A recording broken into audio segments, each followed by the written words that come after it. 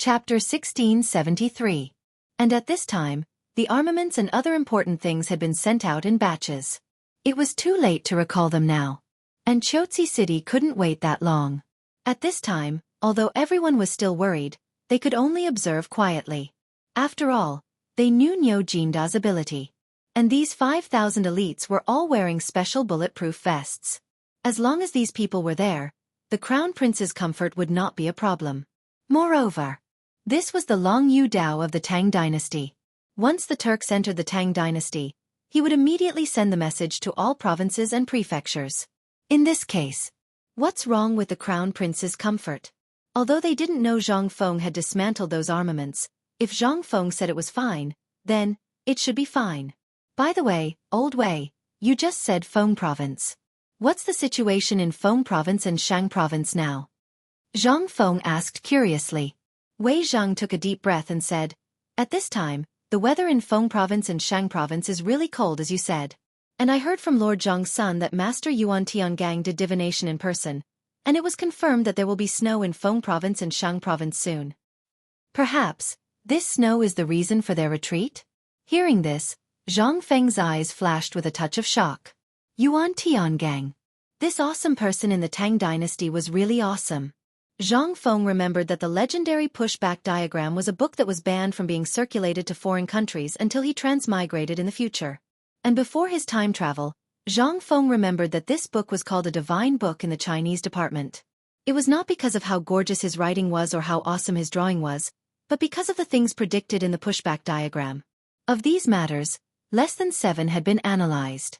However, these 7 people had already been clearly arranged. What did this mean? This was a divine book that spanned thousands of years. This was the first year of the Tang dynasty. Not only did Yuan Tiangang predict Wu Zetian's ascension to the throne, but he also predicted Yang Guifei's rebellion and Ma Weipa's death.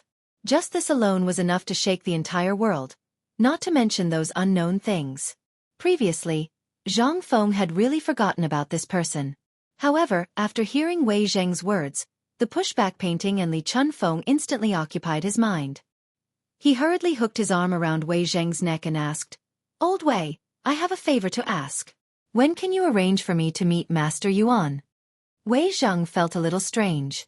However, he was also looking forward to the meeting between the two. One was the most famous master of strange arts in the Tang dynasty, and the other was the most famous swindler in the Tang dynasty. What kind of sparks would erupt when these two people interacted? Although Wei Zheng was looking forward to it. However, this was not the time to talk about this. He said, if there is a chance in the future, I will tell the Lord Zhang's son about this. As for whether Master Yuan will meet you or not, it's hard to say. Seeing that there was hope, Zhang Feng rubbed his hands and said, tell me, how did Master Yuan predict it?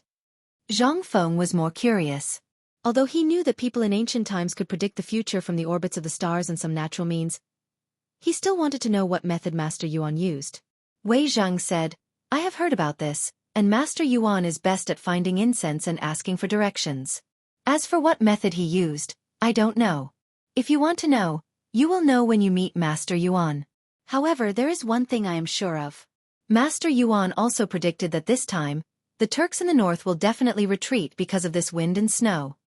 However, today, the Lord Zhang's son came to us and told us a secret. Maybe the retreat mentioned by Master Yuan is not because of the snow, but because of the cold. At present, His Majesty has received a total of reports from Long Yu, Yuzhou, and other stations. They are all about the issue of materials for the winter.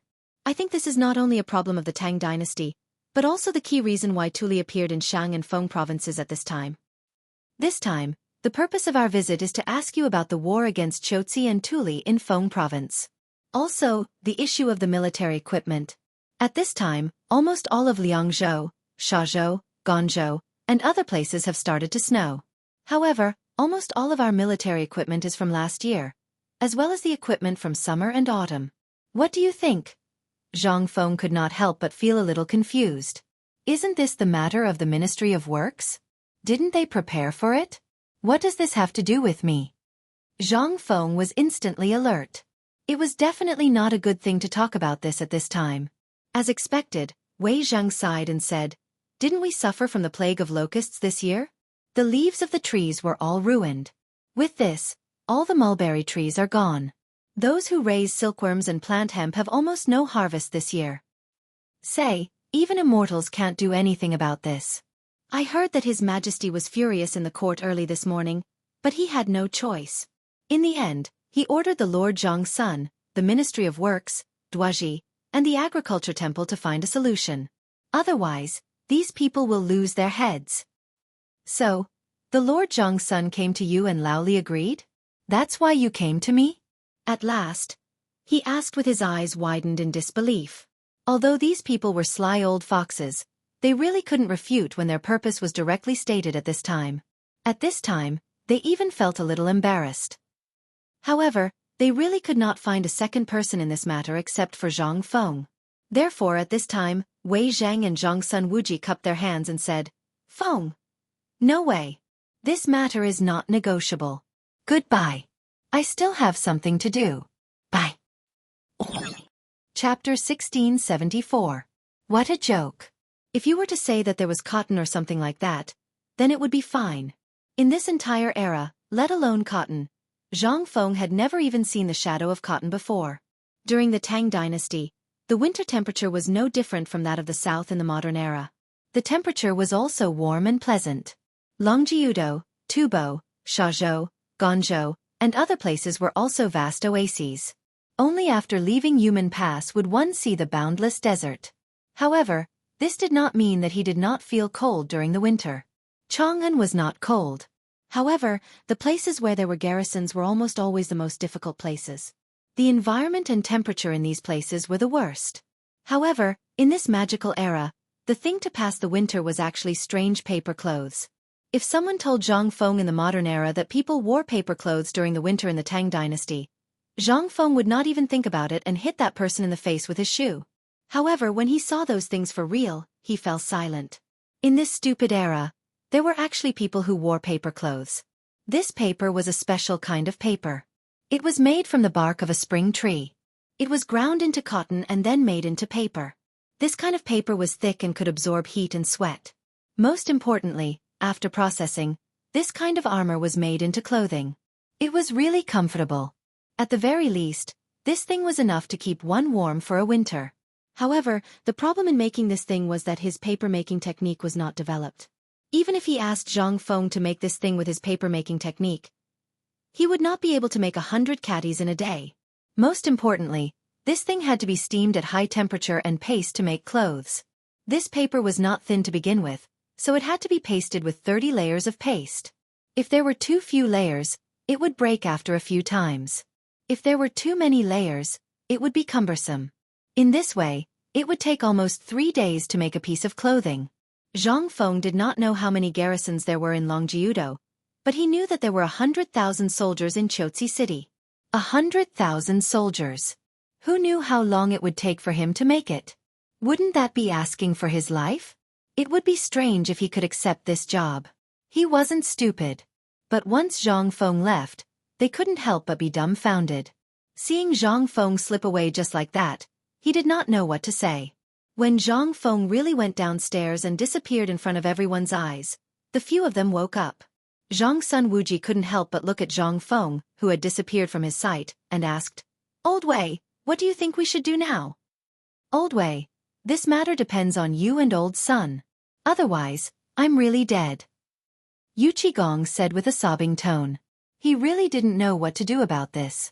If she had known earlier, she wouldn't have made a promise in front of the emperor today. Otherwise, she wouldn't have caused so much trouble. But now, it was too late to say anything. Seeing this, Wei Zhang couldn't help but sigh. I think we still have to consider this matter at length. Think about it, no one would dare to accept this mission. At least 100,000 armaments in a month. How is that possible? And you made a promise in front of the emperor. The emperor also made a decision in front of everyone. This matter is too hasty. Yu Qigong was about to cry. He hurriedly stopped Wei Zhang and said, I know. Don't be sarcastic, okay? Let's talk about this first. What should we do? Don't ask who's to blame now. Hearing this, Du Ruhui narrowed his eyes and said, Why don't we go and ask Mr. Huai for help? Hearing this, Everyone's eyes lit up in an instant. Du Ruhue was right. At this time, going to the old scholar might be the right thing to do. As for Yu Shernan and the others, there might not be any hope. After all, Yu Shernan and the others had expressed their stance last time. From now on, Zhang Feng was not allowed to stir up trouble again. He had told them that at this time, if they went to Yu Shernan, wouldn't they be asking for trouble? At the thought of this, how could they sit still? They all went to look for the old scholar. On the other side, after Zhang Feng left the villa, his mind was filled with the matter of clothes. Although he didn't care about what others thought. However, his family, the few Confucians on the mountain, the students, the craftsmen, and the people in Tonghui Fong all needed it. The people in Tonghui district and the craftsmen in the various workshops on the mountain worked every day to create today's White Deer College and the normal operation of the Daoshan market. These people were the ones who really needed them. Moreover, the average temperature on the mountain was at least 5 degrees lower than that below the mountain. At this time, it was indeed a little cold from morning to night. Zhang Feng was also considering the matter of winter clothing. However, thinking was just thinking. It was also troublesome to do it. If he really wanted to do it, it would be difficult. After all, it was really difficult to not have cotton. This was already the biggest problem in front of Zhang Feng. At least until now, Zhang Feng really didn't think of any useful way to replace cotton. Even cashmere and goose down, you must have a machine to make it, right? Although there were many of these things, there was no time. There was only a month until the new year. In such a short time, there were more than 100,000 people. Even if Zhang Feng sacrificed his life, he couldn't make so many cotton-padded clothes. Chapter 1675. What Zhang Feng was worried about was, it would end badly if they did that. How could they do it without anything? That was one thing. The main source of the problem was that the time was too short. Even if they used water wheels to make unmanned textiles, they could not make so much in such a short time. Even the large garment factories of the later generations could not do it. Not to mention now. It could be said that although there were many people in the Tang dynasty now, it was useless. This thing was not something that could be done with a large number of people. Most importantly, there was no cotton or other substitutes in this era. Even the best ones that Zhang Feng knew were sheepskin jackets, rubber thermal jackets, and paper jackets. Although Zhang Feng knew all of these, he knew that the best ones were sheepskin jackets, rubber thermal jackets, and paper jackets. But when he thought about the needs of hundreds of thousands or even hundreds of thousands of people, Zhang Feng felt a headache coming on. In this era, even if they added the cattle and sheep from Tubo and other countries, the Tang dynasty did not lack leather goods at this time, but it was difficult. Zhang Feng could not help but rub his forehead. Unknowingly, Zhang Feng had already arrived at the textile factory that was under construction. Once the textile factory was completed, the 3 major projects that Zhang Feng had mentioned were almost completed. The steel mill, the rubber factory, and the textile factory. But at this time, the textile factory was only a prototype. It was being built halfway up another mountain. Shao Mountain was divided into 2 mountains, and the whole Shao Mountain was like a gold ingot, sandwiched between the 2 mountains. On the mountain in the west, the forging workshop had been expanding all the way to the top of the mountain. And on the other side, it was the source of the water of the whole Shao Mountain, which was connected to the East Peak waterfall of Shao Mountain. It had almost become the main living area of Shao Mountain. The whole academy was built on the flat plain between the 2 mountains. At the foot of the mountain there was a paper factory, a rubber factory, a food factory, and so on. At this time, standing halfway up the East Peak, Zhang Feng looked down at everything at the foot of the mountain. He was in disbelief. A few months ago, this place was still a wasteland. Who would have thought that in less than half a year, this place would become like this? Moreover, it had become a place comparable to Chong and City. Zhang Feng knew that he couldn't do all of this. After all, he really didn't have the ability. All of this was the result of everyone's hard work. Zhang Feng couldn't understand why these people followed him. He was just doing what he wanted to do. It could be said that he was doing everything according to his heart. However, he hadn't noticed it before. Only when he turned around and looked down did he realize that there were actually so many people gathered around him. Zhang Feng looked at all of this with a headache. He couldn't help but feel a little disappointed. Originally, he just wanted to start a business without relying on this unreliable system. However, this business was still in its initial stage, and he already encountered so many troubles. How could this not give her a headache? Now, although he refused to make winter clothes for the 100,000 people, what about the people on the mountain? These people all needed to survive the winter. Moreover, the temperature on Mount Kuei was much lower than that of Chang'an City at the foot of the mountain because of its altitude. Although the temperature of Chang'an in this era was very pleasant, it was still very cold in this winter. The clothes for these thousands of people became his biggest headache at this time. After all, more than 3,000 students, more than 50 Confucian scholars, more than 300 people in charge of logistics in Tonghui-Fang, more than 1,000 craftsmen, and Lao He. These people were all his old subordinates. However, at this time, a series of shouts pulled Zhang Feng back to reality from his thousands of thoughts. He saw that not far away, several craftsmen were cutting trees on the mountain. When a big tree not far from Zhang Feng fell down with a loud bang. Everyone also saw Zhang Feng, who was in a snow-white robe. Everyone was stunned at first, and then couldn't help but roar excitedly. "Dean! The Dean is here!" Along with the exclamation, Gonzhuan also hurried over with a stick in his hand. When he saw that it was really Zhang Feng, he was immediately wild with joy. "Dean, why are you here alone? You should have told me in advance." Gonzhuan. Zhang Feng was surprised. He hadn't seen him for a long time. At this time, Zhang Feng really didn't recognize him. After all, this time Gonzhuan was dressed a little shabby. Zhang Feng looked at Gonzhuan with some surprise, pointed at the wooden stick in his hand and asked, "Old Gon, you? What's wrong with you?" Gonzhuan heard, waved his hand and said with a smile, "Hey, you're talking about this. Isn't this for work? The weather is cold, so I came up the mountain to work and warm up. Let's go, let's go. I'll take you to the textile factory. Now the textile factory is amazing."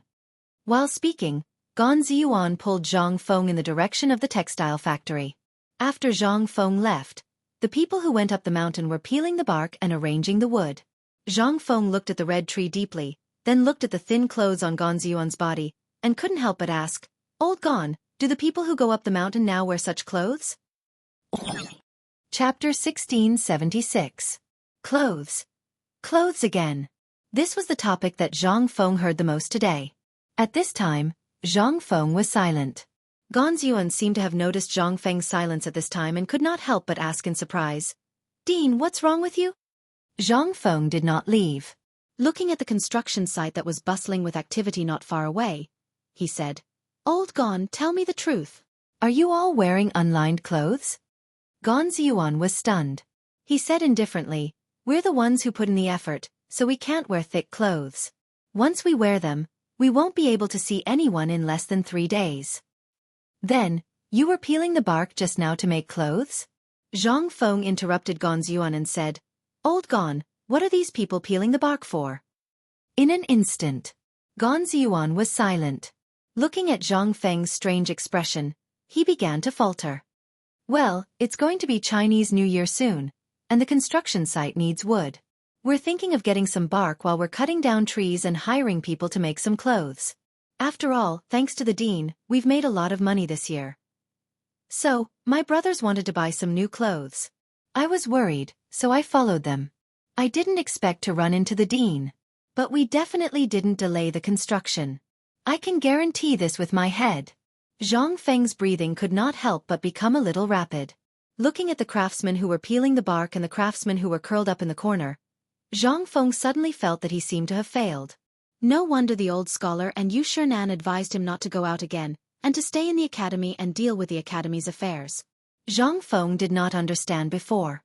But now, Zhang Feng finally understood. Things outside were a mess, and things at home were still a mess. What was there to do? There was simply no way to do it. Zhang Feng took a deep breath and pointed at the textile factory. "Old Gon, let me ask you. Do you know what this place is used for?" Gonzhuan saw Zhang Feng's dignified look and didn't dare to be careless. He hurriedly said, "I don't know, but I heard that it is a textile factory. It should be a weaving workshop. We have no right to ask the Dean's decision. We only know how to do what we should do." Over the course of a few months, Zhang Ruochen had been in a daze. Gonzhuan could clearly feel the changes on the mountain.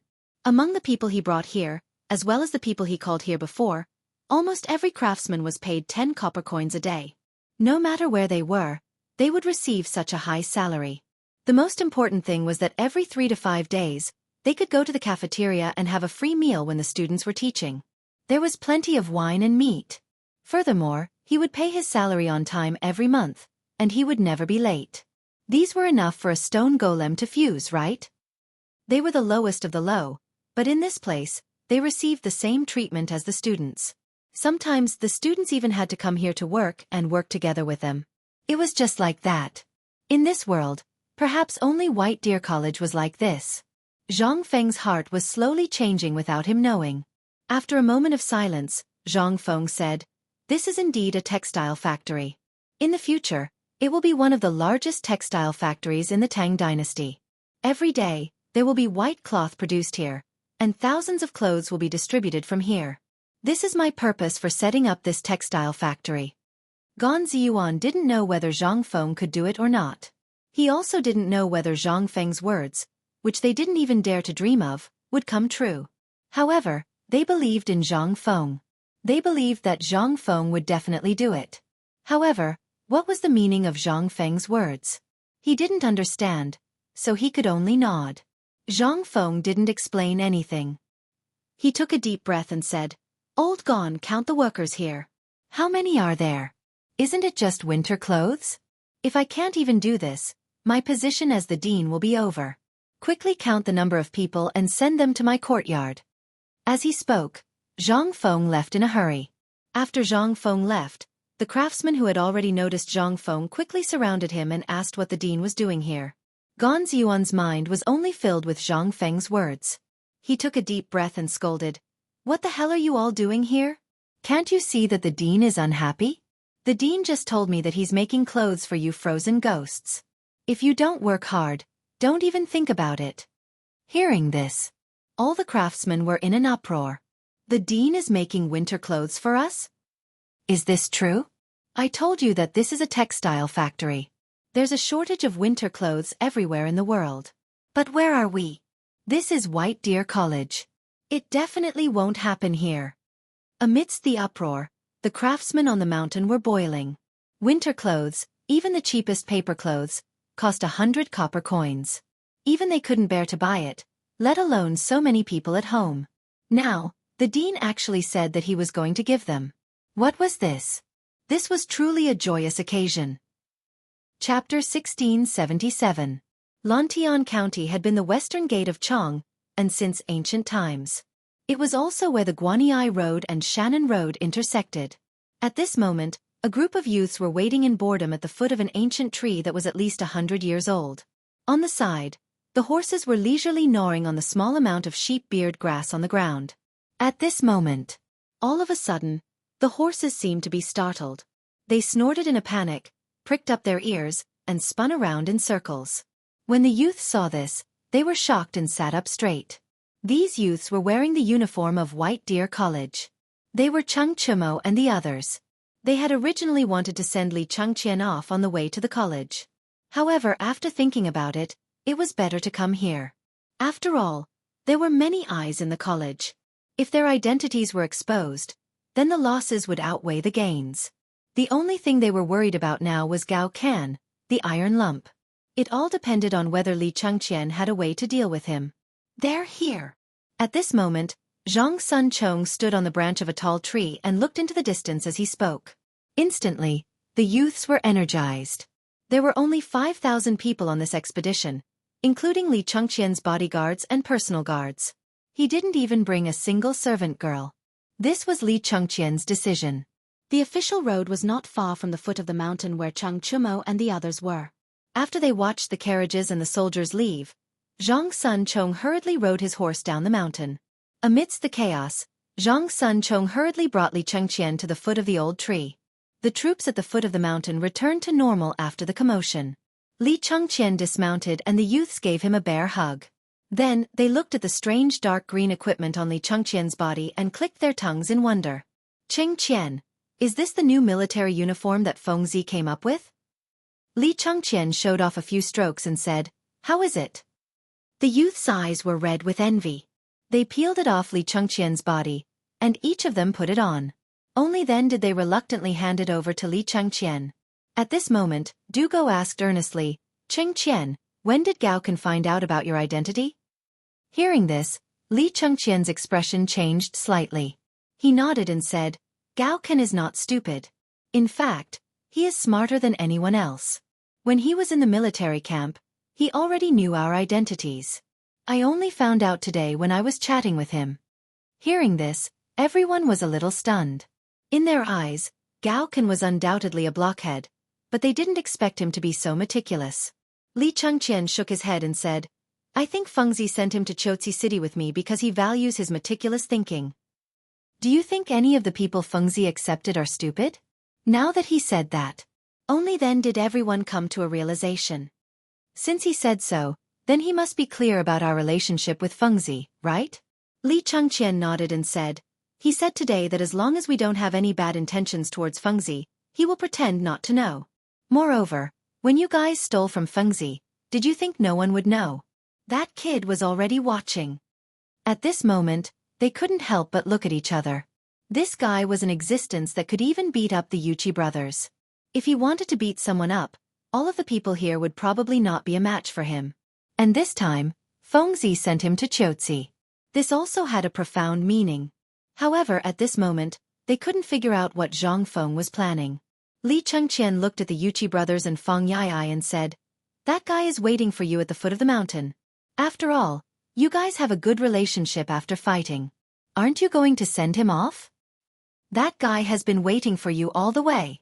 As he spoke, Li Chengqian was a little envious. However, he was more puzzled. Wasn't it just a beating?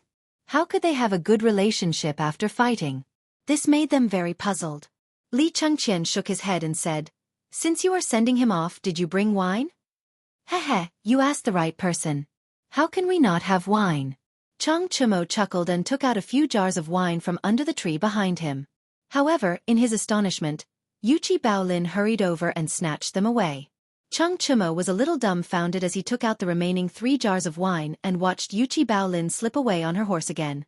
He could only speechlessly say, fine, I was just saying that we could drink to our heart's content today. This kid really dared to take 4 jars of wine in one go. Haha, who told you to drink so much just now? Are you all right now? Zhang Sun cursed speechlessly as he handed the wine to Li Chengqian. The few of them leaned against the tree and looked at the marching group not far away. They said with some envy, I really envy you.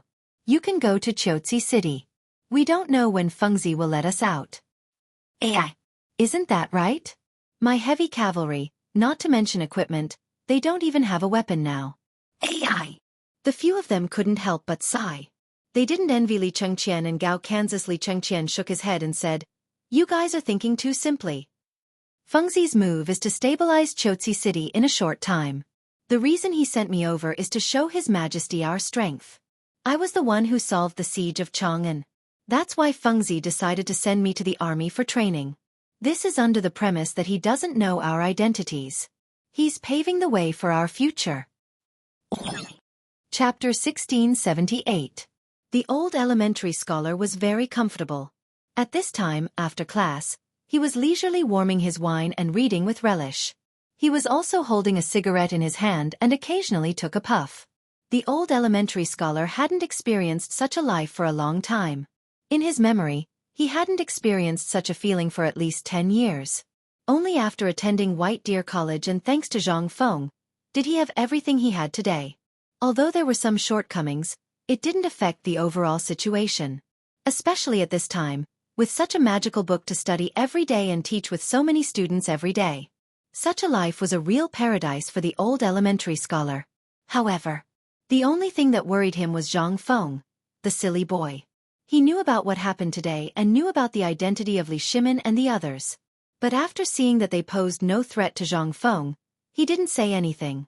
But from the beginning of the incident in Chang and until now, everything had changed silently. The old elementary scholar couldn't recognize it anymore. Especially after the phosphate fertilizer factory and the rubber factory were set up. All of this made the old elementary scholar a little fearful. This was not the most important thing. The most important thing was that the old elementary scholar was really uneasy after seeing those murderous weapons in the workshop last time. In addition, There was a loud noise from Chang'an City last night. Although no one on the mountain heard it, after all, it was so far away, but someone talked about it. Every day, people came and went from the academy and the market at the foot of the mountain. In less than 2 hours, the news had spread on the mountain. The noise from the palace in the middle of the night was not simple. But through Old He's description, the old elementary scholar, Yu Shernan and the others couldn't help but connect it with the explosion in the workshop a few days ago. With such a thing. In an instant, everyone was horrified. But fortunately, for some reason, this matter was suppressed by the palace for the time being. Only then did everyone feel relieved.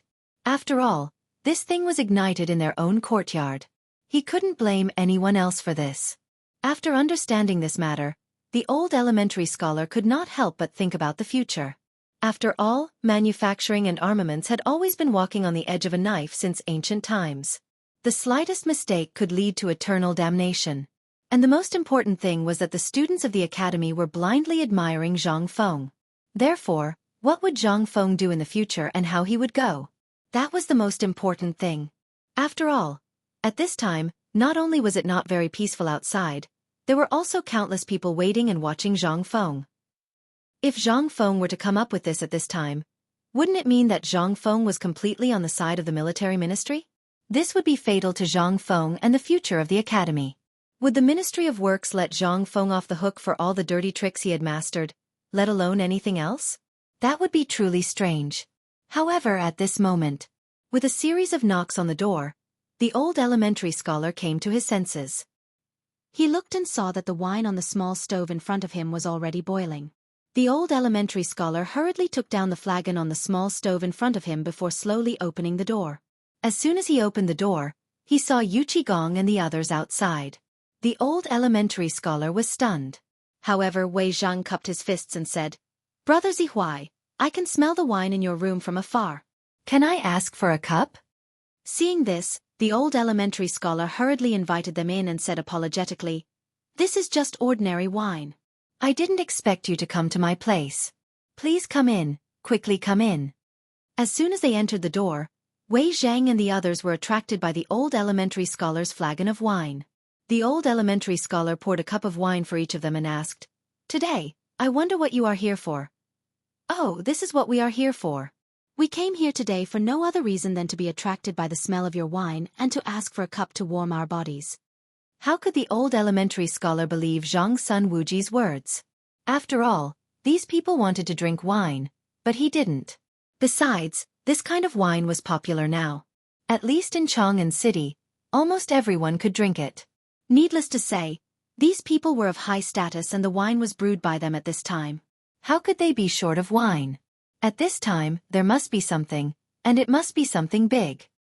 He couldn't help but ask, "Brother Sun, if you have something to say, there is no harm in saying it. We are not outsiders here. But let me say first, if it's about Fengzi, I can't make the decision." His words directly blocked their words. Zhang Sun Wuji and the others couldn't help but be stunned for a moment. Then he said with a smile, "Brother Zihuai, let's sit down and talk." After a few cups of wine for the old elementary scholar, Zhang Sun Wuji and the others complained about their poverty and their miserable situation. Chang Yaojin even sneezed directly. When everyone felt that it was enough, Zhang Sun Wuji changed the topic and said, "Brother Zihuai, it's going to be cold soon. At this time, we don't know where our clothes are. And the textile factory that Fengzi mentioned last time, we don't know when it will be able to produce it. So we are worried." "Hey, Brother Zihuai, it's still warm here." The old elementary scholar's eyelids couldn't help but twitch when he heard that. He hurriedly said, "Let me say first, I can't help you with this. If you want to drink wine, I have a little here. Drinking wine is easy, but other things are not necessary." Chapter 1679. Seeing the old scholar's simple and straightforward refusal. In an instant, the few of them could not remain calm. At this time, the only person who could change Zhang Feng's mind was the old scholar. Although they had thought of asking the old village chief, after much consideration, they still felt that the old scholar was more reliable. After all, they knew very well what kind of person the old village chief was. Besides the old scholar, there was actually a more suitable candidate, and that was Jing Shu. But at this time, this kid was hanging out with these two all day long, and there was no chance to say anything even if they wanted to. Only then did the old scholar come. But now? At this time, there was nothing to do. Once the old scholar refused, it meant that there was almost no possibility of these great scholars agreeing. After all, these people were all of the same breath and branch as the old scholar. At this time, the wine that they were drinking was no longer as sweet as before, especially Yuchi Gong. At this time, when he saw the old scholar, his face changed instantly. He hurriedly begged, Brother Zihuai, please be magnanimous and help me. Last time, Fengzi said that he would leave the textile factory to me, and you all heard it. But today, I don't know what wrong medicine Fengzi took, he actually said. If he does this, even old man can't do anything about it. And this is a big matter that benefits the country and the people. Now the north is rapidly cooling, and as far as I know, most of the students in the academy are from the north. Think about it, if they know that their families are in such a state, will they still have the heart to stay in the academy? If this is done, it will be a big matter for the entire academy. Once the students are uneasy, the academy will be the one to suffer losses. Hearing this, the old scholar's eyebrows slightly furrowed. This matter was of great importance. If what Yuchi Gong and the others said was true, once the weather in the north dropped, although it would not cause widespread mourning, but it would cause the people to be uneasy. In the past, there had indeed been such a thing, but every year, the mulberry and hemp crops would not be cut off, and they could almost survive the winter. But once something happened in the winter, such as a heavy snowfall, there were bound to be people who froze to death because of it. This was rarely seen in previous years, but it was not unheard of. However, this year, there was a drought in Longyu Dao, followed by a locust plague. Almost all of Longyu Dao, Guanyi Dao, Shannon Dao, Jianan Dao, and other places were affected by the locust plague. It could be said that this year's winter was even worse. Although the old scholar knew that these people were singing the same tune, he still fell for it. After all, the academy was founded by Zhang Feng. In order to build up the reputation of the academy, Zhang Feng had spent a lot of effort. But now, with the development of phosphate fertilizer and military equipment, the reputation of the academy was increasing day by day. However, if something were to happen at this time, then it could be said that everything Zhang Feng had done before had gone down the drain. Thinking of this, the old scholar could not help but frown. Is this really the case? Seeing this, Yuchi Gong exchanged a look with Zhang Sun Wuji and hurriedly said, How can this be fake? Fengzi and we are all brothers, and we have even gone through life and death together. How can we harm him? The old scholar rolled his eyes and automatically filtered out Yuchi Gong's lies. This matter was stirred up by them. If not for them, how could there be such a situation? However, what Yuchi Gong said was not false. They had no choice in this matter. Now that things had developed to this point, even if they did not want to do it, they had no choice. In short, at this point there would be many chain reactions. And this was only one of the reasons why the students of the academy were in a state of panic. If this was really the case, everyone in the world would think that what the academy had said before was all empty talk. That would be fatal. Although the old scholar did not know how much Zhang Feng had boasted before, now it seemed that the old scholar could not help but feel a chill in his heart. Once Fengzi stopped and did not care about this matter, everything that the academy had done before would instantly fall apart. The academy. The academy. Everything was because of the academy. Moreover, these things were all because of these people. If it weren't for their appearance, Zhang Feng would probably still be sloppy all day long. Then, at this time, perhaps he wouldn't be involved in these things that were enough to make people cut into pieces. Thinking of this, the old scholar could not help but say, Gentlemen, we are all old acquaintances, and there are no outsiders here. Tell me, how serious is this matter this time? Seeing that the old scholar had finally relented, Yuchi Gong said, Well, almost all the memorials in the north are talking about supplies for the winter. And you know this year, because of the plague of locusts, almost all the mulberry, hemp and textile industries have suffered heavy losses. And the Ministry of Military Affairs and the Ministry of Works, which had been in charge of this matter in the past, are now delaying as much as possible. There is even a temporary shortage of supplies. And you know about the emperor's situation? It wasn't strange for old Xiao to know their identities, so Yuchi Gong didn't try to hide it anymore. Instead, he revealed everything about this period of time. Anyway, this was how it was. Old Xiao knew how serious the problem was better than anyone else. Therefore, it wasn't just one person's problem, but everyone's problem. If Chotzi was selfish, then the entire west gate of the Tang dynasty would be completely surrendered to the Turks. At that time, no one would have a good time. As expected. When the old elementary scholar heard this, his face instantly turned ugly. Stupid. He was completely muddle-headed. How could he forget such an important matter? Was he still the ruler of a country? He was not inferior to the ruler of a fallen country. Yang Guang, was he?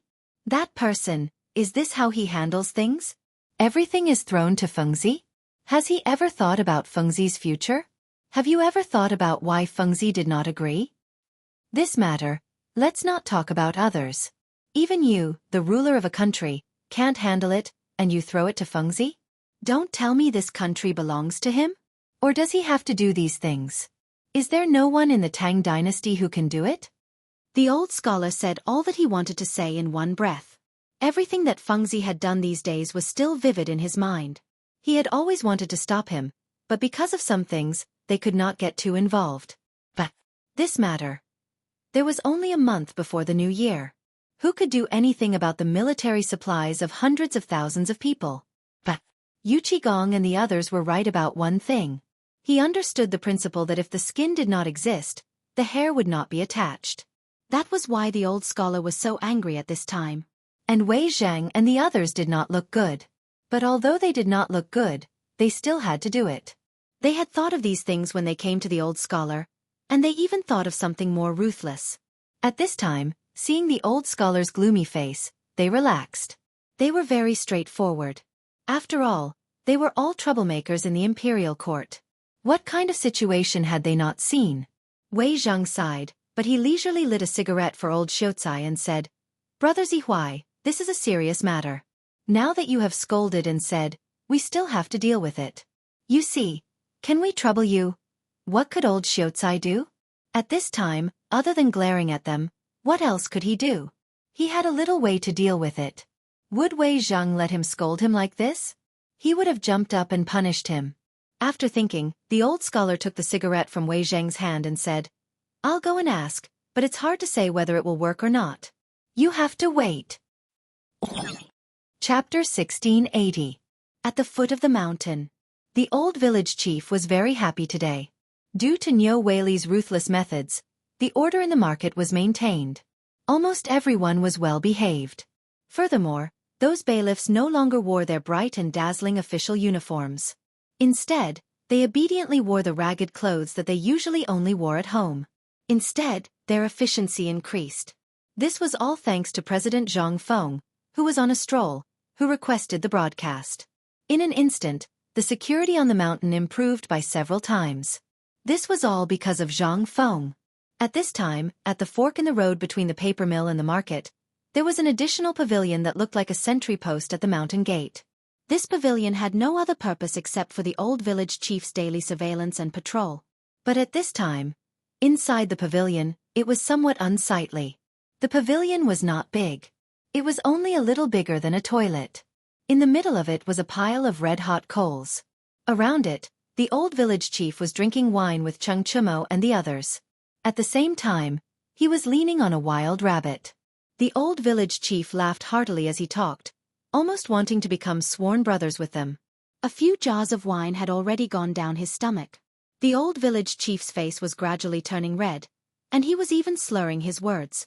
Seeing this, Du Go and the others looked at each other and bumped Cheng Chumo. Cheng Chumo then pretended to light a cigarette for the old village chief and said in a daze, Grandpa village chief, you're already so old. How could Feng Zi be so cruel to let you come here to suffer the cold and hunger? The old village chief was dizzy at this time. How could he know what these kids were talking about? But at this time, the old village chief was unhappy when this matter was brought up. What are you talking about? Feng Zi's actions are the smartest of all. You have to know that at this time, all of this is insignificant. After all, old man has been the deacon for decades. Although he is not proficient in other things, he is proficient in judging people's faces in the market. If not for me being busy with the paper mill last time, how could this matter have happened? Hearing this, Cheng Chumo and the others exchanged a smile. Du Go continued to ask, Old village head, you're talking about level. That's why this Shao Mountain market has reached such a scale under your management. If it weren't for you, How could it become like this? But do you know that ever since the paper mill, the food factory, the phosphate fertilizer factory, the forging workshop, and the rubber factory were established, we suddenly felt that there was nothing to do. Recently, Fengzi has also been mysterious. I don't know what he is doing. Do you know what Fengzi is talking about? This. The old village chief choked instantly. Ever since the last incident in the market square, although the market square was still in order, it did not restore the glory of the past. The old village chief had been in a state of guilt, so he did not care about anything and just stared at the market square. At this time, seeing the old village chief like this, Dugo toasted him again and asked with a smile. Grandpa village head, you also know that the impact of the water wheel on the Tang dynasty is fatal. But we are also young people and also want to do something. At this time, it has been a few days and the weather is gradually getting colder. So, do you know what Fengzi's plan is? This. Ahem. Well, the old village chief was stumped. It was a good thing that young people could think for Fengzi, but at this time, how could he know? Fengzi would not tell him these things. But now that these kids were asking him, how could he say no? He could only vaguely say, well, I'm not sure for now, but I can tell you one thing for sure, and that is, I will go up the mountain tomorrow morning. At that time, I can help you buy it and ask. You guys are really too much. If you have any questions, why don't you ask him personally? Cheng Chumo hurriedly said, aren't we just thinking of giving Fengzi a surprise? Previously, we heard that Fengzi wanted to build a textile factory, the kind that can produce hundreds of bolts of cloth a day, so we were thinking of asking you to help us ask if you can give it to us. The old village chief was naturally aware of this matter. At this time, when he heard them say this, the old village chief instantly understood. No wonder these brats came to drink with him today. They wanted to attract business. When he thought of the money from the paper mill being divided among them, the old village chief's heart was bleeding. If it were not for Fengzi's desire to be a hands-off shopkeeper and there was really no one on the mountain that he could use, the old village chief would not have tolerated Zhang Feng squandering. At this time, seeing that the few of them were thinking of this textile factory, instantly, the old village chief's expression changed and he asked, what did you say? You said that it can spin hundreds of bolts of cloth a day? Seeing this, the few of them nodded. They said, that's right. Fengzi has said it more than once. So you see. Without waiting for Cheng Chumo and the rest to finish, the old village chief hurriedly opened the door. As he walked, he hurriedly muttered, wait, I'll go and ask this prodigal. Why didn't he discuss such a big matter with us? Chapter 1681. At this time, the temperature in Chang'an City was very pleasant. Although it was early winter, there was almost no coldness at this time. Only in the morning and at night could one feel a trace of coldness. The autumn planting had just ended. The popularity of the phosphate fertilizer matter had not dissipated yet. Although the authority of the phosphate fertilizer agent and the manufacturing authority were slowly transferred to the Ministry of Works. However, with so many people and so many demands, the Ministry of Works Agriculture Temple was almost overwhelmed. Therefore, some merchants saw the momentum and plunged into the market. Although there was no written rule that phosphate fertilizer could not be sold privately, at this time, it had just been popularized. The Ministry of Works itself had not figured out all the manpower and procedures. If they figured it out, who would know what twists and turns were involved in this? Therefore, under the instigation of Cheng Chumo, Du Go, and the others, Lao Li and the other consortiums came into being. Although this Lao Li was not a despicable Lao Li, he was hired by Li Shimin to replace him. This could be considered as an explanation to everyone. There was nothing wrong with doing this. This was also the decision made by Li Shimin after thinking hard. After all, Chang'an City was only so big. If the news was leaked, or if one day Zhang Feng was out of his mind and went to their house for a visit, then there would be big trouble. And this Lao Li, Lao Wei, and the others, although they were strictly selected from the palace, these people were almost all part of it. Almost everything was handled by Cheng Chumo, Du Go, and the others. Therefore, at this time, they continued Zhang Feng's usual practice of looking for an agent. Of course, in this era, Zhang Feng really did not dare to use the professional term agent. He could only use some other terms. For example, the next agent. According to Zhang Feng, it was better to have fun together than alone. Therefore, Cheng Chumo and the others also became hands-off managers. This time, the entire Chang'an City and the businessmen around Chang'an City saw a way to make money. Although the price of phosphate fertilizer was only 10 copper coins for 2 caddies, it was still a burden for the commoners. After all, no matter how little it was, every household had at least 3 to 5 mu of land. Even if it was just 1 mu of land, according to the Ministry of Works, using 5 caddies per mu of land was still an astronomical figure. But there was no other way. In order to fill their stomachs, everyone was throwing money into it. This allowed Zhang Feng and Li Shimin to earn a lot of money. At this moment, Chang'an was experiencing an unprecedented prosperity. There was no other way. He had already finished drawing, so he had to earn some money, right? Moreover, it was almost the end of the year. It was time to prepare some things for the new year. Therefore, the number of peddlers doing business in Chang'an City suddenly increased by dozens of times. At this time, walking on the streets of Chang'an City, Zhang Feng swayed and ate snacks while looking left and right. He really took a fancy to a few good things. Today, after saying goodbye to Wei Zhang and the others, Zhang Feng ran away with Zhang Yuyao and Jingshu's children. It was rare to have peace and quiet. Zhang Feng was not a god. Naturally, he also wanted to enjoy his free and unfettered life. Moreover, it was wishful thinking to make 100,000 sets of winter clothes in a month's time. Besides, there was no cotton, not to mention eiderdown or goose down. In this era, Zhang Feng was puzzled. Why was there not even cotton? However, when Zhang Feng was hit by the warm wind, he instantly understood. This might be because the temperature in this era was really as warm as spring. Although Zhang Feng had not been to Sanya in Chang'an at this time, in comparison, the temperature here was not inferior to Sanya in the future. Only then did he realize what had happened. However, at this time, Zhang Feng stopped at the stall of a woman in a pink dress that had been starched until it was white. It was mainly the things in the woman's stall that attracted the last bit. The stall was very small. It was almost a piece of linen on the ground. On the linen, there were stacks and bundles of delicate dried flowers neatly arranged. Zhang Feng squatted down and looked at the various types of dried flowers. He smiled and asked, "Madam, are these dried flowers for sale?" Zhang Yuyao and Jing Shu were also attracted by the dried flowers in front of them. After all, it was not easy to preserve fresh flowers, and it was even more difficult to make them into dried flowers. As for this woman, although she was dressed very plainly, not a single hair was out of place. Especially her hair, it was even neatly combed. Seeing that Zhang Feng and the other two's actions were not ordinary, she smiled and bowed. She said, "Mister, may I ask why you're buying these flowers?" Zhang Feng was a little confused. He asked, "Don't you buy flowers because you like them?" "Then, this old woman will not sell them." The woman's words stunned Zhang Feng instantly. The voice here also attracted the attention of other people who were also doing business at the side. When they saw the situation, they said, "Young master, you look unfamiliar. You're probably not a local, right? This person has been selling flowers here for a few days, but she hasn't sold a single one. Do you know why?" Zhang Feng was also interested and asked, "Why?" "Because this woman has a rule. She said that only those who cherish flowers are qualified to buy them. Other than that, no one can buy from her." "Oh my God! He is Zhang Feng. He is President Zhang." In an instant, among the onlookers, someone suddenly recognized Zhang Feng. He exclaimed. As for the woman, although she was also a little surprised, she just looked at Zhang Feng a few more times. That was all.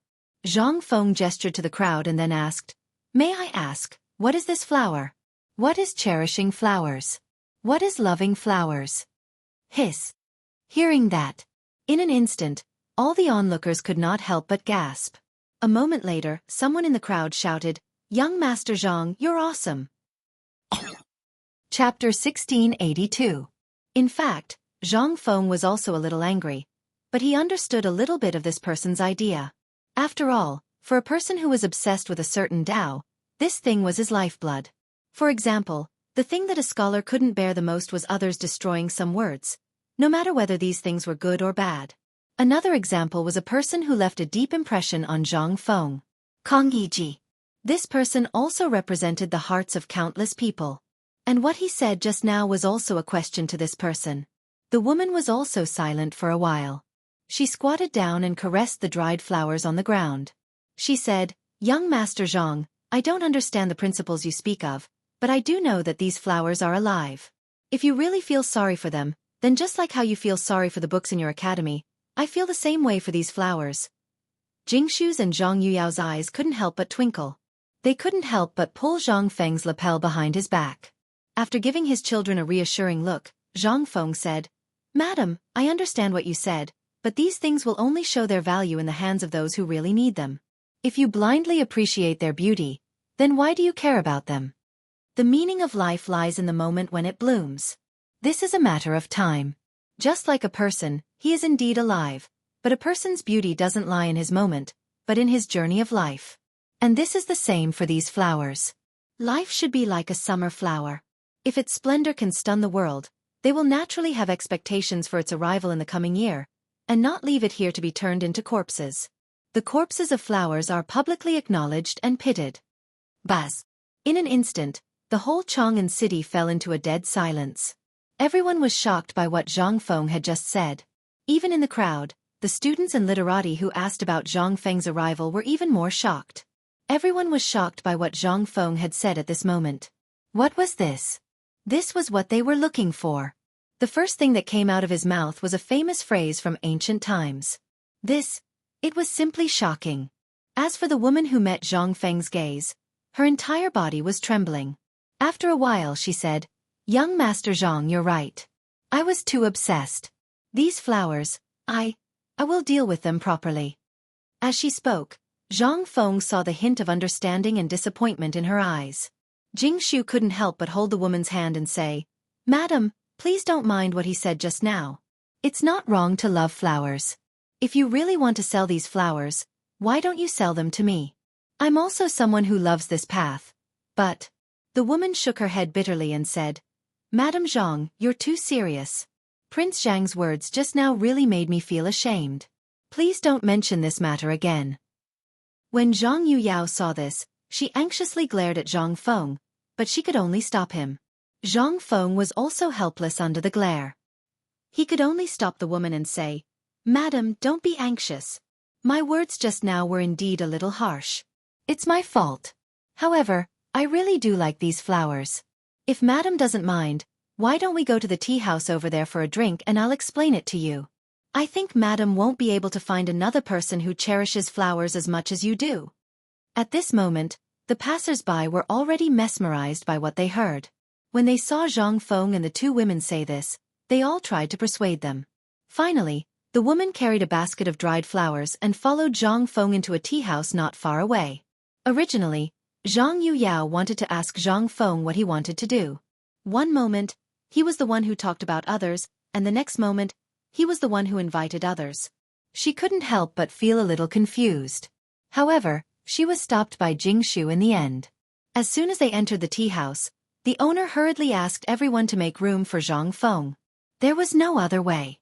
Zhang Feng's reputation was too big. Moreover, at this time, Zhang Feng called people over.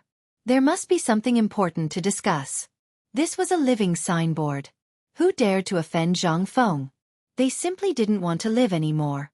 Other than leaving a few waiters to serve them, the rest of the people were all driven to the hall on the first floor. Zhang Feng and the others were invited to a private room on the second floor.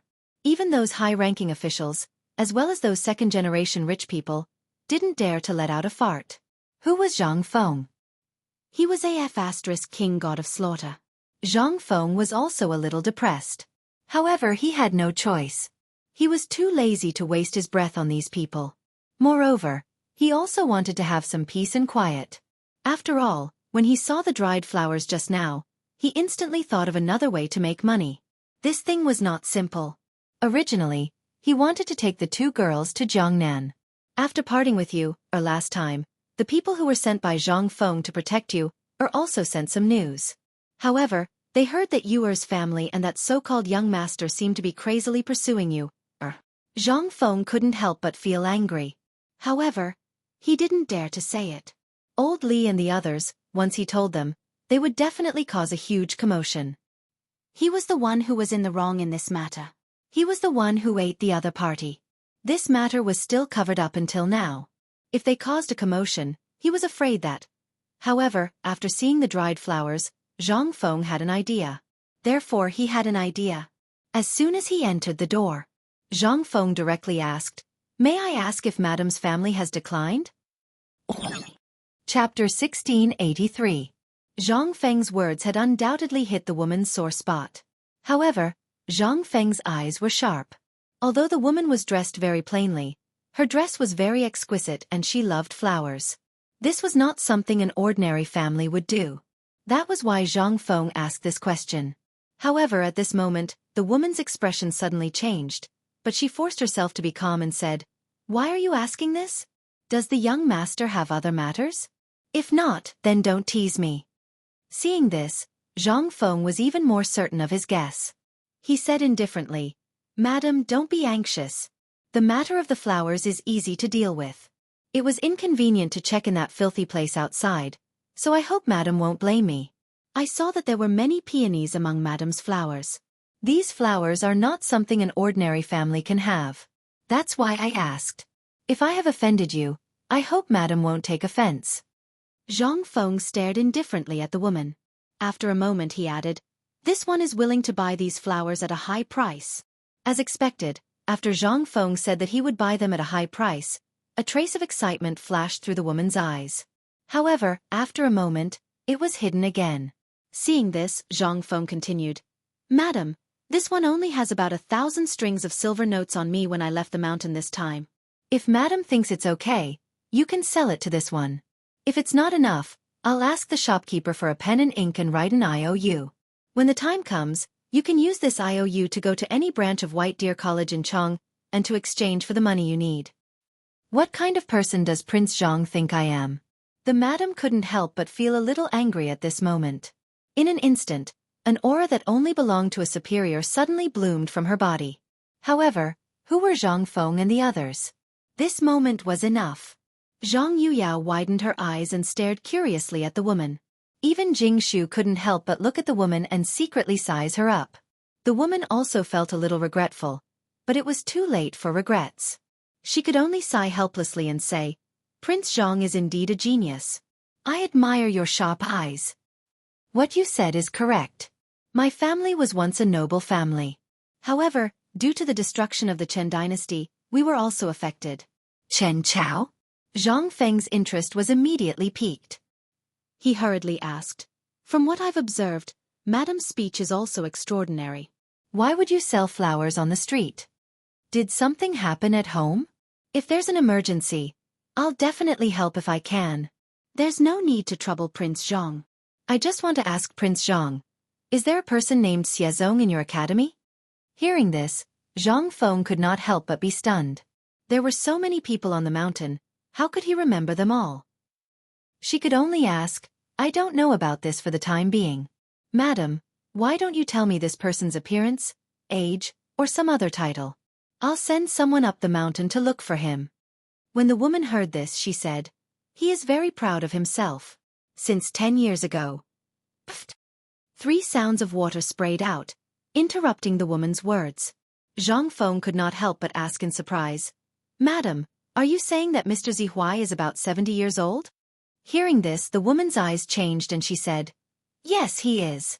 I heard about him before, so I moved my family from Jiangnan. However, after coming to Chang'an, I couldn't find him anywhere. So, I just asked by chance. I wonder if Prince Zhang can introduce me to him?" At this moment.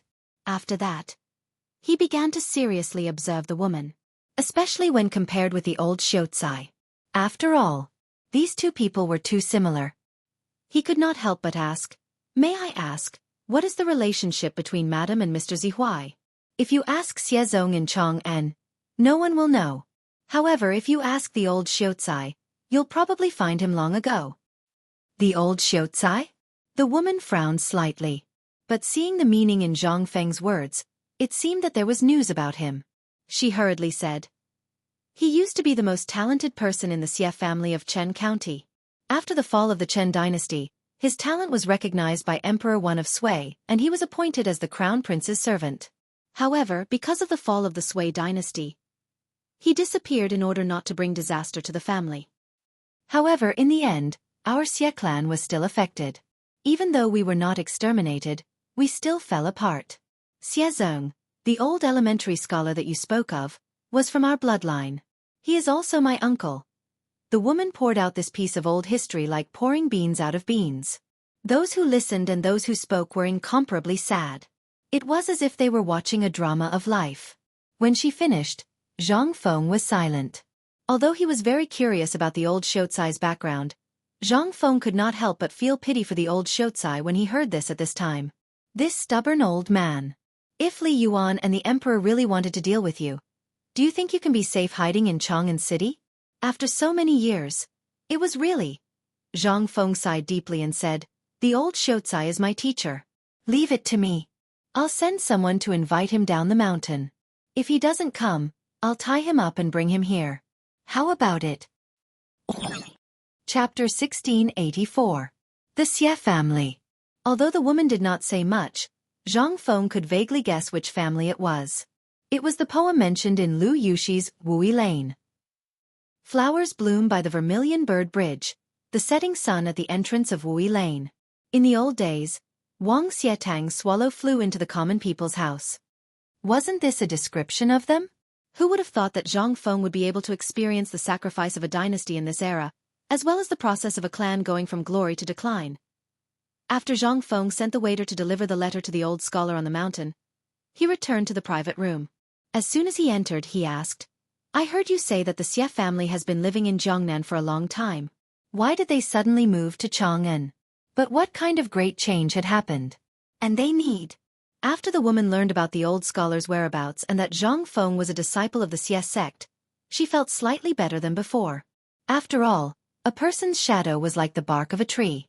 Zhang Feng's reputation was well known, so when she heard Zhang Feng's question, the woman said, our success is because of the Xie family, and our failure is also because of the Xie family.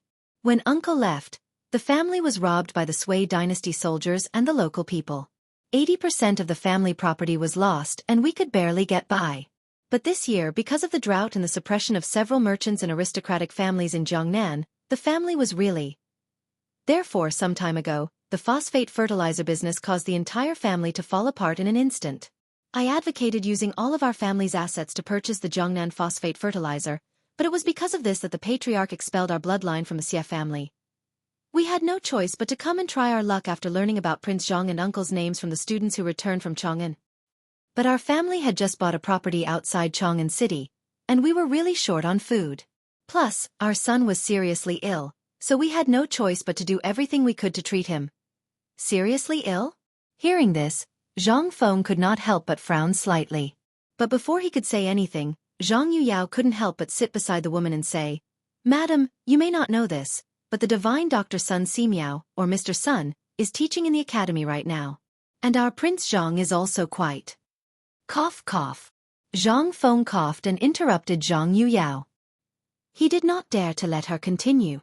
This little girl was simply too much. Nothing had happened, and he had already said everything? How could this be? What if this person had some incurable disease? If he couldn't be cured, wouldn't he be smashing his own reputation? And what kind of miracle doctor was he? It was just a blind cat running into a dead mouse. Last time, if Niu Xiaohu's leg was really broken and split into two halves, he would be helpless. This time, he dared not promise others anything casually. It would really cost him his life. Madam, may I know what illness the young master has? The woman was also frightened by Zhang Yuyao's words. After all, as a former big clan, although they were driven out, they were still a big clan. She must have some information about some things. Naturally, she also knew Zhang Feng's ability. At this time, seeing this, she hurriedly explained the illness. Zhang Feng couldn't help but frown and said, according to the illness you said, it should be lung disease, but has this lung disease been diagnosed before? I found out, but the doctors told my son to avoid meat and fish, and not to be exposed to the wind. However, it has been several years and there hasn't been any improvement. There is only one male in the family, and my son is known in the family as a talent who has the potential to surpass uncle. However, his fate is full of misfortune, and I have no other choice. Moreover, my son's monthly medical expenses are simply astronomical, so The woman said it with tears in her eyes. Jingshu and Zhang Yuyao were also in tears. Seeing this, Zhang Feng felt a headache. Fu*K. If Zhang Feng saw that quack doctor, he would definitely cut him into pieces. Fu *k. Is there anyone who treats patients like you? Fu *k. You can't just care about money and ignore people's lives, right? Lung disease was mainly to clear the lungs and stop coughing. What was needed was fresh air. Moreover, this disease did not have any other requirements regarding diet.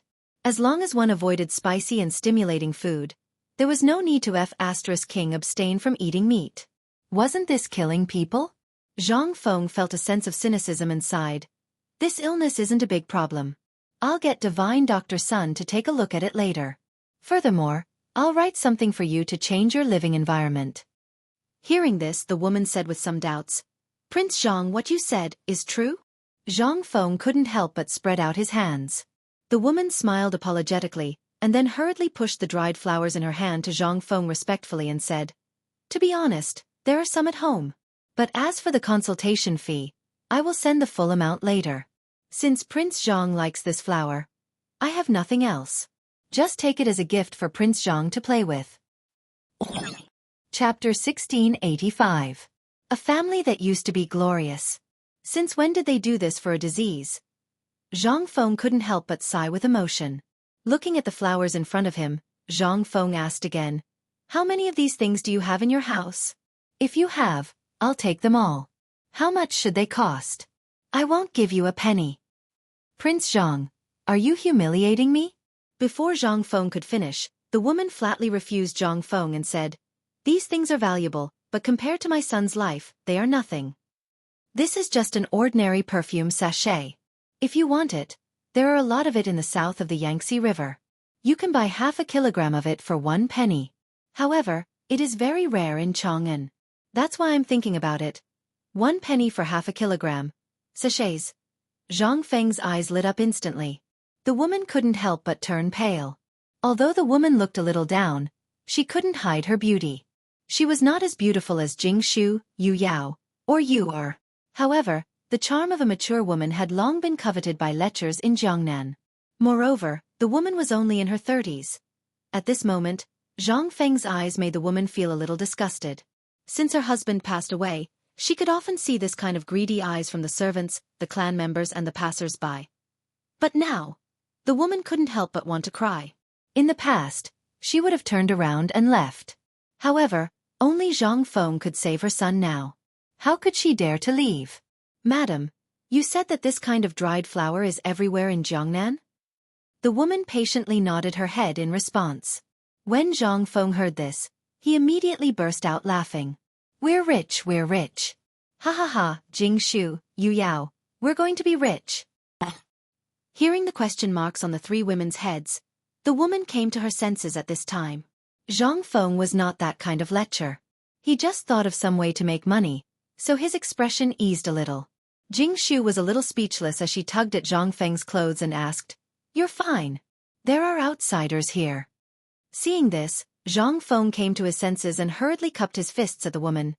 Madam, I'm sorry. I lost my composure just now. It's just that I really thought of a way to make money that I've never thought of before, so I couldn't help myself. Sorry, I couldn't help it. The woman was a little suspicious. However, she couldn't say much. After all, this was other people's business.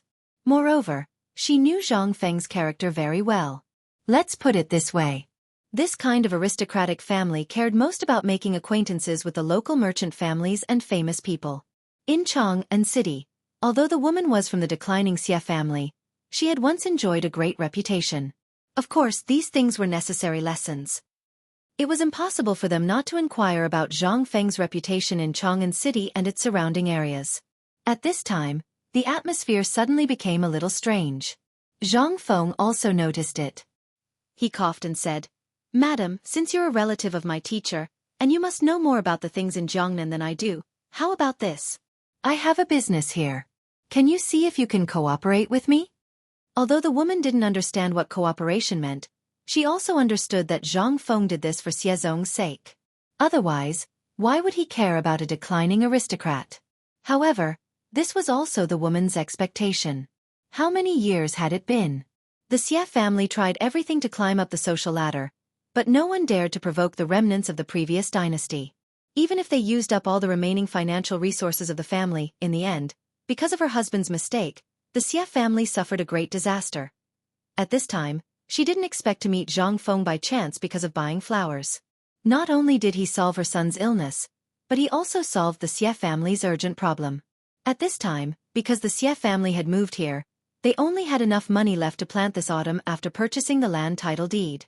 If they didn't have a chance to survive, they would probably have a difficult new year. At this time the woman couldn't help but ask, "Prince Zhang, if you have something to say, just say it. Although my family has indeed declined, I still have some connections in Jiangnan. And if Prince Zhang really wants this kind of dried flower, then I can guarantee that I can buy you as many as you want. And the price is the most reasonable and cost-effective. It's just that the road from Jiangnan to Chang'an is a little long." Zhang Feng waved his hand and said, "In that case, thank you very much, madam. I haven't asked for your surname. It's really my fault. May I ask for your surname?" "My surname is Xie, and my name is Chuyen." "So it's Madam Xie. How about this, Madam Xie? According to the price here, I'll charge you 3 copper coins per caddy. You can take the money just now, and if it's not enough, you can get more from the account. This will be the deposit for the first batch of goods. What do you think?" Zhang Feng's wealth made Xie Chuyen's eyelids twitch uncontrollably. But she still couldn't help but ask, "Prince Zhang, to be honest, this thing is really useless. I really don't know what Prince Zhang wants this for. And why waste this money?" Zhang Feng smiled mysteriously, but just as he was about to speak, there was a cough outside the private room. Zhang Feng immediately shut up and pointed to the door. "The person you're looking for is here." Chapter 1686. Xie Chuyen looked at the door in a daze. But before she could say anything, Zhang Feng had already opened the door. When he opened the door, he found that the 2 girls were looking at him strangely. He waved his hand and asked the 2 girls to leave the room quietly. After all, this was other people's family matter. He did not have the hobby of prying into other people's family matters. Once out of the door, Jing Shu could not help but look at the dried flowers in the basket and asked, "Young master, you?" "Sure." Zhang Feng made a shushing gesture and pointed downstairs. Jing Shu immediately saw that downstairs was already crowded with people. They were all looking at him eagerly. Seeing him come out, many people were cheering. There were even some young people who were holding up their calligraphy books and shouting. Zhang Feng was too lazy to look at them. Even if he did, he would not understand. He simply pointed to the crowd downstairs and said to the 2 girls, "Do you see this? This is the current me. If I were to be as lonely as her one day, I reckon." Sigh. Zhang Feng sighed. He looked at the commotion downstairs and then looked at the sunlight shining in through the window. He could not help but say, "There are wild flowers by the Vermilion Bird Bridge, and the sun is setting at the entrance of Black Clothes Alley." In the old days, Wang Xietang's swallow flew into the ordinary people's house. Sad, lamentable. Buzz. In an instant, there was a burst of excited roars downstairs. And in this roar, it was as if someone was crazily writing a brush and ink. There were even people fighting over the brush and ink. Seeing all this, Zhang Feng felt even more upset. Looking at a female servant who was trembling with excitement, Zhang Feng shook his head and said, "Are there any more private rooms?" "Yes. Yes, yes." The female servant was so excited that she could not complete her sentence. She just nodded her head like a chicken eating rice. Under Zhang Feng's signal, she finally reacted and hurriedly led Zhang Feng into another private room, some distance away from the old scholar and the old scholar's private room. As soon as they entered the door, Jing Shu lit a cigarette for Zhang Feng and then looked at the dried flowers in a daze. After a while, Zhang Feng said cautiously, "Don't feel bad about this little bit of money. I can only say that this money is really worth it." "What do you mean?" the 2 girls asked in confusion. Zhang Feng smiled mysteriously and said, "Don't ask about this. In short, you will understand everything when you go to Jiangnan with me. I want to make something that only women can use and give it to you." Jing Shu couldn't help asking, "What is it?" "Perfume. This thing is good stuff. It extracts the fragrance from the flowers and then smears it on the body. The fragrance will stay on the body for a few hours. So, do you like this thing? Also, the perfume made from different flowers will have different scents, and the effects will naturally be different as well. In short, we are destined to be rich." Almost all the women in this era didn't wear any makeup. And in this era, the thing that Zhang Feng couldn't stand the most was not taking a bath. They rarely took a bath. This was the thing that drove Zhang Feng crazy the most. Zhang Feng wanted to open a sauna or something in Chang'an City. This was simply too much for him. Especially every time he sat in the house with Chen Tinyu and his father. It was simply too much. But this perfume was different. This thing could not only block the smell on the body, but also make people feel relaxed and happy. Once this thing was made, it would definitely be popular in the entire Tang dynasty. And the most important thing was, Zhang Feng was too embarrassed to say it. After all, the two girls were strong women. How could he say it out loud? Besides, Zhang Feng also wanted to go to Jiangnan to see you and experience the Jiangnan of this era. The most important thing was that he wanted to hide 100,000 military uniforms a month. Damn it. Even if he was a god, it would be difficult, right? And Jing Shu and Zhang Yuyao were not stupid. At this time, at Zhang Feng's words, the two girls instantly realized that all this was prepared for you. You said that all this was prepared for you? We still want to go to Jiangnan? Zhang Feng was instantly speechless and said vaguely, well, Jiangnan has the most of this thing and you heard it just now. So I was thinking that if I leave this matter to you, it will be twice the result with half the effort. Of course we have to go too. After all, I haven't been to Jiangnan and I want to see the scenery there. This year, we will spend the new year in Jiangnan. I'm afraid you won't be able to escape. At this time, the old scholar's words almost made Zhang Feng choke to death. Zhang Feng hurriedly turned to look. At this time, the old scholar walked in slowly. Madame Xie greeted Zhang Feng at the door and hurried away with a red face. It seemed that something big had happened. When Zhang Feng heard this, he could not help but sigh and said, Old scholar, what are you talking about? Don't you want to go to Jiangnan to have a look? Chapter 1687. The old scholar shook his head and said, I'm not going. It's a sad place. Going there will only add to the sadness. Fengzi, I want to talk to you about something serious. When Jing Shu and Yu Yao heard this, they hurriedly got up and left quietly. Zhang Feng asked, You finished talking so quickly? The old scholar sighed and said, It's all in the past. What's there to talk about? When I have time, I'll go back and have a look. Seeing that the old scholar didn't want to talk about it, Zhang Feng quickly shut up. After all, this was his family's business. If he didn't want to talk about it, who could do anything about it? Old scholar, what did you say just now? Don't talk about the military equipment. 100,000 pieces a month. Even a god can't do that. The old scholar smiled bitterly and said, It's true. When I was on the mountain, Old Wei and the others came to me. Tai Niu and the others also went to the village chief. Do you think that if Lao Li and the others could think of a way they would do that? And I'm worried that this is the emperor's idea. Whether we do it or not, it's your business. I have no right to interfere, but you should know that if you don't do anything about it, everything we've done will go down the drain. What's more, once the news of the lack of winter supplies gets out, it will shake the morale of the army. And if the enemy finds out, then, you know the consequences. Zhang Feng naturally knew the consequences if he didn't handle it well. But 100,000 pieces a month? Zhang Feng wanted to go crazy just thinking about it. There was nothing. He didn't even know where Mian was. What could he do? With what? With his mouth? Therefore, Zhang Feng decisively slipped away. But he didn't expect these people to be so persistent. They directly went to find the old scholar. This was going to be troublesome. Zhang Feng coughed and said, Old scholar, although I know about this, what should I do? What should I do? Although I know how to make this textile machine produce 500 bolts of cloth in a day, this thing is not the same as weaving. If you were to do something else, I would be able to pay you 100,000 yuan a month.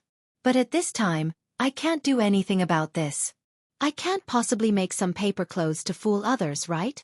Speaking of which, the old scholar didn't say anything. He just undid his belt and waved his hand. Come and see what I'm passing on. Zhang Feng had been wondering if the old elementary scholar had gone senile, but now he understood. He hurriedly went forward to take a look. He saw the old elementary scholar pull at the inner shirt and then pull at the seam, revealing something underneath. Zhang Feng took a look. Good lord, This guy is really wearing paper clothes. This kind of paper was a bit like Xian paper, but the material was different. It was very soft, as if it was made from the bark of a tree and then pasted together with the technique of papermaking. It also had a kind of elasticity to the touch, but the traces of sweat and grease had to be removed. Zhang Feng was a little surprised and asked, "Old scholar, your clothes are really made of paper. Can this thing be worn?" The old scholar rolled his eyes. "Then what do you think people of this era wear? What do you wear in winter?" Zhang Feng immediately shut his mouth. This question really made him speechless. When he first crossed over, he really didn't pay attention to what he was wearing. But at that time, it was early spring and he didn't feel that cold. Although the clothes he was wearing were a little thin, he was wearing at least 4 or 5 pieces of clothing, so he didn't feel that cold. He didn't know what people of this era wore. At this time when he saw what the old scholar was wearing, Zhang Feng suddenly couldn't help but ask, "Could it be that they really wear clothes?" The old scholar was a little speechless.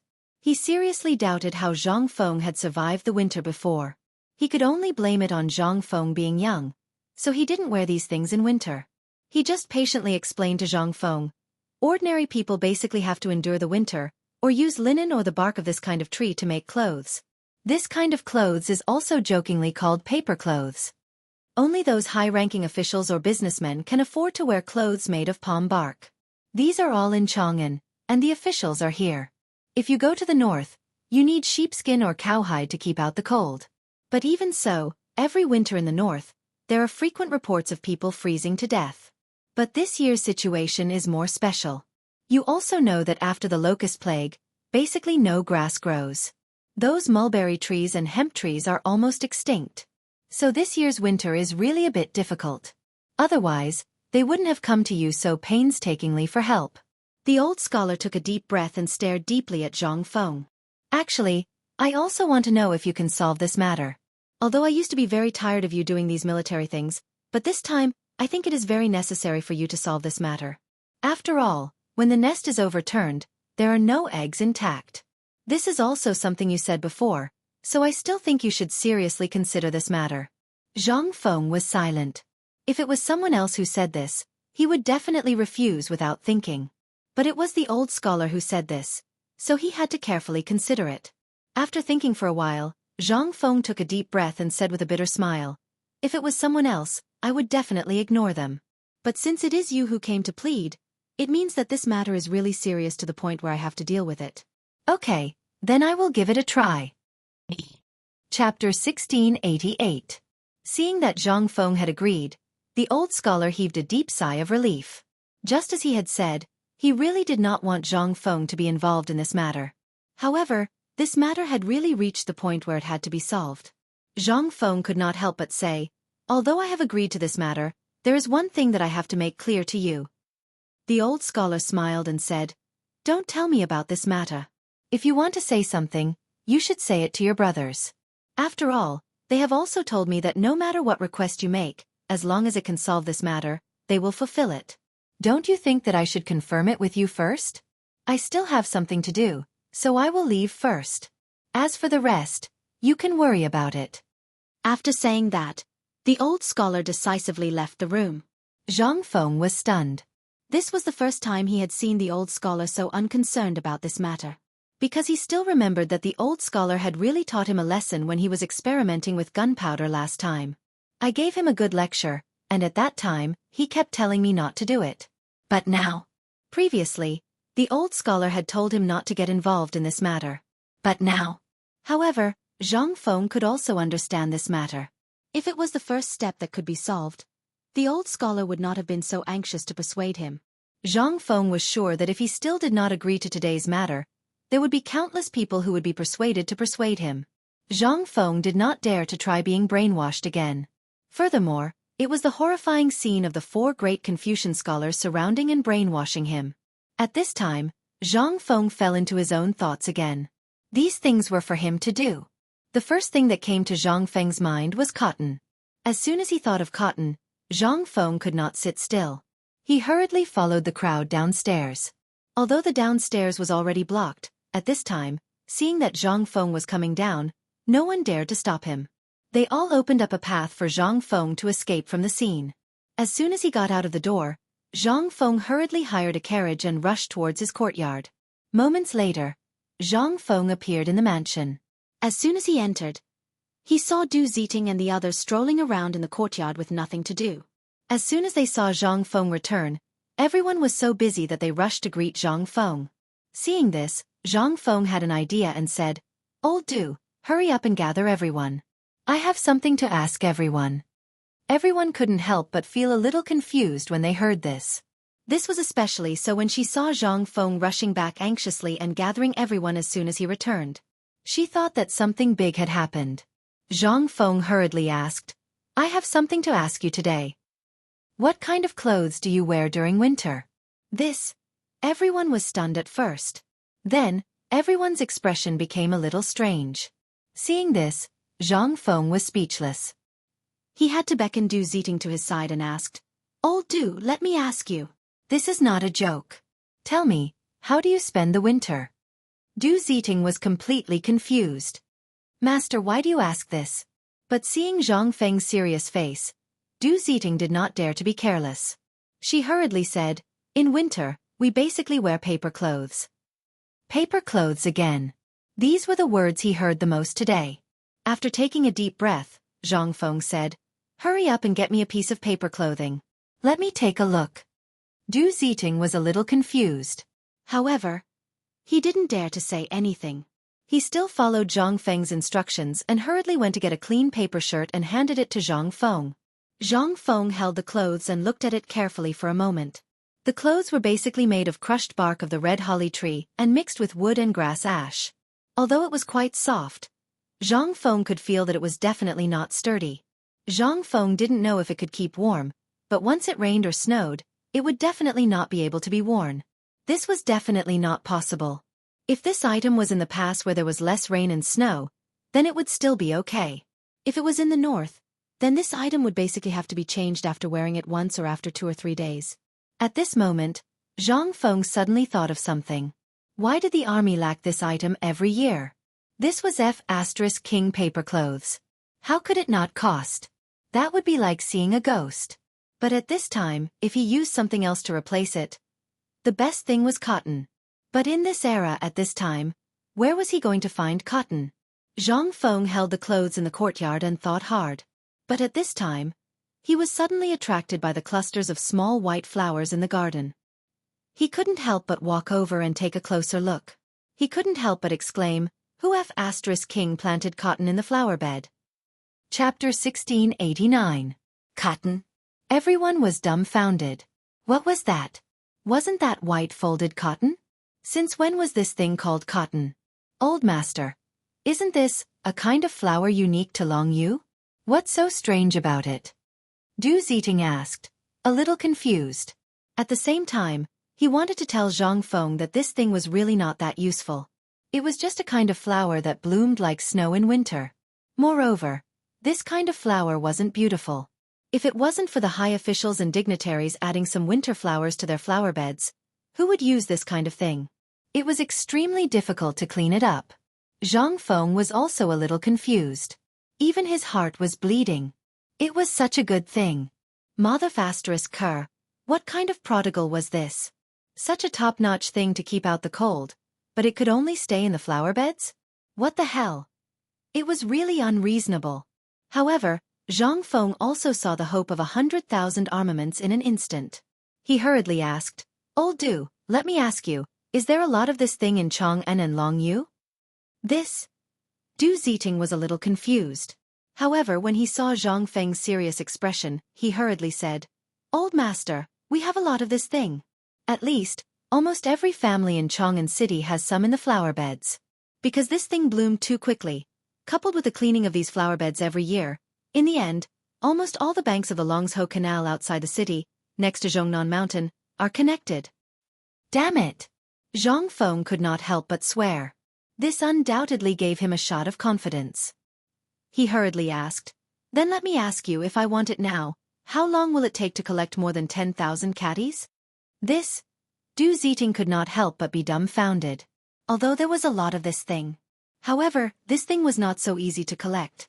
After all, This thing could only stay in the flower beds other than being made into tinder. What was wrong with old master? Zhang Feng pondered for a while. Seeing that old Du did not understand, he hurriedly waved and said, Jia Daoren. Jia Daoren, where are you? Master, didn't Jia Daoren go to Jiangnan? Du Ziting reminded him with good intentions. Zhang Feng immediately understood and hurriedly said, quickly go and find Chen Tiniu, Lao Li, and the others. Also, go to the Zhang residence, the Chen residence, and Niu Weili. If they ask, tell them that there is a great opportunity to make a fortune. What did you say? In the palace. Li Shimin was leisurely playing with Empress Zhang's son and Li Tai in the imperial garden. She had just found out that the old elementary scholar was in contact with Lang Yu, and that the old elementary scholar was actually going against Zhang Feng. Zhang Feng had also agreed to help with this batch of armaments. Therefore, Li Shimin also put aside the matter of the Xie family. After all, they were just a lonely noble family. If he wanted to, it would depend on whether he had eyes or not. This matter was insignificant to him. However, he was somewhat concerned about Zhang Feng's purchase of the dried flowers. This kid would give him a big gift from time to time, so he had to pay attention to it. But at this moment, he suddenly heard an urgent report from Yu Qigong, saying that Zhang Feng had gathered all his connections in Chang'an City. This was what shocked Li Shimin. He hurriedly asked, did Yu Qigong say anything else? Your Majesty, this servant heard that Prince Zhang was worried about the armaments for the winter. As soon as he returned home, he gathered all the servants and asked about the paper clothes. Then, when he saw the white folded flowers in the flower garden, his expression changed greatly, and then this matter happened. Little Gizi explained the cause and effect of the matter in detail. Li Shimin was dumbfounded when he heard this. White folded flowers. Li Shimin couldn't help but look at the flower garden not far away. Little Gizi hurriedly picked a bouquet and handed it to Li Shimin. This was the first time Li Shimin looked at the flowers seriously. The flowers were not fragrant. There was no smell at all. When he thought about how Zhang Feng had gone to buy the dried flowers in Chang'an City today, and how Zhang Feng had found this flower because of the winter clothes, he couldn't help but think about it. He couldn't figure out what was the connection between this and the flowers. Li Shimin couldn't figure it out, and Empress Zhang's son didn't know what was going on either. On the other hand, Li Tai smiled slyly and said, Father, didn't Brother Fengzi say that he was looking for you? Won't you know if you go there? Coincidentally, I also want to take you there to broaden your horizons. Li Shimin was hesitant. But at this time, when he heard Li Tai say this, he couldn't help but smile. He touched Li Tai's head and said, Since Qing Ke wants to go, then I'll go and take a look. Zhang Sun Wu Go pursed her lips and smiled. She said, Do you want to call father? This morning, when I went to pay my respects, retired emperor kept talking about it. I'll go.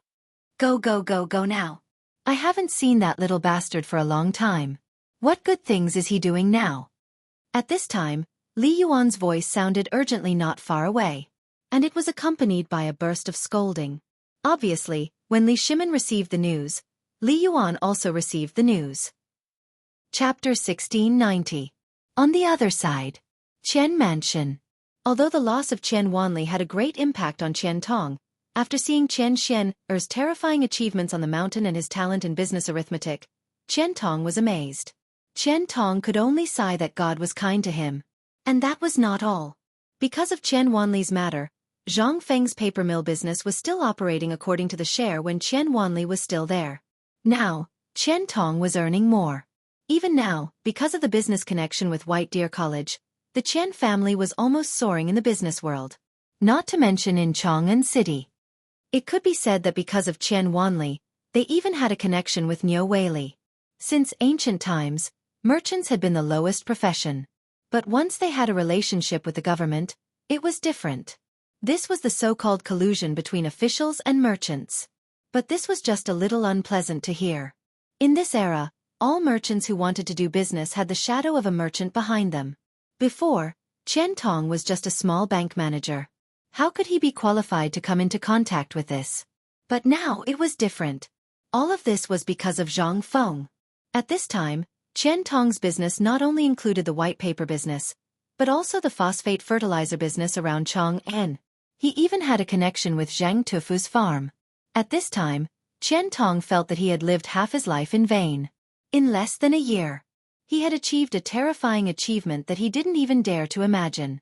How could he not be excited? At this time, in the Qian Tong private bank, Qian Tong was checking the daily accounts when he was suddenly alarmed by a voice. On the orders of the patriarch, I invite Master Qian to the Zhang mansion for a chat. Zhang mansion? Qian Tong hurriedly stopped writing and looked out of the window. He saw a servant coming, but the word on the servant's clothes made Qian Tong hurriedly come out to greet him.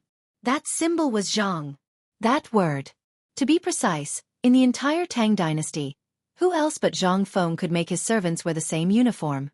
The servants in Zhang Feng's residence wore almost the same clothes. Almost all the men wore satin, but the color of their clothes was uniformly white. It was a world of difference from the brown clothes worn by other servants. Moreover, there was another special point about Zhang Feng's servants. That was, their clothes and trousers were almost separated. It was not like a long gown, but it was also not like a short gown. In short, the clothes of the servants in Zhang Feng's mansion were a beautiful scenery in the entire Chang'an. Once they saw the person in the robe, they would be shocked. They all knew one thing. Zhang Feng's men were here. Moreover, because of Wanli, Zhang Feng had killed people in Chang'an. At this time, when the servants of the Zhang mansion went out, almost everyone had to take a detour. They did not dare to offend him. However, Zhang Feng's servants were all very humble and did not give off the feeling of arrogance. There was even a rumor that if a servant in Zhang Feng's mansion dared to put on airs, as long as Du Ziting and Steward Du heard it, they would pack up and leave immediately without Zhang Feng's order. That was the rule. The most beautiful servants in the Zhang mansion were the maids. Each of them was wearing a skirt and a pair of light blue trousers, and a slanted opening with a row of buttons on the upper part of the clothes. Her clothes accentuated her figure vividly. Every time these maids went out, a large group of men would follow behind them. There would even be fights. There were even people from the Chang and local government waiting in Zhang Feng's mansion. Once a maid of Zhang Feng's mansion went out, they would definitely warn all the men in advance. Especially the men who had improper thoughts.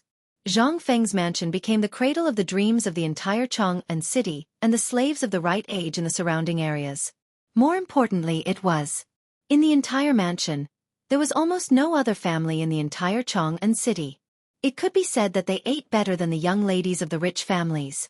Qian Tong thought about it in his mind and instantly cupped his hands and said, "Little brother, you said that Prince Zhang invited me?"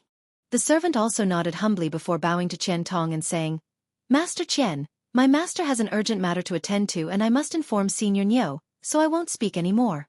I hope Master Qian can return to the house as soon as possible." How dare Qian Tong act rashly? He hurriedly cupped his hands and hurried to Zhang Feng's mansion. And at this moment, in Zhang Shan's mansion, he had also received the same news. After learning about the situation, Zhang Shan hurriedly flipped the sign of the dessert shop and closed the shop. Those who were waiting to buy desserts, as well as the little beggars who were waiting for Zhang Shan's desserts every day, were instantly in an uproar. This was the first time in more than 10 years that Isan dessert shop closed in such a hurry. Everyone looked at the man in white servant clothes and thought about what he had just said. They instantly understood what was going on. Zhang Feng. It was Zhang Feng. And from the meaning of his words, it seemed that something big had happened. Everyone's face couldn't help but change suddenly. Something big was going to happen. Chapter 1691. As people who knew Zhang Feng received the invitation one by one, they were all shocked. Then they were all shocked. Then, everyone rushed to Zhang Feng's mansion, although they didn't know what Zhang Feng wanted to do. But the matter of Zhang Feng meeting the people of the Xie family in the tea house was known by everyone. They even knew the true identity of the old scholar. However, this was no longer important. What was important was what Zhang Feng wanted to do. This was the key point. After a little inquiry, everyone understood that Zhang Feng agreed to the 100,000 sets of military equipment in the army. This was the key point. In less than 2 hours, everyone hurried to Zhang Feng's mansion. But at this time, everyone looked at Zhang Feng, who was sitting in the flower garden with his butt sticking out. They were a little confused. Even Li Shimin couldn't help but want to ask, but he closed his mouth several times. "Grandpa, what is Uncle Zhang doing? Why don't he use the servants but do it himself?" Hearing this, everyone couldn't help but twitch the corners of their mouths. The person who spoke was Li Tai. This man was amazing. Not only was he deeply liked by the emperor and empress, but he was also deeply liked by the retired emperor. So, only he dared to say so at this time. Wei Zheng and others had already arrived. But with the retired emperor and empress here, they didn't dare to say anything. They could only keep their heads down and stare at Zhang Feng. Grandson, you have to watch carefully. This kid is a crafty person. Anything he can get must be a treasure. Just wait and see. Today will definitely be fun again. Li Yuan smiled and hugged Li Tai. He wanted to carry him up, but after a few hugs, he didn't lift him up. He was so tired that he was panting. Seeing this, Li Tai rolled his eyes and said, "Grandpa, you said it would be fun? But this uncle, why does he look like the flower thief that the maids in the house said?" Puff. Hearing this, there were already people who couldn't hold themselves back anymore. Zhang Feng also staggered. He stared at Li Tai and said, "Little guy, who taught you this?" "Tai, don't talk nonsense." Zhang Sun Wugo's expression also changed slightly as he scolded. Li Shimin and the others didn't care. Instead, they looked at Zhang Feng with a smile. This brat had called them over. Now they had been here for almost half an hour, and this brat was actually playing with flowers in the flower bed. No matter who it was, they would not be able to stand it. Furthermore, this prodigal was stepping on precious flowers and plants. Moreover, this was originally a gift from Li Shimin to Li Yuan. How could anything planted in this flower bed be ordinary? However, to Zhang Feng, they were like weeds. At this time, Li Shimin and the others felt that Zhang Feng was not stepping on his own things, but on their faces. It hurts. His heart ached. This prodigal, it simply. Even Zhang Shan and Qian Tong couldn't help but have a toothache when they saw the flowers and plants under Zhang Feng's feet.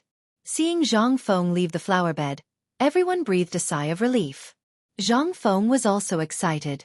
Seeing that Li Tai seemed to be declaring his sovereignty, Zhang Feng glared at him and said, "Little brat, you don't learn good things.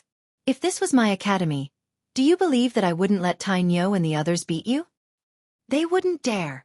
Li Tai also pouted and put his hands on his hips. "Enough, you're already so old, why are you acting like a child?"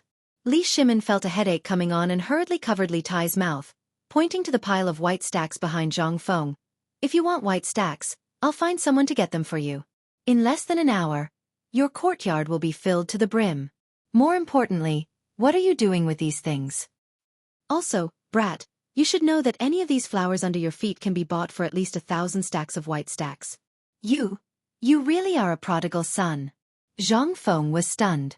He couldn't help but turn around to look at the flower bed he had ruined, then at the pained expressions on everyone's faces.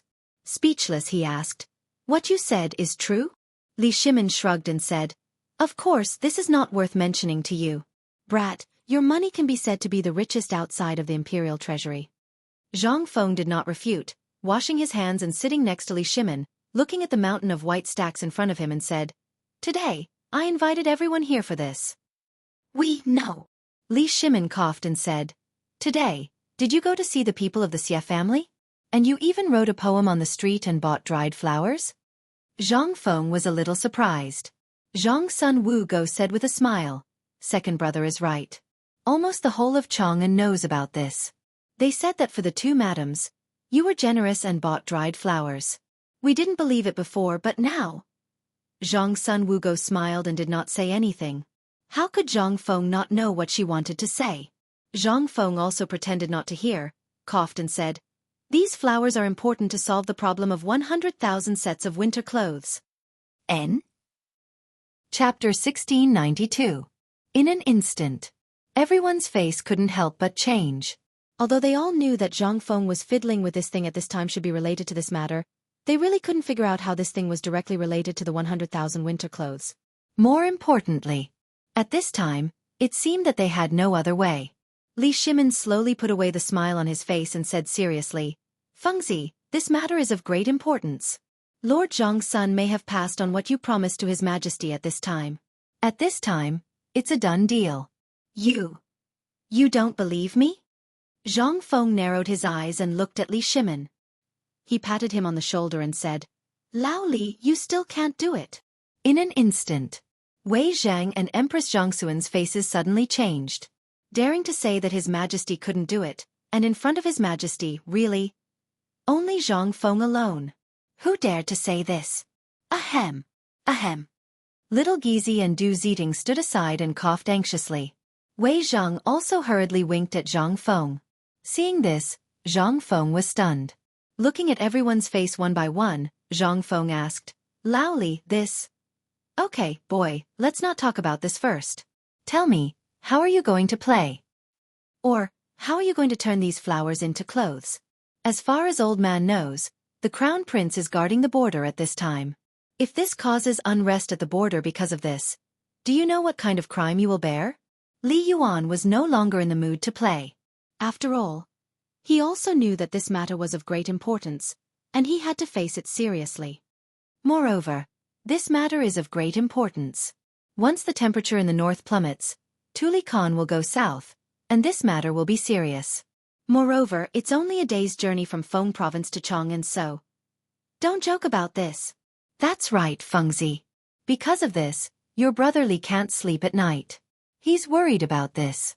You see, now that Qian'er has gone to Chotzi, what if something happens? Madam, don't worry. I didn't say there was no way. Zhang Feng was also anxious. Seeing Zhang Sun Wugo's distressed appearance, he couldn't help but feel numb. Zhang Sun Wugo's appearance was already peerless, and now that she was crying, Zhang Feng couldn't bear it anymore. Madam Li, sister-in-law, don't worry, I have my ways. How was Zhang Sun Wugo crying? It was just a method. She knew that this kid was amenable to coaxing but not coercion. But at this time, when he called her sister-in-law, she couldn't help but look at Zhang Feng with some interest. You called me sister-in-law? Ah! Zhang Feng was a little confused, but he still said, well, let's talk about serious matters. This thing is actually called cotton. I didn't know about it before, but I saw this thing in a book called Record of the World by my respected teacher. It said that this thing is unique to the Long Yu Dao. But now the Western Turks also have it, but that's not the main point. The main point is that this thing, after some simple processing, can be made into clothes. No matter how cold the winter weather is, it can make people feel as warm as spring. Moreover, you can see that this thing is very soft and elastic. Zhang Feng fiercely boasted about the cotton. For a moment, everyone was a little confused. However, what Zhang Feng said was true. This white cotton, which Zhang Feng called cotton, was really very soft. It was even softer than the ferret's fur. Coupled with the fact that Zhang Feng was excitedly introducing this thing, everyone subconsciously became excited as well. Fengzi, this thing is so miraculous, and it can be made into a mess. It's as comfortable as being stuck in wool. If this is really so miraculous, why didn't it exist before? Really, Fengzi, if you really have a way, why did you refuse to do it at the start? Faced with this series of questions, Zhang Feng felt a headache coming on. Is it because I didn't notice this thing before? At that time, if I had known that such a good treasure would be wasted like this, I would have taken it out long ago. However, it's not too late now. Right now, I have an important task for you guys to do, and that is, buy this thing in bulk for me. Zhang Feng's words were for Zhang Shan, Qian Tong, and Niu Weili. As for Lao Li, he knew that he was more anxious than anyone else, so Zhang Feng wasn't worried about them. On the contrary, the few people who had just been called over were a little confused at this time. And after hearing so many big things in the military that they had never heard of, their jaws had already dropped to the ground. At this time, when they heard Zhang Feng say this, they were a little confused. Especially Niu Weili, he had a good eye, especially because of his identity. Before, he had some doubts about the identity of Wei Zhang and the others. At this time, seeing so many people, and the momentum that these people occasionally exuded during their conversation, he could faintly guess that they were not simple. At this time, when he heard Zhang Feng say this, Niu Weili hurriedly said, I'll order people to buy it, but this thing, no one has ever bought it before, and there are as many of them as there are hairs on an ox at the foot of Zhongnan Mountain. When Zhang Feng heard this, he raised a finger and said, I'll buy it for 5 copper coins per caddy. As for how much you want to buy it, that's your business. I'll only pay 5 copper coins. Chapter 1693. After seeing them off. At this time, only Zhang Feng, Li Shimin, and a few others were left in the courtyard. Wei Zheng's courage gradually grew. Just as he was about to speak, he heard Li Yuan slowly say, "Boy, this thing can obviously be sold at a lower price. Why did you ask for such a high price from the beginning?" Zhang Feng smiled faintly. Looking at the warm sunset that was about to set, they followed Zhang Feng into the room. Zhang Feng then said, "This is why I called them here. Businessmen, if there are no benefits, why would they help you? Besides, this Niu Weili is the county magistrate of Chang'an. Although he has an official Weibo, he is the local snake of Chang'an. If he participates, many things will be very easy to handle. Besides, this Qian Tong has been cooperating with us for a long time, and he can run a bank in Chang'an for so long. Naturally, he has his reasons. Most importantly, he is in this business. If I don't look for him, who will I look for? If I look for you, you just wave your hand and the whole world will know. In less than 10 days, this thing will be known by the whole world. Besides, Zhang Shan, although he is a peddler, the people he contacts are the same as Qian Tong, the people at the bottom. Although we have to do this business, we also need to take things from the people and use them for the people. Moreover, the whole cotton and cotton clothes will be a trend in the future. That's why I called the three of them here." Hearing this, Li Shimin and the others suddenly understood. At this time, Li Tai interrupted, "Boy, you say this white dye is really so good? Can anyone wear it in the future?" Zhang Feng's face instantly pulled a long face. Li Shimin glared at Li Tai, and Li Tai looked innocently at Li Yuan behind him. Li Shimin instantly had no way out. Li Yuan hurriedly smoothed things over and said, "A child's words carry no harm, a child's words carry no harm. Boy, why don't you say, could it be that this thing is even better than that fur?" Zhang Feng thought about it and didn't know what to say. He had no choice but to turn around and call for Du Ziting and the others to come up. He took out some cotton and some silk and cotton cloth from his house, and started to flick the cotton on the spot according to Zhang Feng's instructions. This cotton ball made Zhang Feng stumped. After all, he didn't know how to do this. He had only seen it once in a classic anti-Japanese war drama, so he copied it and asked the servants to tidy up the living room. With this, the eyeballs of Li Yuan and the rest all popped out. He couldn't figure out what Zhang Feng was doing. However, the fluttering cotton soon turned everyone's heads white. In the end, they couldn't take it anymore and moved to Zhang Feng's study to admire his collection of calligraphy. After a full 2 hours, Zhang Feng reimbursed Jing Shu for 3 sets of gauze curtains, and only then did he manage to make a piece of cotton the size of a bed. It was soft and elastic. Although it wasn't as good as ideal, Zhang Feng felt it was almost there. He hurriedly called the maids in the mansion and hurriedly sewed it according to Zhang Feng's request. Just when everyone's stomachs were rumbling with hunger, Zhang Feng walked into the study with a roughly made cotton-padded shirt and trousers. As soon as he entered the door, it instantly attracted everyone's attention. Zhang Feng's cotton-padded jacket was almost made according to the style of cotton-padded jacket and trousers of later generations. Therefore, the style was indeed a bit unimaginable for everyone at this time, but they didn't care. After all, this thing was nothing to Zhang Feng, but for everyone, it was simply a miracle. It wasn't excessive at all. Just now, everyone was still looking at a pile of cotton, but in just more than 2 hours, it became clothes. How could it not be shocking? Li Shimin solemnly took the cotton-padded jacket from Zhang Feng and held it in his hand to examine it carefully. The cotton-padded jacket looked very thick, at least 2 inches thick, but it was less than an inch at the stitches. It was soft to the touch, softer than wool and mink fur. It wasn't heavy in his hand. It was as light as a feather. Li Shimin was a little shocked, but he still put it on without batting an eyelid. In an instant, that soft and warm feeling filled his whole body. At this time, Li Shimin couldn't help but ask, "Fengzi, how did you do it? Why am I really so warm? And no one has ever found such a magical thing before?" Li Shimin was very excited. But he was also very upset. This white fold could be said to be a kind of useless flower that everyone in Chang'an loved and hated. They loved it because there were still flowers in the imperial garden from autumn to winter, but hated it because every year when this flower fell, when the wind blew, it was more frightening than the white poplar flowers. The whole house was full of this thing. But who knew that it would have such a magical effect? How else could Li Shimin not be excited? 100,000 winter clothes in a month. In the bag. This was the most important thing. At this time, everyone was also a little shocked. After all, who was Li Shimin? He was the emperor. Even if Zhang Feng made phosphate fertilizer, he wouldn't be so excited. But at this time, the emperor didn't care about the scruples and directly said, "I." What did this mean? This meant that the pink material called cotton-padded jacket he was wearing was really effective. Chapter 1694.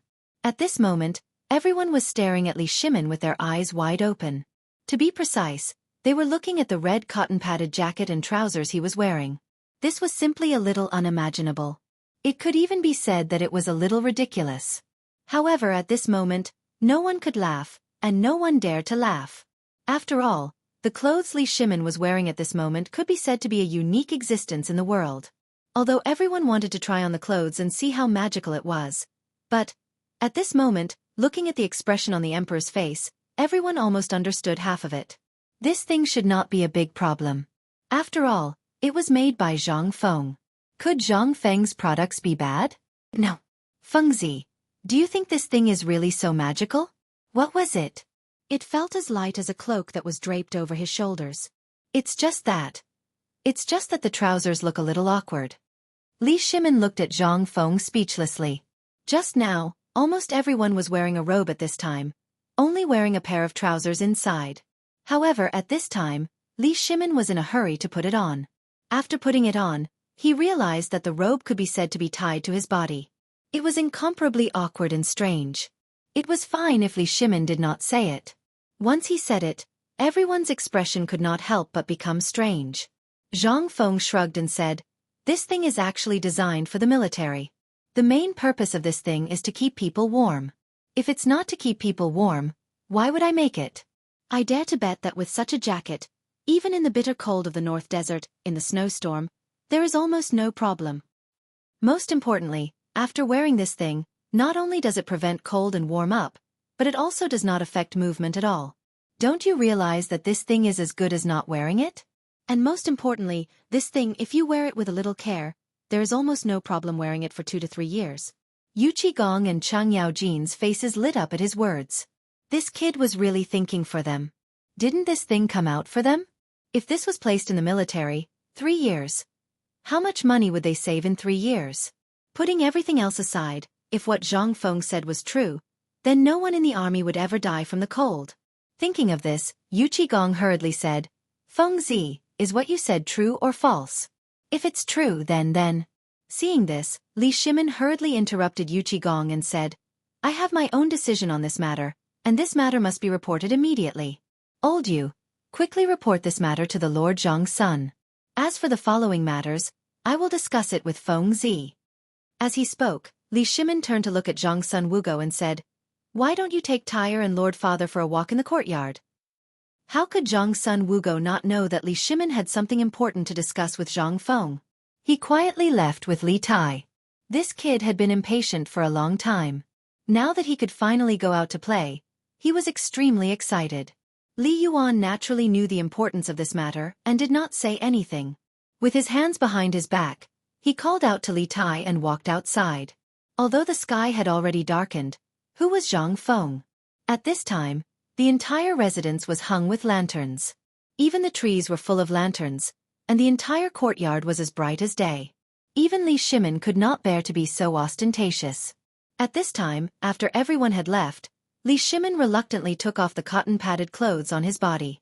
He smacked his lips and asked, "Fengzi, do you have any other use for this thing? Or rather, what other purpose do you have for creating this thing? I don't believe that you created this thing just for the army." As he spoke, Li Shimin's eyes stared straight into Zhang Feng's eyes, wanting to see everything about Zhang Feng. Zhang Feng did not decline and shrugged, saying, "That's right, this thing is a good thing. If it is only used for the army, then it is indeed a bit of a waste. As a merchant, Lao Li, could it be that you have not thought of other ways? For example, like fine salt or other Eastern things, to sell to the common people?" Li Shimin was shocked. He quickly calculated in his mind and said, "You brat, could it be that you want to use these things?" Zhang Feng smiled mysteriously and patted Li Shimin's shoulder. "Brother, let me tell you this. You have seen this thing. Although I am only giving them a profit of 5 copper coins, you have to know that once my next step is to build the textile factory, it will be mass-produced. At that time, if I put these two together, Lao Li, think about it, this will be a considerable income. Li Shimin actually knew about the textile factory, but at this time, when it came from Zhang Feng's mouth, Li Shimin still felt a little shocked. After all, a textile factory that could produce a few hundred bolts of cloth a day without many people was an existence that had never been heard of before. At this time, if this thing was put together and produced together, then Li Shimin suddenly felt that it was really possible to solve the military supplies problem in a month's time. Moreover, what Zhang Feng said was not unreasonable. In this way, not only would the problem of the common people be solved, those great scholars and the pedantic officials in the court would also have mysterious things to say. But at this time, Zhang Feng said again, in fact, this business is nothing more than production around people. Eating, drinking, defecating, and sleeping is a necessity for people. Now we have solved the problem of clothing and eating and drinking, but now there is only one gap, Lao Li. When Li Shimin heard this, he could not help but mutter, "Don't tell me you want to open a brothel?" Zhang Feng's expression froze. He hurriedly said, No, what are you thinking all day long? What I mean is, these cotton-padded clothes and trousers are one thing. The real use of the cotton is to make quilts, cotton-padded clothes, cotton-padded trousers, and quilts. This is the next big thing I want to do. Once this thing is completed, it will be difficult for us not to become rich. Cotton-padded clothes, trousers, and quilts are the three most important things in life. Chapter 1695. Li Shimin didn't know what the three major items were. He didn't know anything else either. There was only one thing in his mind at this moment, and that was the quilt that Zhang Feng mentioned. He had never heard of this thing before. It was used for sleeping. Now, the only thing he could think of was the bedding on the bed. At this moment, when he thought of what Zhang Feng said, he instantly understood Zhang Feng's intention. The reason why the bedding was called a bedding was because this thing was almost made of mulberry hemp and animal fur. Although it was soft, after a long time, it would become furry. Before this, he didn't feel much, but now, after feeling the softness in his hand and the low price, Li Shimin was tempted. It would be a lie if he didn't feel tempted. This thing. If Zhang Feng really made it, then, Fengzi, is what you said true? Li Shimin was a little uncertain at this moment. He asked cautiously. Zhang Feng rolled his eyes. Do you think I'm a liar? No. I just find it a little unbelievable. Think about it, this thing can not only be made into a quilt, but it can also be made into a 4-piece bed set with our textile factory in the future. Then it can be made into a sleeping bag for travelers. That is, sleeping bags for people who go out often. Lao Li, we're going to be rich. And I can guarantee that when this thing makes money, it can make money from fine salt and forging factories. Wait! Li Shimin quickly stopped Zhang Feng, who was about to blindly talk, and asked, What is the sleeping bag you mentioned? This. When Zhang Feng heard this, he immediately reacted. He thought for a moment and said, Lao Li, aren't we now raising military equipment for the army? Let me ask you, if we can produce a thing that can make soldiers sleep directly in the snow, how much do you think we can make? How much can Lord Zhang's son give us? Seeing that Li Shimin was about to ask again, Zhang Feng hurriedly stopped Li Shimin and said, This sleeping bag is made from a quilt made into something like a gunny sack. A thin layer of rubber is applied on the inner and outer lining of this gunny sack to create a waterproof layer and an insulating layer. This way, when you sleep, you only need to crawl into the bag. No matter how heavy the rain and snow outside, it will still be as warm as spring. Think about this thing, is it good? Li Shimin was a little speechless. Let's not talk about whether this thing is good or not. You have to make it first. Otherwise, what can I use to fool the court? No, I mean show it to those old things in the imperial court. Fengzi, let's talk about something more practical. How much do you intend to buy a set? After pondering for a moment, he asked the questions. This was the biggest problem. Now, his identity was a businessman. At this time, they had not talked about money after chatting for so long. This was a little unreasonable. What if this kid remembered later? Wouldn't he be exposed? Zhang Feng pondered for a moment and said, I'm a businessman, business is business. The cost of this set is temporarily set at 50 coins. Hiss. 50 coins? Although Li Shimin was also thinking about the price in his heart, he was also shocked by the final price that was mentioned. In his opinion, this thing, no matter what, would be at least 100 coins. But he did not expect that Zhang Feng would directly give him a 50-50 price. And most importantly, Zhang Feng's price was really too low. Seeing this, Zhang Feng smiled and said, "Do you think I'm deliberately trying to please you? Otherwise, why would such a good cotton coat only be sold at the price of a paper coat?" Li Shimin nodded subconsciously. Only then did Zhang Feng say, "To set a price, you have to sell it. And now, this thing is not only connected to the military, but also to the common people. Do you think there are many people who can take out 50 copper coins to buy clothes now?" Li Shimin frowned in surprise. "According to the previous situation, almost everyone will buy." "That's right. You said that almost everyone will buy it. But if we directly raise the price to 100 coins, think about it, how many people will be able to afford it? This does not include the profit margin of the second-hand dealers. Let's put it this way, although we only have a profit of 50 coins, if the people buy it, on average, it will reach about 60 coins. What I said is what I know. Whether there are other profit chains in this, I don't know. So, Laoli, what do you think of this price? Also, we can't afford to lose the border. Let's set the price as doing something for the military. After all, if the border is lost, the first to suffer will be us merchants." Li Shimin was a little enlightened. But at this time, he also understood why this guy was not so stingy when they were talking about the production of armaments. This was all because this guy thought further than anyone else. After all, Zhang Feng was right. Once Chocha was lost, once the Turks came in, the first to suffer would be the merchants. There was no escape. Chapter 1696. Zhang Feng's plan was good. It could be said that she had thought of it since the first time she told Zhang Feng about making weapons. But why didn't this kid say anything? Thinking of this, Li Shimin couldn't help but smile bitterly. "You had this plan from the beginning, didn't you?" Zhang Feng shrugged and threw a cigarette to Li Shimin. "I didn't, but..." As he spoke, Zhang Feng lit the cigarette from the oil lamp on the table. He took a deep breath and said, "My idea at that time was very simple. That was to take over the trade city of Chotzi. Once we took over the trade city of Chotzi, we would have an escape route in the future." Li Shimin asked in surprise, "What escape route?" Zhang Feng looked at Li Shimin for a long time and said doubtfully, "Laoli, sometimes I feel that your talent in business is extremely terrifying. If you learn from me for a month or so, it won't be a problem for you to become the richest person in the world in the future. But you are a busy man."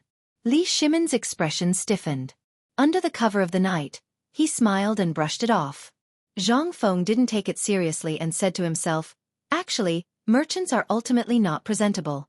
Most of the time, they are even the target of disdain by the officials and the literati. In their eyes, we merchants are just a group of people who buy low and sell high. We are just a group of people who only care about profit." Li Shimin didn't object to Zhang Feng's words. He said, "You are right. Isn't that how merchants are?" "You think so too?" Zhang Feng was a little surprised. Li Shimin knew that he had misspoken and hurriedly waved his hand. "No, no, no. What I mean is, this is how it is in the eyes of many people. Scholars, farmers, businessmen, and businessmen, why is the merchant last? Why do we have to kneel when we see the officials? This is all." Zhang Feng was a little unhappy. To be honest, Zhang Feng was also a merchant at this time. He was just carrying the name of the academy on his back. However, Zhang Feng was different from a merchant at this time. Zhang Feng pointed at himself and Li Shimin and said, "Look at us. The kind you are talking about is just the kind of people who set up stalls on the street. That kind of people can't be called businessmen. More or less, they are just ants. They just sell the fruits of their labor to people who need it. And the businessmen I'm talking about are people like us. You can look at the whole Tang dynasty and before that. Have you ever seen a business model like ours?" This? Li Shimin's expression instantly froze. Zhang Feng was right. Before and at this time, almost all the businessmen in the Tang dynasty were family members. Even if they hired workers, they were almost all there to do odd jobs. At this time, Li Shimin recalled the operation of Zhang Feng, Wei Zhang, Fang Xianling, and the others at this time. He couldn't help but be stunned. They were not real businessmen. If they were real businessmen, then this would be terrible. This was the business that Li Shimin created according to his own conjecture. After thinking about it casually, he instantly understood the meaning of Zhang Feng's words. Li Shimin couldn't help but be surprised and said, Do you mean that you want to start with the people of the 5 families and 7 clans?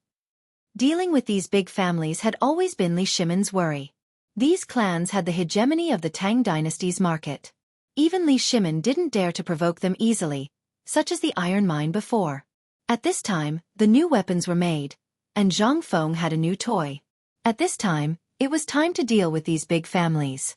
However, Zhang Feng waved his hand speechlessly and said, "No, there's no rush. It's still too early to deal with them. You have to remember what happened with the iron mine. So before we have a complete plan, we can't move."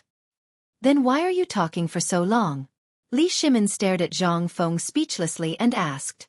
Zhang Feng grinned and said, "Don't worry. I know that it's not good for you to be under the control of the 7 families and 7 clans. They control the businessmen of the Tang dynasty. Almost all the idle businessmen can hardly survive.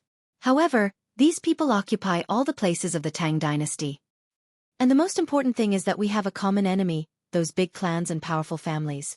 This is an opportunity. My plan is to dump all the benefits in our hands. While maximizing the benefits, we can also lead more people to fight against the 5 families and 7 clans. Even the emperor will be afraid of us by then." Hiss. Cough, cough, cough. Li Shimin was shocked. He took a deep breath. The cigarette in his mouth lit up instantly and burned a large part. In an instant, Li Shimin coughed violently. He said, "You are really crazy. Let's not talk about whether the people of the 5 families and 7 clans will know about it. Even if they don't know, you should know that many things we have now are inseparable interests with someone in the palace. Even many ministers in the imperial court have interests with us. Won't this share of interests offend all those people in the imperial court in an instant? At that time, not to mention other things, the people in the imperial court will bite us in the blink of an eye. Think twice. You must think twice before you act." Chapter 1697. Li Shimin was really afraid of Zhang Feng's craziness. This matter involved too many things. He didn't expect Zhang Feng's idea to be so crazy. But at this time, Zhang Feng didn't care about what Li Shimin said. He waved his hand and said, "Lao Li, this is the general trend. Think about it. Come, try this." While talking, Zhang Feng brought Li Shimin to the flower bed outside the study. While he was at it, he broke some sticks from the branches and handed one to Li Shimin, saying, "Why don't you try breaking it?" Li Shimin was a little confused. He didn't understand what Zhang Feng wanted to do, but he still followed Zhang Feng's instructions. He took a branch and broke it easily. However, Zhang Feng broke a lot of branches. In total, there were about a dozen branches. He handed them to Li Shimin. "Lao Li, try and see if you can break it." Li Shimin looked at Zhang Feng. Seeing that he didn't mean to joke, he took the branch. This time, Li Shimin couldn't break it no matter what. This time, Li Shimin was even more confused. "This is..." Zhang Feng smiled but didn't say anything. He signaled Li Shimin to return to the study again. Then he said, "Lao Li, the stick from before was us, or it could be said that it was our group. But we are facing the 5 surnames and 7 clans, as well as the Guanlong group. Do you think we can break them?" "But don't we have a new weapon?" Li Shimin said, somewhat unconvinced. After all, he was very clear about the terror of the 5 surnames and 7 clans, as well as the Guanlong group. They were able to establish the Tang dynasty and destroy the Sui dynasty. It was inseparable from the Guanlong group. At this time, if they took them by surprise and directly mobilized troops, although it would cause the economy of the Tang dynasty to decline a little, as long as they controlled these 2 clans, they could recover in a short time. Most importantly, he was the emperor. If he couldn't control everything in the world, then what was the use? Zhang Feng also saw Li Shimin's anxiety. He couldn't help but feel that Li Shimin was able to develop his industry in the gap between the Guanlong group and the 5 surnames and 7 clans. At this time, it was not surprising that he had such an ugly expression and strong killing intent. Seeing Li Shimin's gloomy face, Zhang Feng patted Li Shimin's shoulder and said, "Lao Li, don't worry. You want to hear me out. It's not that we don't want to deal with the 5 surnames and 7 clans and the Guanlong group, but it's not the right time yet. You saw that wooden stick too. That thing is equivalent to what I said just now. Joining forces with those weak families and merchants, it seems that our profits have shrunk, but do you know what we can do with just the few of us? You should know that there are still countless businessmen under our control who can still find profitable business, such as second-hand dealers. Then we should just open our arms. Although it seems that we are earning less now, think about it. The streets of Chang'an City are full of businessmen. These people, if they all buy goods from us and then pull them to other places such as other villages and towns, then you should know that this is the maximization of profits. At that time, no matter what those people in the court do, they will make more than twice as much as they do now in less than a month. Aren't you worried about the court? Don't worry. Nothing will happen. Also, even if the Guanlong group and the 5 surnames and 7 clans make a move at this time, it will be too late. As long as our actions are fast enough, we can settle this matter before they find out the clues. By then, even if they want to stop us, it will be too late. After all, they won't be able to stop the public from gossiping. There's also Chotzi City. At present, although water transportation has been developed, it still needs to be rerouted in Luo State. It's not used by ordinary merchants, so the land route has become their main transportation hub. And Chotzi City is a place they have to pass through. When the time comes, even if the 5 surnames and 7 clans Guanlong group, and even the emperor are dissatisfied with us, we will have our own place to push them. Half of the Tang dynasty's industries are connected to each other, and it will be our natural barrier. This is my current business model, and it is also the safest and most reliable business model. What do you think? Zhang Feng told him everything he knew and wanted to say in one breath. For a moment, Li Shimon's mouth was wide open, and he looked at Zhang Feng in shock, not knowing what to say. Zhang Feng was right. This was based on the fact that he was the real Lao Li. However, Li Shimon thought more about his relationship with Zhang Feng. This kid wanted to pave the way for them. In the past, which businessman who worked closely with the court had a good ending? Zhang Feng was not afraid. At this time, he was a viscount, a great scholar, and the chancellor of Chang'an University and White Deer College. Even if he were to be in the court in the future, it would not be a big deal. But what about the others? For a moment, Li Shimon was silent. He could not help but feel guilty. However, he still asked curiously, Fengzi, you said, this is a new business model?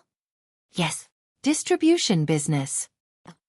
Chapter 1698.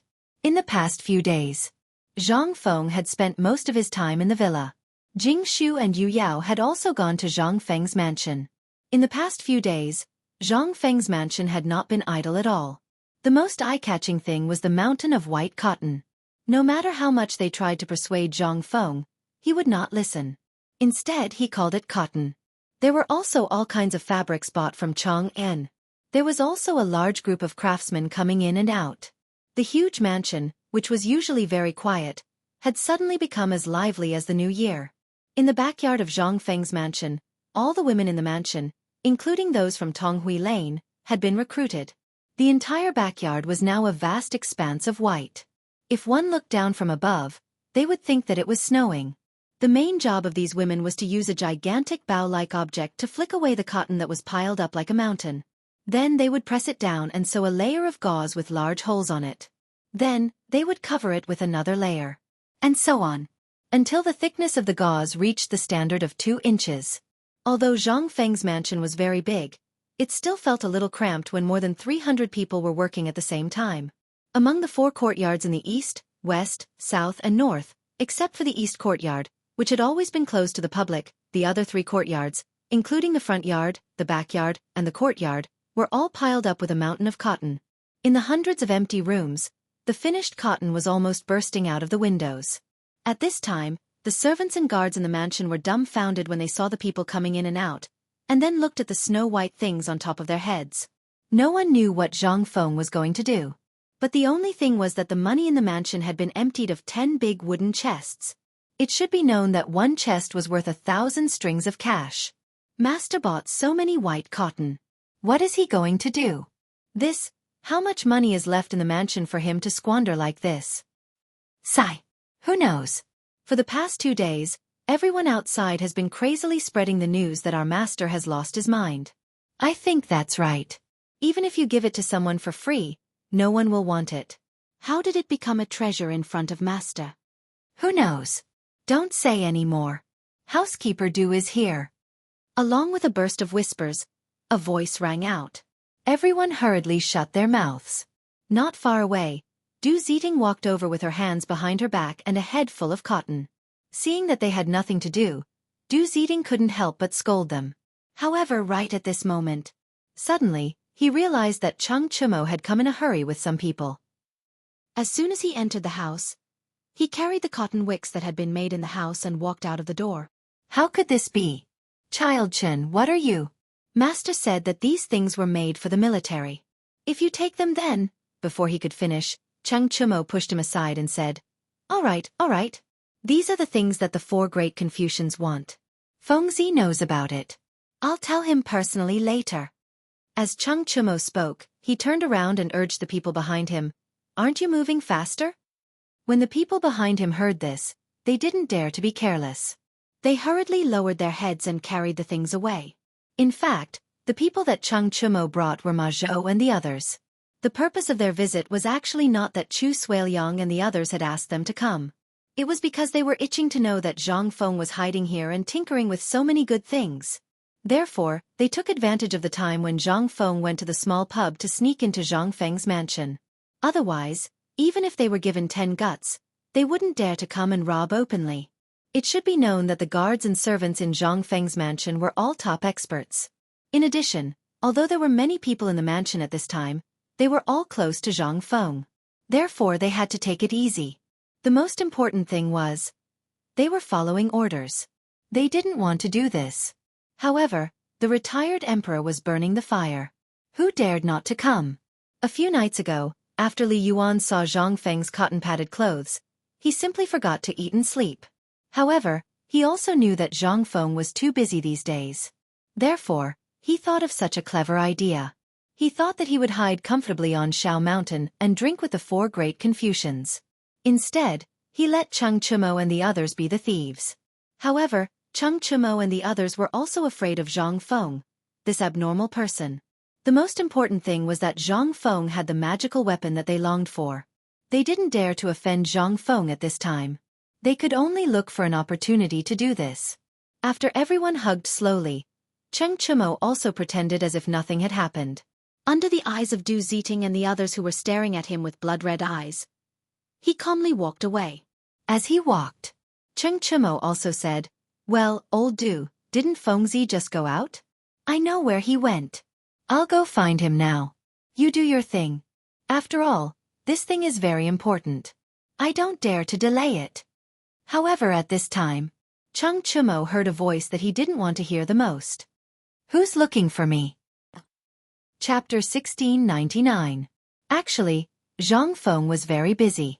And in these 3 days, Zhang Feng was extremely busy.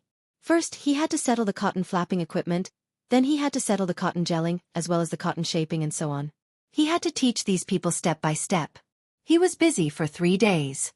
At this time, Zhang Feng was discussing with Niu Pai Huang on how to pour rubber on cloth. When Niu Pai Huang was about to join in this bustling and mysterious matter, he realized that Chung Chumo and the rest were actually stealing things. This time, the entire courtyard was extremely quiet. Everyone looked at Zhang Feng, then looked at Chung Chumo, Ma Zhou and the rest. Their expressions were strange. At this time, Chung Chumo also slowly realized that everyone was strange, as well as Zhang Feng's malicious expression. His expression couldn't help but change. What a coincidence, Fengzi. Zhang Feng also didn't expect that Chen Tiniu and the rest would steal into his house. But the moment he saw him, Zhang Feng understood many things. The first thing he thought of was the old master, as well as the few people who were present that night. If not for these few masters, how would he, Du Dabing, dare to let Chen Tiniu be so crazy? What's more, he even dragged Ma Zhou and the rest along. This was simply comparable to a rebellion. I say, do you have to go to this extent? Zhang Feng was a little speechless. He wanted to beat them up, but he couldn't. If he didn't beat them up, if they all learned like this, what would happen in the future? Thus, Zhang Feng couldn't be bothered to beat them up. He waved his hand and said, the few of you, that's enough. Just now, the old master told me. Otherwise, the guards in the courtyard would have already broken your legs. Let's go, Tiniu. The few of you enter the house. Ma Zhou, after getting the things away, the few of you quickly come back. I have something important for you to do. Chung Chumo, Du Shu, and Zhang Sun Chong looked at each other in confusion. They really didn't expect Zhang Feng to cover for them. But this also meant that Zhang Feng and the others had something big to announce. After all, this was the first time Niu Pai Huang had come to the mansion with Zhang Feng. Without saying a word, they followed Zhang Feng into the study. As soon as they entered the room, Zhang Feng asked them to quiet down. Only Niu Pai Huang was in the middle of the study, fiddling with a big iron pot. Inside the pot was a pot of rubber that had already solidified. Everyone was dumbfounded. He didn't know why Zhang Feng let Niu Pai Huang boil rubber here, but how could it be an ordinary thing if Zhang Feng valued it so much? Zhang Feng patted Ching Chimo's shoulder and said, "Tiniu, it was the old master who asked you to come, right?" Hearing that, Ching Chimo shrunk his neck and said, "How did you know? If I didn't even know this, I wouldn't be called Zhang Feng." Zhang Feng was a little speechless and spread his hands. Then he continued, "Tell me what's going on?" Ching Chimo saw that there was nowhere to hide, so he had to brace himself and make up a story. He forcibly turned Li Yuan's curiosity into the people of the Tang dynasty and so on. Of course, Du Go, Zhang Sun, and the others couldn't be left out of this. In the continuous smooth lies of these people, Zhang Feng was fooled into a daze. However, he didn't have a trace of doubt. Instead, he was a little excited and reached out his hand and said, "Since the old master said it so arrogantly, then according to his character, he must have prepared the money for me, right? Come, quickly take it out. I'm also worried about where to get the money now." This time, it was Ching Chimo and the others' turn to be dumbfounded. Ching Chimo glanced at them and saw that they were very confused. He hurriedly asked, "What money?" Zhang Feng was also dumbfounded. "Isn't it the money for the order of 100,000 cotton-padded clothes from the military? Why, the old master didn't tell you about this." Ching Chimo finally understood what was going on. He hurriedly shook his head and said, No one really mentioned this, but..." Zhang Feng frowned a little disappointedly at first, but after Niu Pai Huang's shout, Zhang Feng also let go of this matter. He grabbed Ching Chimo's hand and pointed at Niu Pai Huang, saying, "Tai Niu, now I have a difficult task for you. As for other things, you can put it aside first. It's here.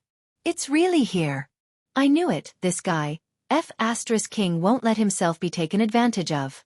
Ching Chimo wanted to cry but had no tears. However, he still forced himself to ask stutteringly, "Well, tell us, as long as it's something we can do, as long as it's something the four great scholars ask us to do, we'll definitely do it." "Hey, look at how scared you are. Actually, this is nothing else, it's something you've done before." Zhang Feng was stunned for a moment. Then he grinned. However, when everyone saw Zhang Feng's grin, they instantly felt bad. Zhang Feng didn't care about this and said, "I don't mean anything else. You've seen it too, since this phosphate fertilizer factory was built, it seems like you've been idle. Next, I want you to work with Niu Pai Huang in half a month." "Wait." Zhang Sun rushed over and looked at Niu Pai Huang, who was boiling rubber with horror, saying, "Feng, you want us to boil rubber?" Chapter 1700. Making Rubber. This looked like a place on the mountain. It was even more horrible than squatting in the reflection room after making a mistake. The reflection room. As the name implied, it was used to reflect on one's mistakes. However, calling this house a house was a waste of talent. The entire house could only accommodate a small bed that was half the size of a door and a night fragrance bucket. It was only 4 feet high. Just think about it, how terrifying would it be for a person to squat in a dark room that was only 4 feet high? However, even so, everyone on the mountain thought that it was a blessing. The rubber factory on the mountain was built in the most remote part of the mountain. Usually very few people would go there. However, most of the students were 17 or 18 years old. They liked to explore these things. However, everyone who had been to the rubber factory was forced to step back by the pungent smell of rubber and the pitch-black, stinky gutters that stretched for over a mile. The most important thing was, even the birds in the sky didn't dare to provoke the poison of this thing. The fish in the water had long died, not to mention the ones in the sky and the ones in the ground. They had all run away and died. Who would dare to go to such a terrifying place? However, at this time, Zhang Feng wanted them to go. What was this? This was a reward. They knew that Zhang Feng wouldn't let them go so easily. It turned out that this was the trap. Cheng Chimo's face was like a pig's liver. He hurriedly said, "Fengzi, this matter was instigated by the old man. You know that we are the younger generation. We have to listen to whatever the old man says. We know that stealing is wrong, but you don't have to trick your brothers like this, right? What are you talking about? Zhang Feng was a little confused. However, looking at the expressions on their faces, he suddenly understood. Just this? You're scared? Zhang Feng shook his head. Cheng Chumo didn't know what Zhang Feng was thinking. He hurriedly said, Isn't it? We saw it with our own eyes. The place where the rubber factory was located was pitch black all day long. Even the fish in the canal were all dead. The water was pitch black. There were no birds in the sky, and no wild animals in the ground.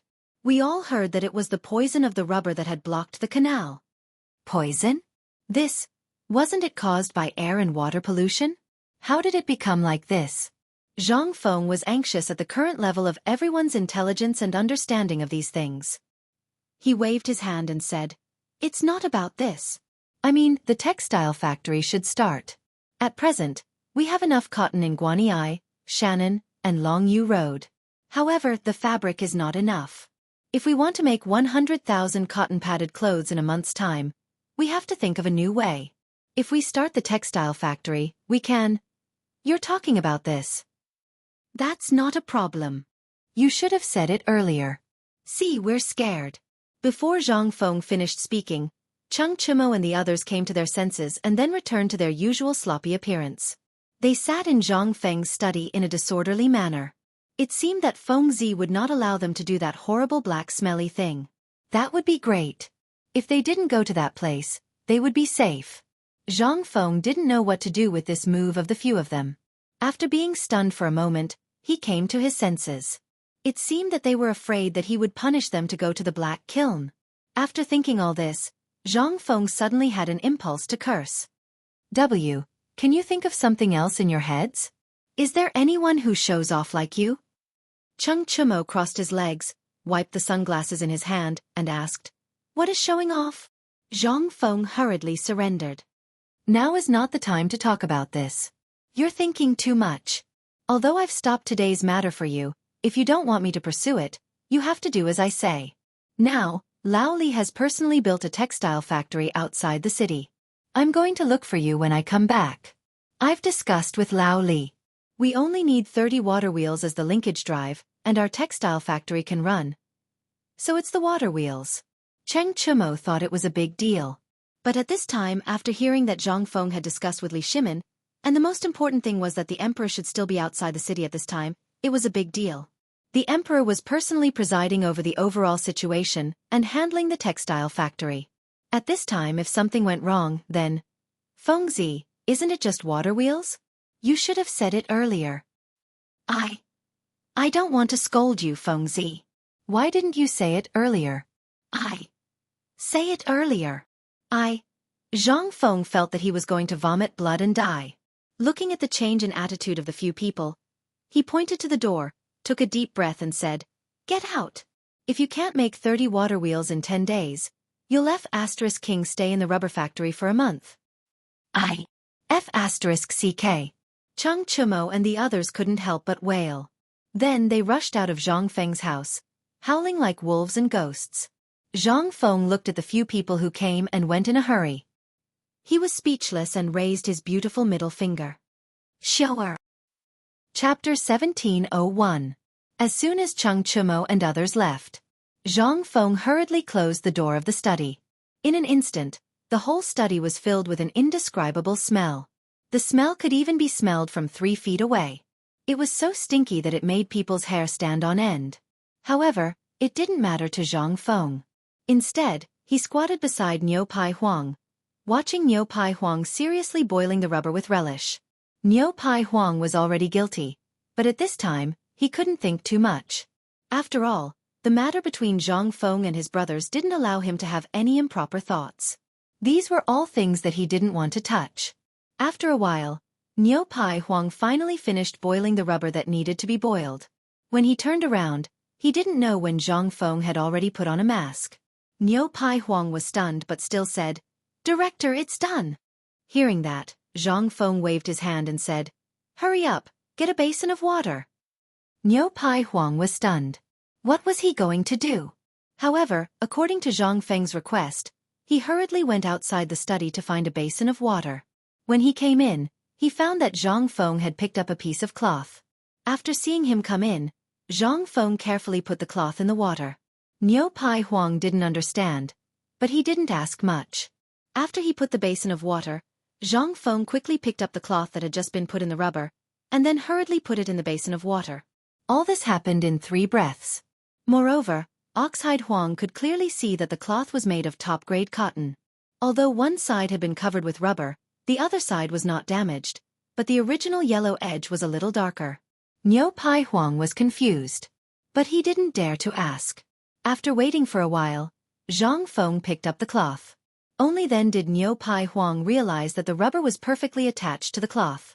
Zhang Feng roasted the cloth on the fire, then threw it to Niu Pai Huang and said, "Quickly cut off all the rubber on this cloth with a knife." Oxhide Huang was dumbfounded. He looked at Zhang Feng in a daze. Zhang Feng said, "This is something that transcends time. You have to be careful. Tomorrow morning, when you scrape off all the rubber on the cloth, I will tell you what it is." Oxhide Huang was dumbfounded. Looking at Zhang Feng, who was yawning as he left, and then looking at the thick stack of cotton cloth, he couldn't help but stare. But he didn't dare to say anything. He could only sigh and hurriedly do as Zhang Feng asked. After Zhang Feng left, Cheng Chimo and the others slipped back into the study. As soon as they entered, they stared at Niu Pai Huang and said, "Old Huang, what are you doing?"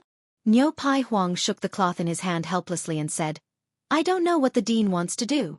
He just threw such a good cloth into the rubber, and then asked me to scrape off the rubber on it. Don't you know what you are doing?" Cheng Chimo and the others looked at each other. No one knew what Zhang Feng wanted to do. They could only say, "You, do it first. Let's wait and see." Did Feng say anything? After Niu Pai Huang recounted Zhang Feng's words in full detail, Cheng Chimo and the others were also dumbfounded. They could only urge Niu Pai Huang to hurry up and do it. Intuition told them that what Zhang Feng wanted to do this time was after all somewhat inconceivable. After all, Zhang Feng wasn't an ordinary person. When you felt that something was wrong with him, it was also when he was doing something. At this time, you had to pay attention. If you didn't pay attention, he would give you a huge surprise. And at this time, what was Zhang Feng doing? At this time, he was tinkering with 100,000 armaments. He could actually do something that no one could understand at this time. What was he doing?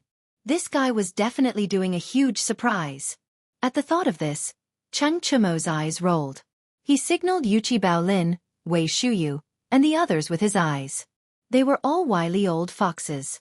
With just a glance and a movement, they could almost understand. After they left the study, Cheng Chimo said with a rare seriousness, "I think what Feng wants to do this time is definitely related to the 100,000 armaments. And you also know how important this matter is not only to the second master, but also to my family and Baolin's family. So, I think, should we tell the family about this matter? Is there a need to say this? If it weren't for the fact that you all didn't say anything, I would have gone back long ago. Oh right, Tai Nyo, have you given those things to the second master and the old master?" Zhang Sun looked worriedly at Cheng Chimo and asked. Cheng Chimo gave Zhang Sun a reassuring look and said, "Don't worry, I just asked Ma Zhou and the others to send these things to Chang'an Hotel. There are specialized people there who will send them back safely. But I got some for my father." Zhang Sun rolled his eyes and said, "I knew you wouldn't be honest. All right, remember to get some for my family. My father is getting impatient from waiting." "Me too." Dugo looked at Cheng Chimo with a smile. Seeing this, Cheng Chimo couldn't help but twitch the corner of his mouth. But he still said, "Don't worry, I've sent them all. I didn't see any of you coming to help just now. Good fellow, you were all waiting for me to catch them for Feng, right? And you call yourselves brothers." Chapter 1702. Li Yuan, who was waiting on the mountain, was a little upset. Although he always wanted to come to the mountain to drink with the 4 great scholars, Dr. Sun, and others and reminisce about the old days, such a beautiful day was very comfortable. More importantly, it could block the mouths of those leisurely people in the imperial court. Every day, looking at a group of youthful youths, holding books in their hands, every day they were as excited as if they were injected with chicken blood. There was no need to mention how nourishing it was. But today, Li Yuan had been absent-minded instead. Although he had been cooking wine with a few people while bragging, his eyes had been staring outside the door from time to time. Who were Yu Shernan and the others? How could they not see Li Yuan's thoughts? He asked with a smile, "Old master, are you still waiting for that kid?" Who didn't know about Zhang Feng's matter? At this time, although several people were here to accompany Li Yuan, they were also waiting for Zhang Feng's news. Hearing this, Li Yuan couldn't help but smile and said, "Don't think that old man doesn't know that you are also waiting for that kid, right? Haha, we are the same. But seriously, can that kid really make this kind of thing?" Xueji laughed. Seeing that Li Yuan didn't speak, he continued, "In fact, if this thing can really be made, it will be a real blessing for the Tang dynasty. At this time, what the Tang dynasty needs most is this kind of thing for the people's livelihood. I remember that in the past, almost every winter, there were many people in the north who were frozen to death, and almost many of the students in our academy came from poor people. If that kid really makes this thing..." Xueji's eyes narrowed slightly, and his voice suddenly became calm. "I think that at that time, not only will the reputation of our academy skyrocket, but this kid will also take advantage of this. This bastard kid. I have heard a lot of words denouncing him during this time." Li Yuan was slightly surprised and asked, "There are still people who dare to denounce him? I'm afraid they don't know what this kid will do, right? What can he do?" Ouyang Xiu was speechless. He spread out his hands and said, "Old master, this is your fault. Wouldn't it be better for him to stay in the academy?" He, Zhang Feng, was now an unpolished jade that needed to be carved. In addition, he was the youngest Confucian scholar. At this time, how many people and young people in the Tang dynasty were looking at him? Previously, when he embarked on the path of Junwu, the Shandong side directly spread lies to mislead the public. It's not like you don't know about this. At this time, it's great that this kid can realize his mistake and mend his ways. Therefore, I feel that this matter, whether good or bad, is a good attempt. We can also take this opportunity to shut the mouth of the Shandong side." Li Yuan narrowed his eyes. Although he had been listening to Ouyang Xiu's words that carried a bit of resentment for iron not becoming steel, his eyes had been staring at the old Xiu Kai. He saw that the old Xiu Kai hadn't said a word from beginning to end, and even the expression in his eyes hadn't changed. Li Yuan could not help but feel his heart skip a beat. Could it be? This kid, did he really do it this time? However, at this time, he also heard the dissatisfaction of the 4 Confucian scholars with his previous decision. He glanced at Ouyang Xiu lightly and said, "Although that's the case, the war in the north is urgent. In addition, Tuli Khan is covetous, as well as the plague of locusts and drought. In these few times, the old foundation of the Tang dynasty has been hollowed out. In this matter, the imperial court has no way at all. Otherwise, why would the old man beg that kid like this?" Li Yuan was right. But there was also something wrong. He cleverly bypassed the matter of him urging Zhang Feng to get the new weapons, and the people present did not dare to say anything. They just snorted angrily. "If it weren't for you and those stubborn and incompetent people in the imperial court, how could you let Fengzi worry about it? You are so happy. You throw everything to this kid. Don't you think about his future? In case he goes on the wrong path or offends some people in the imperial court who can't be offended in this matter, who will take the blame for him when he becomes an official in the imperial court? Here it comes." At this time, the feminine voice of the old eunuch outside the door instantly attracted everyone's attention. A moment later, Lai Ji rushed in. When he saw so many pairs of eyes staring at him, his whole body began to tremble in an instant. "This student greets the teachers, greets the vice principal. What you are holding in your hand, give it to the old man." Li Yuan did not wait for him to finish speaking and directly waved his hand. Lai Ji did not dare to be careless. He hurriedly handed a sheepskin package in his hand to Li Yuan. Yu Shernan and the others did not care about any poise. They hurriedly got up and came to Li Yuan's side. Their eyes stared at the package in Li Yuan's hand. The thing in Li Yuan's hand at this time was not anything else. It was really an auspicious sign from the heavens. If it was true, then in the future, no one in the Tang dynasty would be afraid of winter. The package was very big, only the size of a person's embrace. But Li Yuan actually easily raised it with one hand. Li Yuan also could not wait. His eyes were burning as he hurriedly opened the package. When the package was opened, a red thing jumped out of the package in an instant. It instantly gave everyone a big fright. When everyone reacted, they saw a singlet made of red silk fabric slowly appear in front of everyone. Hiss! Everyone could not help but suck in a breath of cold air. Looking at the thing that Li Yuan kneaded into a ball and looked incomparably soft, for words instantly popped up in everyone's mind. Auspicious sign from the heavens. Chapter 1703. Cotton-padded clothes. At this time, Yu Shernan and the others were dumbfounded. Although they had heard of this thing before, because there were also rumors of this matter on the mountain, in order to suppress this matter, they did not dare to leave the mountain at will. Today, seeing Li Yuan go up the mountain, how could they not know that this matter had taken shape? At this time, after seeing the thing in Li Yuan's hand, everyone instantly wanted to take a look. However, Li Yuan had been holding it very tightly, which made them instantly helpless.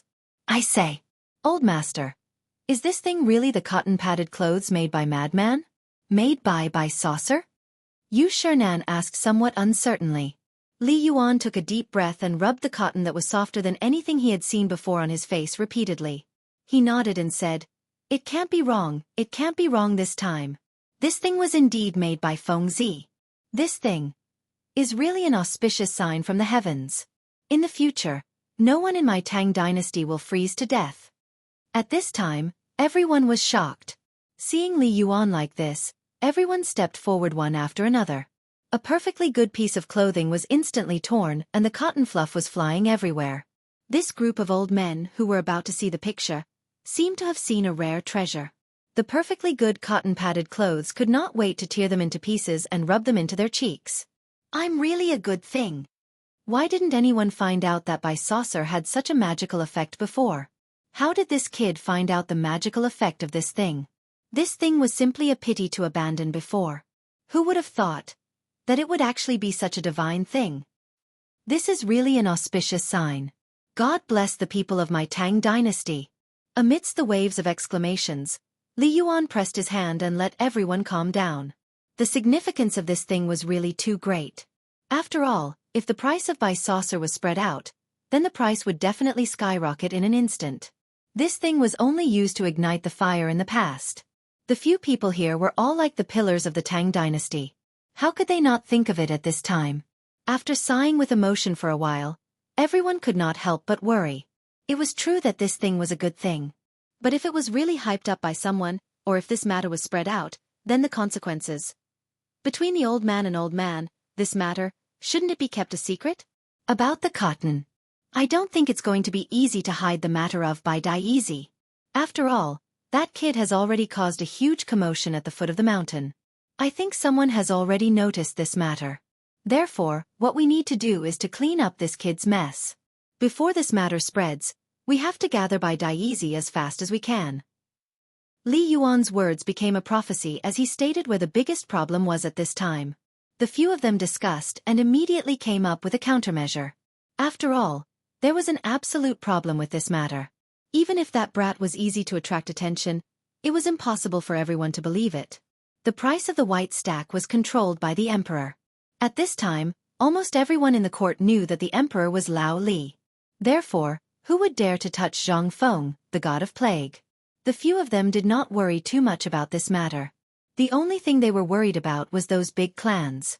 Once this matter was completed, the first to bear the brunt would be these big clans. This loss was not just a matter of a few goods. What they would lose was their connections. It was people. It was the market. Once the cotton products were on the market, the first to bear the brunt would be the cloth trade. Then, it would be the biggest cloth trade now, Suong Satin Shop. This was the most important industry of the Zhang family in Xinjiang. This industry was not only spread throughout the Tang dynasty, but also involved several countries around the Tang dynasty. More importantly, the Zhang family bore the title of the royal family. Once it stopped, then, one could imagine what kind of revenge the Zhang family would take. The Zhang family was not scary. What was scary was that the 5 families and 7 sects were connected. Once one of them was moved, then it would not only affect the Zhang family, but also the entire 5 families and 7 sections. It was very likely that they would officially start a war with the 5 families and 7 sects. Therefore, the few people involved in this matter were so serious. After a while, Li Yuan waved his hand with a slight headache and said, "This matter will be handed over to Erlang and the others. They have already thought of this matter. These days, there is no news from the palace. It seems that he is moving about because of this matter. So, let's not care about this matter. By the way, Brother Zihui, last time your family came, what happened to the business with that brat? Why did I hear that this brat owes much to your family's help this time? In an instant, everyone looked at the old Shiozai. The old Shiozai did not know why Li Yuan would ask about this matter at this time. After pondering for a while, he said truthfully, I don't know about this matter, but I heard from my family that the brat seems to be of great use. But I can guarantee that this matter has nothing to do with the cotton-padded clothes incident this time. Really? Li Yuan looked at the old Shiozai meaningfully and asked. Chapter 1704. That was what Li Yuan would say. After all, the old scholar was once the genius of the Xie family, the pillar of the family. Li Yuan didn't need to be too straightforward to understand some things. Why would the people of the Xie family appear in Chang'an at this time? Why would the people of the Xie family run into Fengzi so coincidentally? Why would Fengzi get in touch with the Xie family because of some dried flowers? These were all things that Li Yuan and Li Shimin couldn't figure out. Most importantly, the Xie family used to be so terrifying that even a ruthless person like Yang Guang didn't dare to act rashly. This time, because of Fengzi, the Xie family seemed to be showing signs of rising. How could the royal family not be worried? Especially the appearance of the cotton-padded clothes. This was something that could instantly make a small family or an insignificant person rise to be comparable to a single family of the 5 surnames and 7 clans in less than a month. In the Tang dynasty, which was surrounded by wolves, there was no room for a second giant like the 5 surnames and 7 clans to appear. At that time, it was precisely because of this that the Wang family was completely wiped out. At that time, the Xie family was too powerful and the old scholar's influence was too great. It could be said that at that time, there was the Cui family of Qinghe in the east and the Xie family of Chen County in the west. These two families were famous at that time. They represented the thoughts of Confucianism in the north and the south. Because the Cui family of Qinghe was an important part of the 5 surnames and 7 clans, and because the Tang dynasty was just established, it urgently needed the support of Confucianism. Therefore, the Xie family of Chen County suffered the crazy revenge of the Cui family of Qinghe. That was why the old scholar lived in seclusion in Chang'an for many years. But why didn't the Xie family come in contact with the old scholar until today? This was something that Li Yuan couldn't figure out. But at this time, the appearance of the Xie family instantly made the whole of Chang'an turbulent.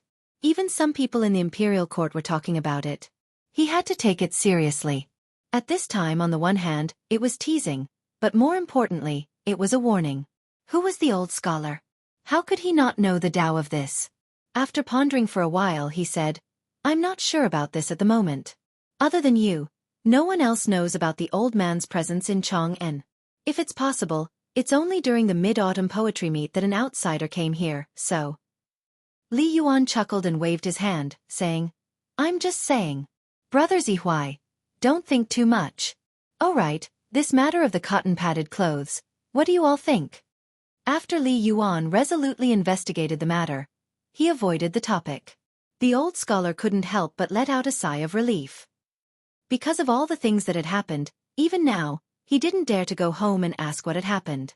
At this time, Li Yuan asked, he could not help but feel extremely puzzled about why Madame Xie came to Chang'an. It was as if all of this was orchestrated by someone else.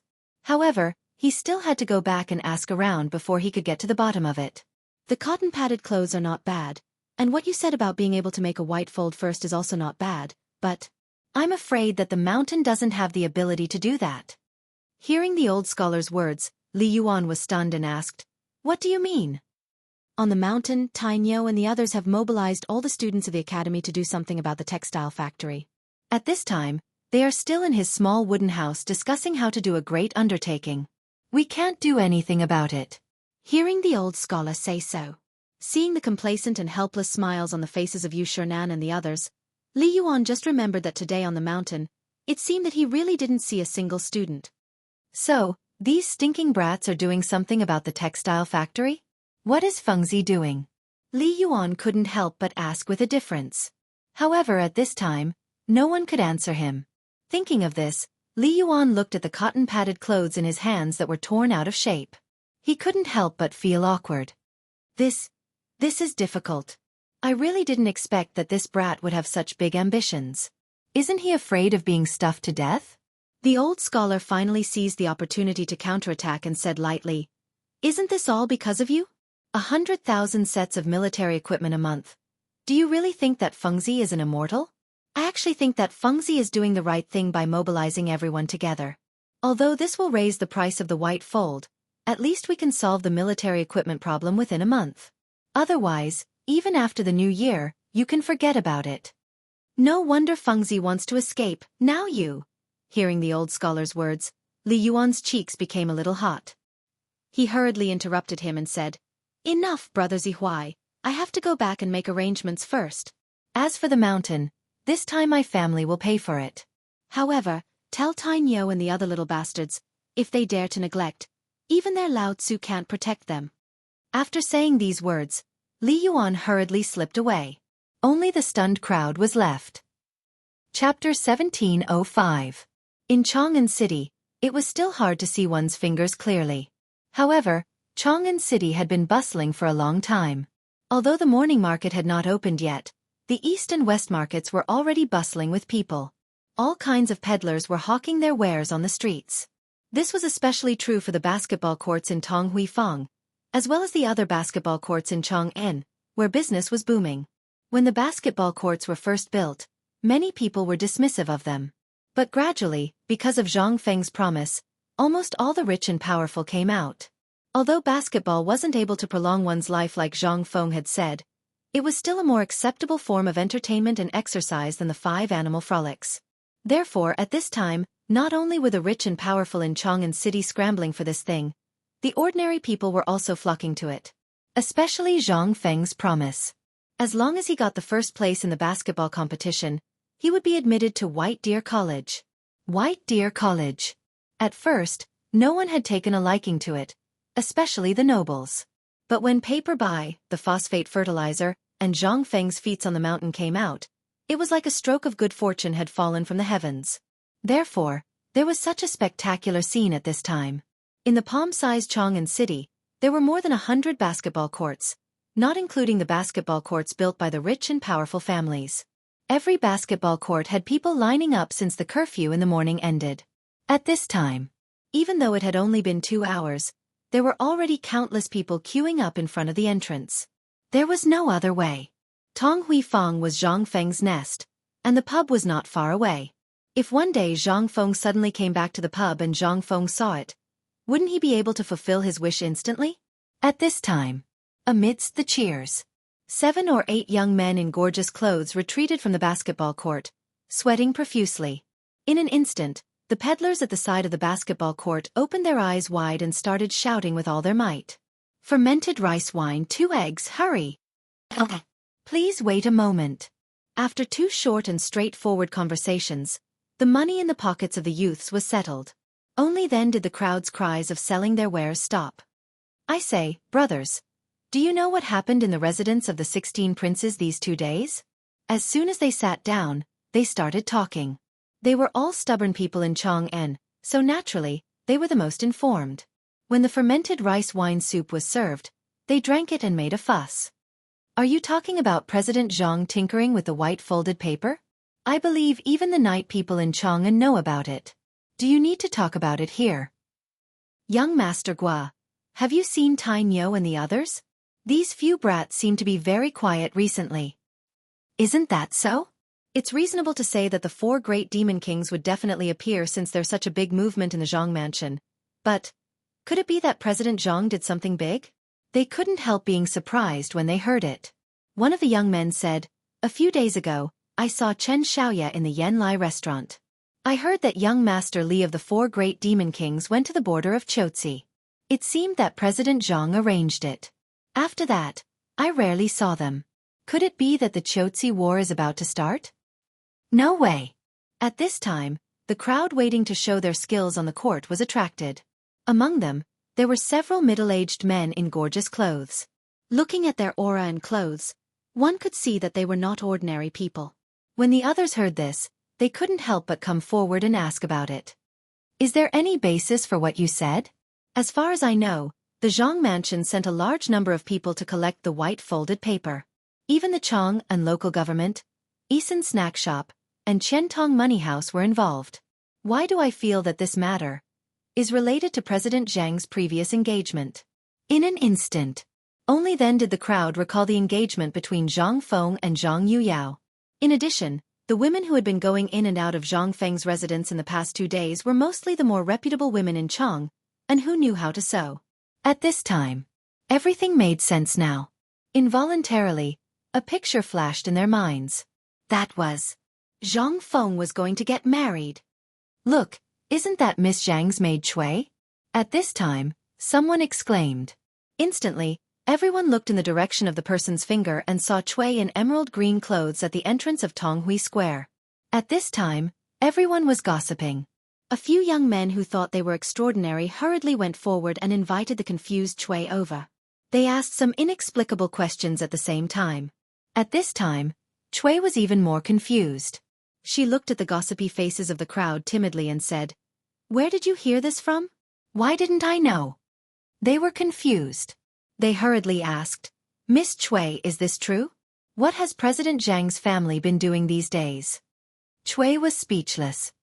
I don't know. If there's anything, go to the son-in-law's house and ask.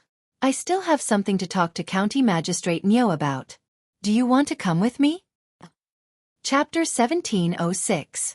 No one dared to go to the Chong and county government. Niu Weili was famous for being tricky, especially after he got involved with President Zhang. He cared more about Zhang Feng than his own mother, Lao Tzu. If he found out that they were gossiping here, the consequences, they couldn't help but feel a chill down their spines. They found an excuse and hurriedly left. Today, after little Cui went out, everyone she met took the initiative to greet her. There were even people she didn't know who took the initiative to greet her. As for the questions, they were all about whether Zhang Feng was going to get married. Even Niu Weili was asking about it in a roundabout way. This made little Cui extremely suspicious. Were these people crazy? With the son-in-law's current fame, if it was really going to be a wedding, a month ago, it would have been the talk of the town. How could it be so quiet? There was even a voice that made little Cui feel a little confused. That was, Zhang Feng was going to be promoted.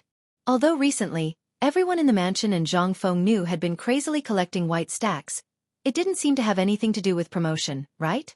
When little Cui returned to the mansion, she was still thinking about it. She didn't even notice that the roll in her hand that she brought back from Niu Weili for the master was almost in Zhang Shan's mouth. Little Cui, what are you doing? Zhang Shan shouted. Little Cui trembled and came back to her senses. But when she came back to her senses, she trembled and the teacup on the table instantly fell to the ground and shattered. Zhang Shan's face darkened. Little Cui hurriedly said, "Master, please forgive me. I didn't do it on purpose. I just what?" Zhang Shan was in a good mood. Because Zhang Feng, who was originally just a small businessman, could almost do whatever he wanted in Chang'an City. This was all thanks to his good son-in-law. Although they weren't married yet, under the woman's instigation, Yu Yao had already decided to follow Zhang Feng. Although Zhang Shan wasn't sure what Zhang Feng was up to this time, he knew that it was going to be a big deal. It could even change his life. And this time, he had worked with Niu Weili to make a blank stack. He had almost thrown in all his savings. This time, he was also checking the account book with Niu Weili. Who would have thought that this damned maidservant would be like this? This was all because Yu Yao had spoiled him too much. Little Cui saw that Zhang Shan was unhappy, so she hurriedly told him the whole story. Zhang Shan was a little confused when he heard this. Marriage was something that he dreamed of. But that wasn't realistic either. After all, Zhang Feng had said that he would only get married when he became an official in the imperial court. It was still too early. However, Cui's last sentence gave him a glimmer of hope. Could it be that the emperor was really going to give that brat a promotion? After thinking about it carefully, it was really possible. After all, Zhang Feng had made so many things. If he was a normal person, he would have been promoted long ago. How could he be like Zhang Feng? Not to mention the first rank in the imperial court, he could even be promoted to a third-rank official. However, Zhang Shan was a little uncertain. After all, there were some things that he was clear about. Waving his hand, he scolded, Don't be bewitched by those stubborn people outside. Be careful not to be fooled. If there's nothing else, just stay at home and serve Miss well. If I find out that you're gossiping with those shady people outside again, you'll have to wait for me. Little Chui heard this and instantly became listless as if frost had hit her. The conversation between the two was also heard by Zhang Yuyao, who had just passed by Zhang Yuyao's living room. As soon as Little Chui went out, Zhang Yuyao hurriedly called Little Chui into the boudoir.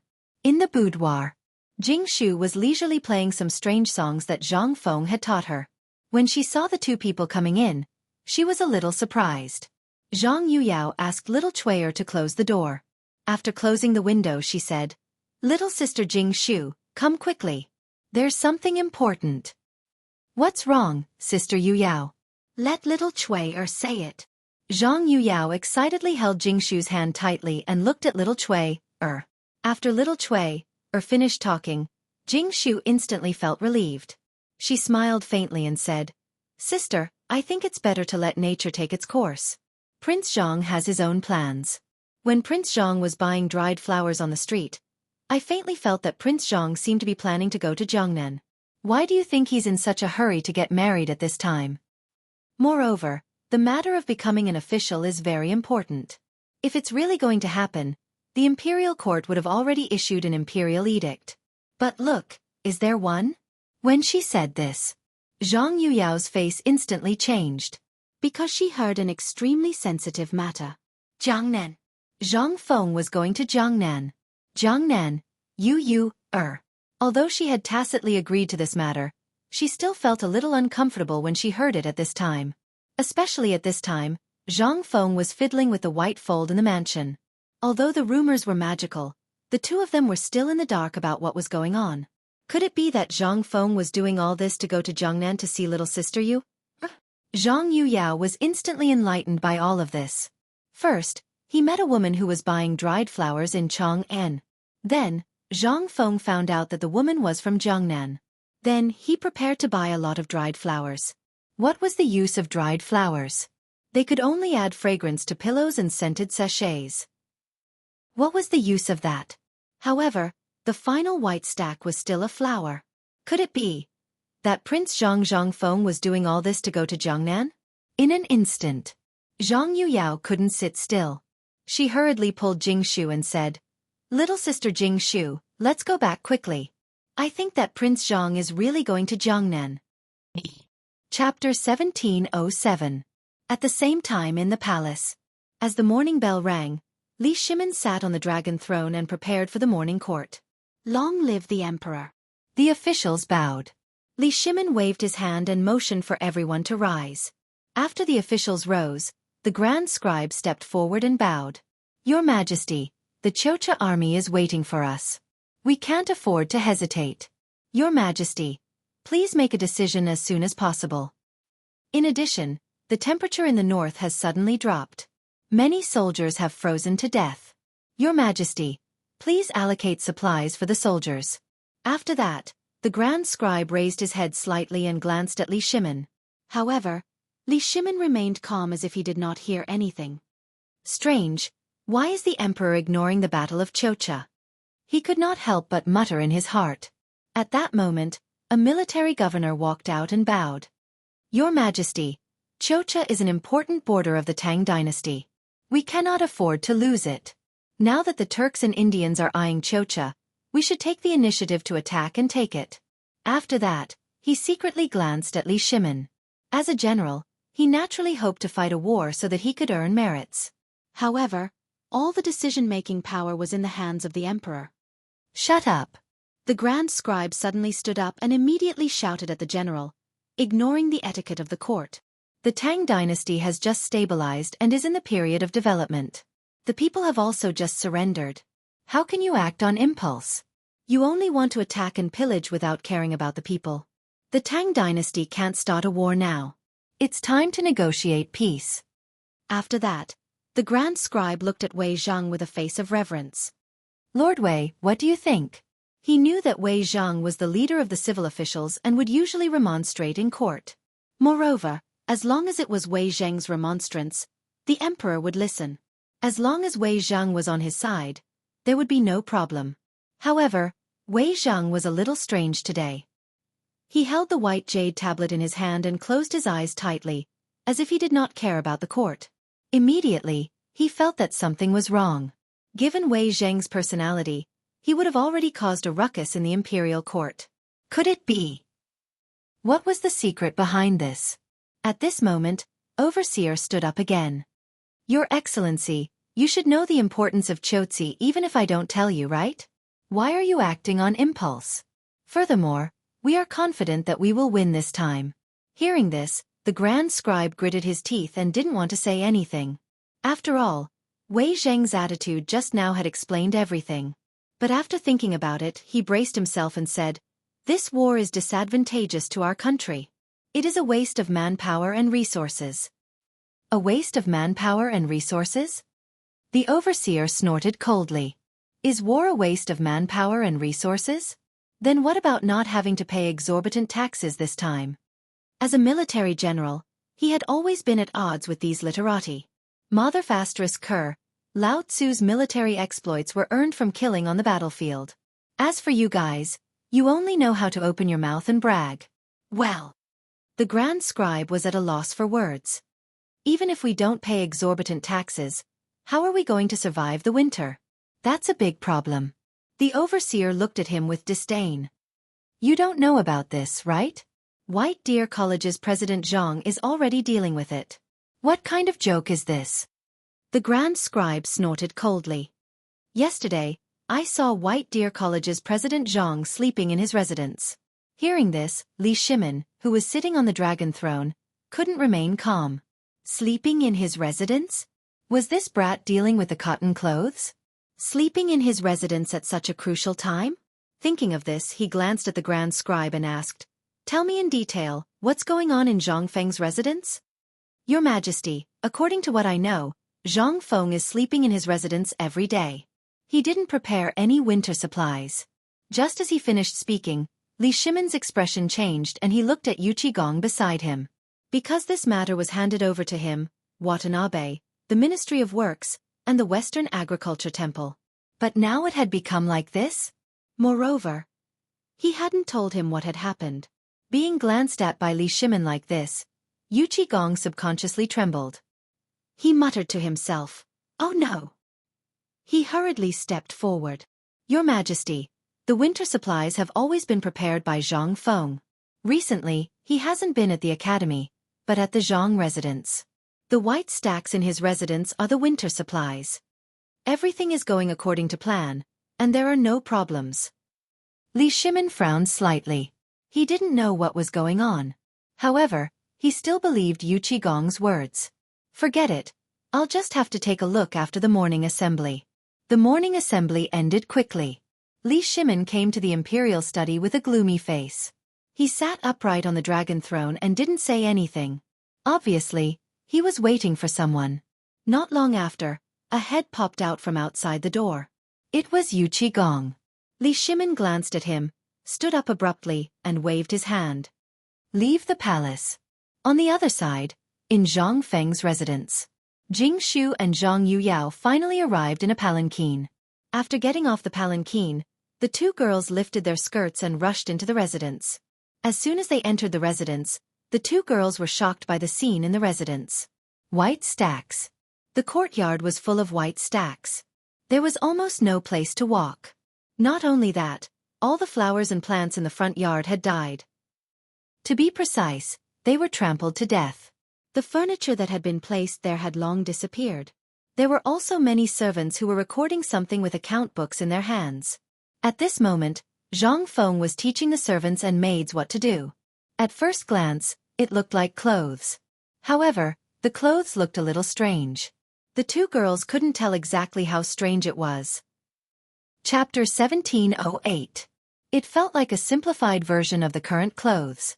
Zhang Yuyao looked at Zhang Feng in confusion, unable to speak for a while. She didn't know what was going on in this family. Why did he get so many white stacks? One had to know that white stacks were used by ordinary people to start a fire. Why did he buy so many of them? Not only did Zhang Yuyao find it hard to understand, but Jing Shu was even more so. She stood there in a daze and thought for a long time, but she still couldn't figure out Zhang Feng's thoughts. Finally, the servant standing in the corner noticed them and stepped forward with a smile. "Madams, you're here." As soon as he said that, the busy people around stopped what they were doing and looked at the two women. Zhang Feng also looked over and stepped forward with a smile. "You're here. Come, try my new work." With that, he took out 2 cotton-padded clothes from the 2 servant girls. To be precise, they were red cotton-padded clothes. "Put them on and try them on. I just made them." Zhang Feng showed the cotton-padded clothes with a smile and was about to put them on for the 2 women. The 2 women looked at the cotton-padded clothes with a strange expression. They had never seen these clothes before. They looked really strange. However, since Zhang Feng wanted them to wear them, of course, they couldn't refuse. The 2 women looked at each other and put the cotton-padded clothes on their bodies. The moment they put it on, a wave of warmth hit them. It was as if they were wrapped in something. It wasn't that cold anymore. Jingshu looked at Zhang Feng in shock. "Prince Zhang, this is—" Of course, she knew that it was because of Zhang Feng. Zhang Feng smiled.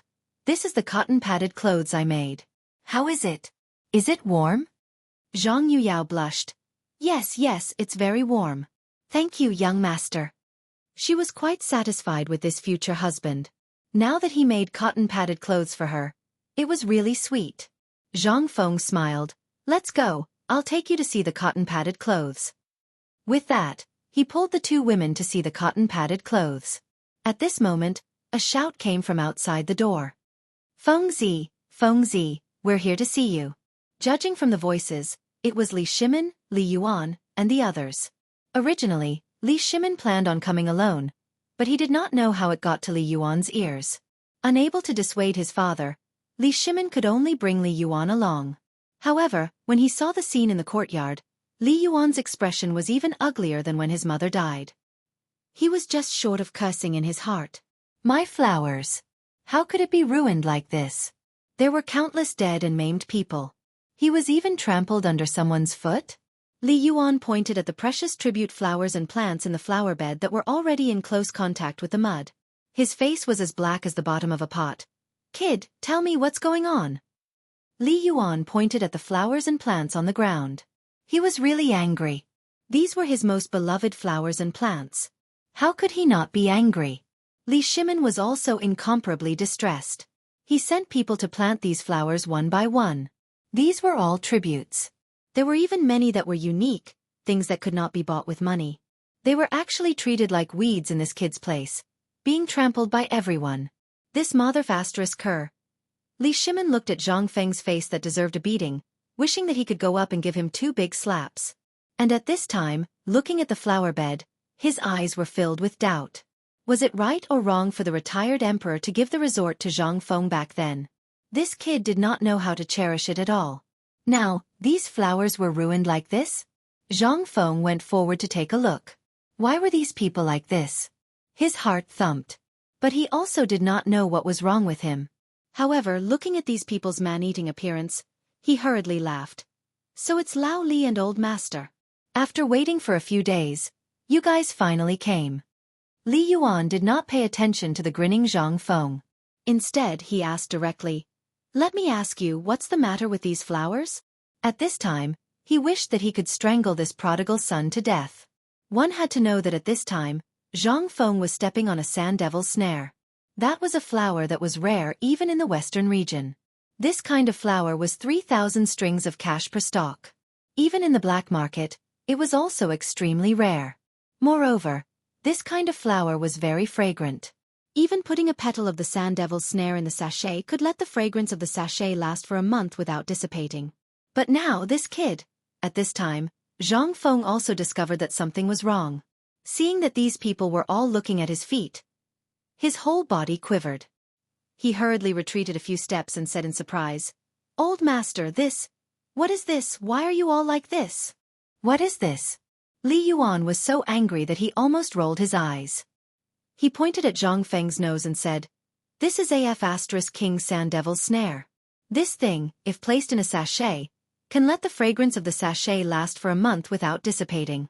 Moreover, this thing has the effect of refreshing the mind, calming the soul, and sleeping. Do you know how much this thing is sold for on the black market?" Zhang Feng's eyes were about to pop out. Gulp. He swallowed his saliva with difficulty. How much? 1,000 taels of gold. Li Yuan said word by word. One had to know that this stock was a unique item in the Tang dynasty. Back then, Li Shimin spent a lot of effort to get this thing. But in the end, the villa was given to Zhang Feng. He also forgot about this matter. Hearing this, Zhang Feng was instantly dumbfounded. 1,000 taels of gold? This F*king so expensive. He looked at Yu Qigong and the others with a pleading face. Yu Qigong and the others acted as if they did not see it. They greeted each other and chatted with the people around them. Chapter 1709. He didn't care about Zhang Feng at all. This made him so angry that he wanted to curse. F*ck, why didn't you say so earlier that it was such an expensive thing? Now that it was like this, instead, he came to curse. However, on second thought, that's not right. This is Lao Tzu's place. Since when was it their turn to point fingers at Lao Tzu's place? After figuring everything out, Zhang Feng's guilt slowly lessened. He coughed softly and said, I thought it was something special. It turns out that it's just a perfume. Old man, wait for me. When I'm done with the cotton-padded clothes, I'll get you something nice. This thing, it can be said that it's definitely more fragrant than anything you've ever seen. Hearing this, Li Yuan couldn't help but ask, what good thing are you talking about? He originally had an ulterior motive. Today, he came mainly for the cotton-padded clothes. Although seeing these precious flowers and plants being ruined, he was so angry that his liver hurt. However, this was something that was given away after all. What could he say? Zhang Feng smiled and didn't say anything. He pointed to the living room not far away. After greeting them, they entered the living room. In the living room, Li Yuan and the others were familiar with the way, as if they were returning to their own home. Zhang Feng was like a landlord, lying on the chair comfortably. He took out a cigarette and shook it on the oil lamp. Smoke rose, and he took a deep breath in his mouth. Looking at Zhang Feng's indifferent look, Li Yuan couldn't help but ask, Kid, what is the thing you said that is more fragrant than the Sandachira? Zhang Feng exhaled a mouthful of smoke and said slowly, Perfume. Perfume? Li Yuan was stunned. What was this? Could it be that this kid fiddled with something new again? He looked at Li Shimin, Yu Qigong, and the others who were beside him in confusion. Everyone also had question marks on their faces. They helplessly spread out their hands, indicating that they didn't know. To no avail.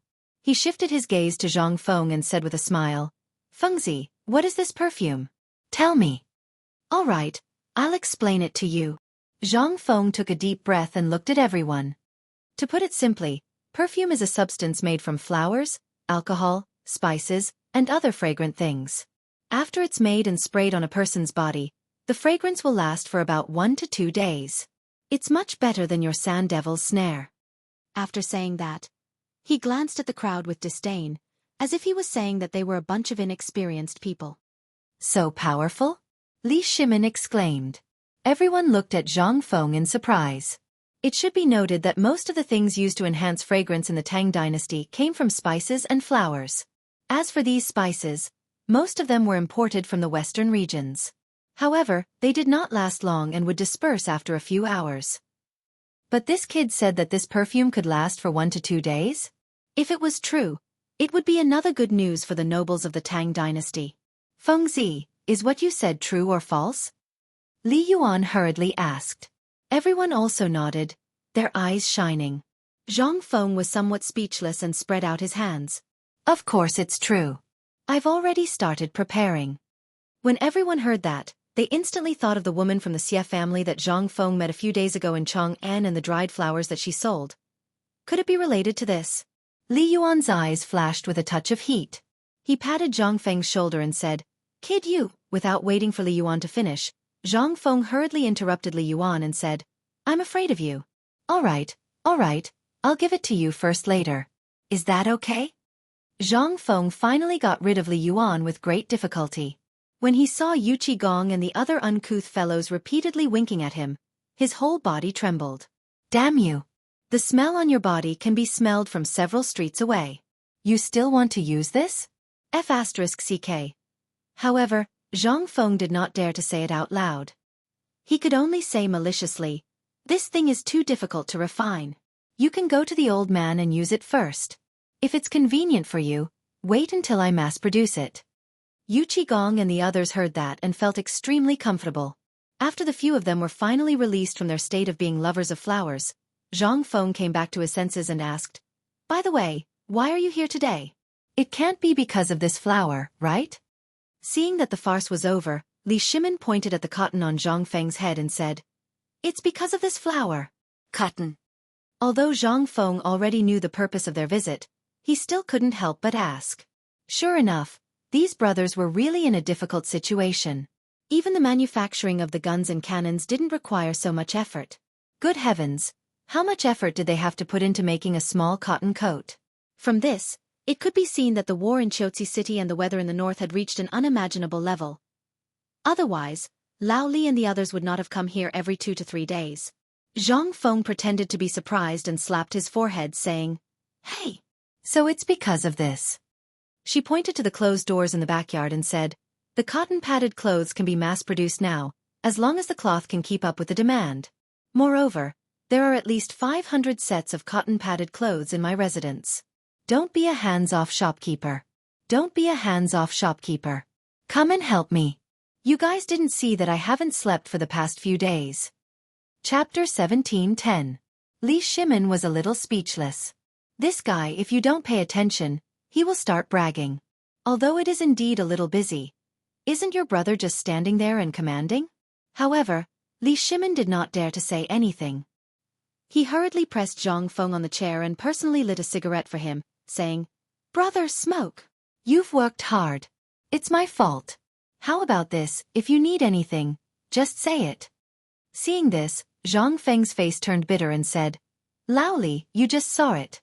My residence produces a large number of white sheets, and then it is transported to the weaving factory. The production here is combined with the weaving there, and the production and weaving can be done in one line. Hundreds of cotton-padded clothes can be woven in a day. However, this thing is too. Now the whole Chang'an city is full of rumors about Lao Tzu, and there are all kinds of rumors." Cough, cough, cough. Li Yuan looked at Zhang Feng's unceasing manner and was instantly stunned. He choked on a mouthful of smoke and coughed again and again. He hurriedly said, "Come on, kid, don't be so talkative. We are here today for this. If you have anything to say, just say it. Don't talk nonsense. By the way, before that, old man wants to ask you first. Are you sure you can really make hundreds of this thing in a day? Cotton-padded clothes?" Li Shimin also hurriedly nodded. When it came to business, Zhang Feng no longer bragged. Instead, he looked at their faces with disdain and said, "Is what I, Zhang Feng, said wrong? When have I ever told a lie? Not to mention hundreds of pieces. My courtyard is small now. Otherwise, the supply of gauze and cotton cloth can't keep up. Otherwise, 500 pieces a day is not a problem." Everyone widened their eyes and looked at Zhang Feng. Although Zhang Feng's words were a bit exaggerated, when they thought of Zhang Feng's previous industry and the speed of papermaking, everyone was silent at this time. If what Zhang Feng said was true, then no one in the Tang dynasty would freeze to death. The soldiers at the front also had cotton-padded clothes for winter. As for the commoners, they could also generate a series of benefits from this. For example, they could collect white-fold silk, sell it, or secretly store the silk. All of these could be exchanged for money. Not to mention whether the price of white-fold silk would skyrocket like the cicada pupa. This was also a good thing. The commoners would also be able to make a huge profit because of this. At the very least, the commoners would be able to have a fat new year this year. As for the price, what was that? Although the overall benefits of the Tang dynasty were not very good, the Tang dynasty was not very prosperous. However, there was still some savings in the national treasury. This bit of money. When the cotton-padded clothes were released, it would only be a drop in the ocean. The biggest problem now was the price of the cotton-padded clothes. Once these cotton-padded clothes were mass-produced throughout the Tang dynasty, it would be a great change for the Tang dynasty. Li Yuan and Li Shimin looked at each other and swallowed their saliva. Li Shimin subconsciously asked, "Then how do you plan to price it?" In an instant, everyone fell silent. Even the noise outside the living room seemed to have suddenly stopped at this moment. Everyone seemed to be waiting for this moment, waiting for Zhang Feng to say the price of the cotton-padded clothes. After all, since the cotton-padded clothes were produced, they must be sold. And the price was a big problem. As a new thing, if the price was set too high, ordinary people would definitely not be able to accept it. If the price was set too low, they would lose money and it would harm the interests of the clans. Although Zhang Feng wanted to deal with the clans, now was obviously not the time. The price. Zhang Feng touched his chin and lowered his head to ponder. His mind was spinning quickly. Suddenly, he thought of something and snapped his fingers. 100 coins, how about it? Li Yuan exhaled a mouthful of smoke and nodded. And this price is still fair. It doesn't matter if it's a bit more expensive, but have you ever thought that if you do this, these clans as well as merchants will take advantage of the loopholes, and you will even be in danger? After all, killing a person is still very easy for those big clans. When Zhang Feng heard this, he was shocked at first, then he grinned and said, "Don't worry, old man. Since I, Zhang Feng, dare to accept this business, I have the means to eat it." What means? Li Shimin asked in surprise. Zhang Feng waved his hand, indicating for him to calm down. Lao Li, you have been in the martial arts world for dozens of years, plus our previous cooperation. Have you ever heard me or someone else talk about something? Li Shimin didn't know what Zhang Feng was talking about. Learning from Zhang Feng, he shrugged and said, "Then tell me if I knew, I would still be with you." Zhang Feng rubbed his nose. He was not angry, but his mind instantly recalled the legendary story of the South where the clothing business was booming in the future. Only then did he say indifferently, "Dumping model." Dumping model? What is this? Li Shimin exclaimed in surprise. Zhang Feng recalled for a moment and smiled faintly. Dumping model refers to the behavior of an export operator of a country or region selling its products to another country's market at a price lower than the normal or average price of the domestic market, or even lower than the cost. The purpose is to defeat competitors, seize the market, and thus bring harm to the same or similar product manufacturers and industries in the importing country. Chapter 17:11. To put it simply, dumping is the act of suppressing the products of other countries or regions at a lower price. At this time, the living room was so silent that a pin drop could be heard. Everyone looked at Zhang Feng in a daze and said nothing. It was not that they didn't want to speak, but they couldn't. Every word of this idea put forward by Zhang Feng struck their hearts deeply. The people sitting here were all think tanks who worried about how to operate the behemoth of the Tang dynasty all day long. To be able to reach this position, was he not an ordinary person? However, what Zhang Feng said now was like a heavenly book, which really made everyone turn pale with fright. But after thinking about it carefully, they found that what Zhang Feng said was indeed not the slightest problem. For example, wasn't it the same principle as the agent production of cotton-padded clothes? Also, this was the same model as the braised meat shop in Chang'an Hotel. What they needed was just a document and the approval of the Ministry of Works. Just these alone could let them occupy 2/3 of the profit of a piece of clothing. This mother-***. This was simply a genius. Li Yuan looked at Zhang Feng for a long time before he calmed down. "Fengzi, I really didn't expect that you have understood business so thoroughly." At this time, he had re-examined Zhang Feng because his vision had never been wrong. Li Shimin gave Zhang Feng a thumbs up. "Fengzi, you can now be said to be the #1 businessman in the Tang dynasty."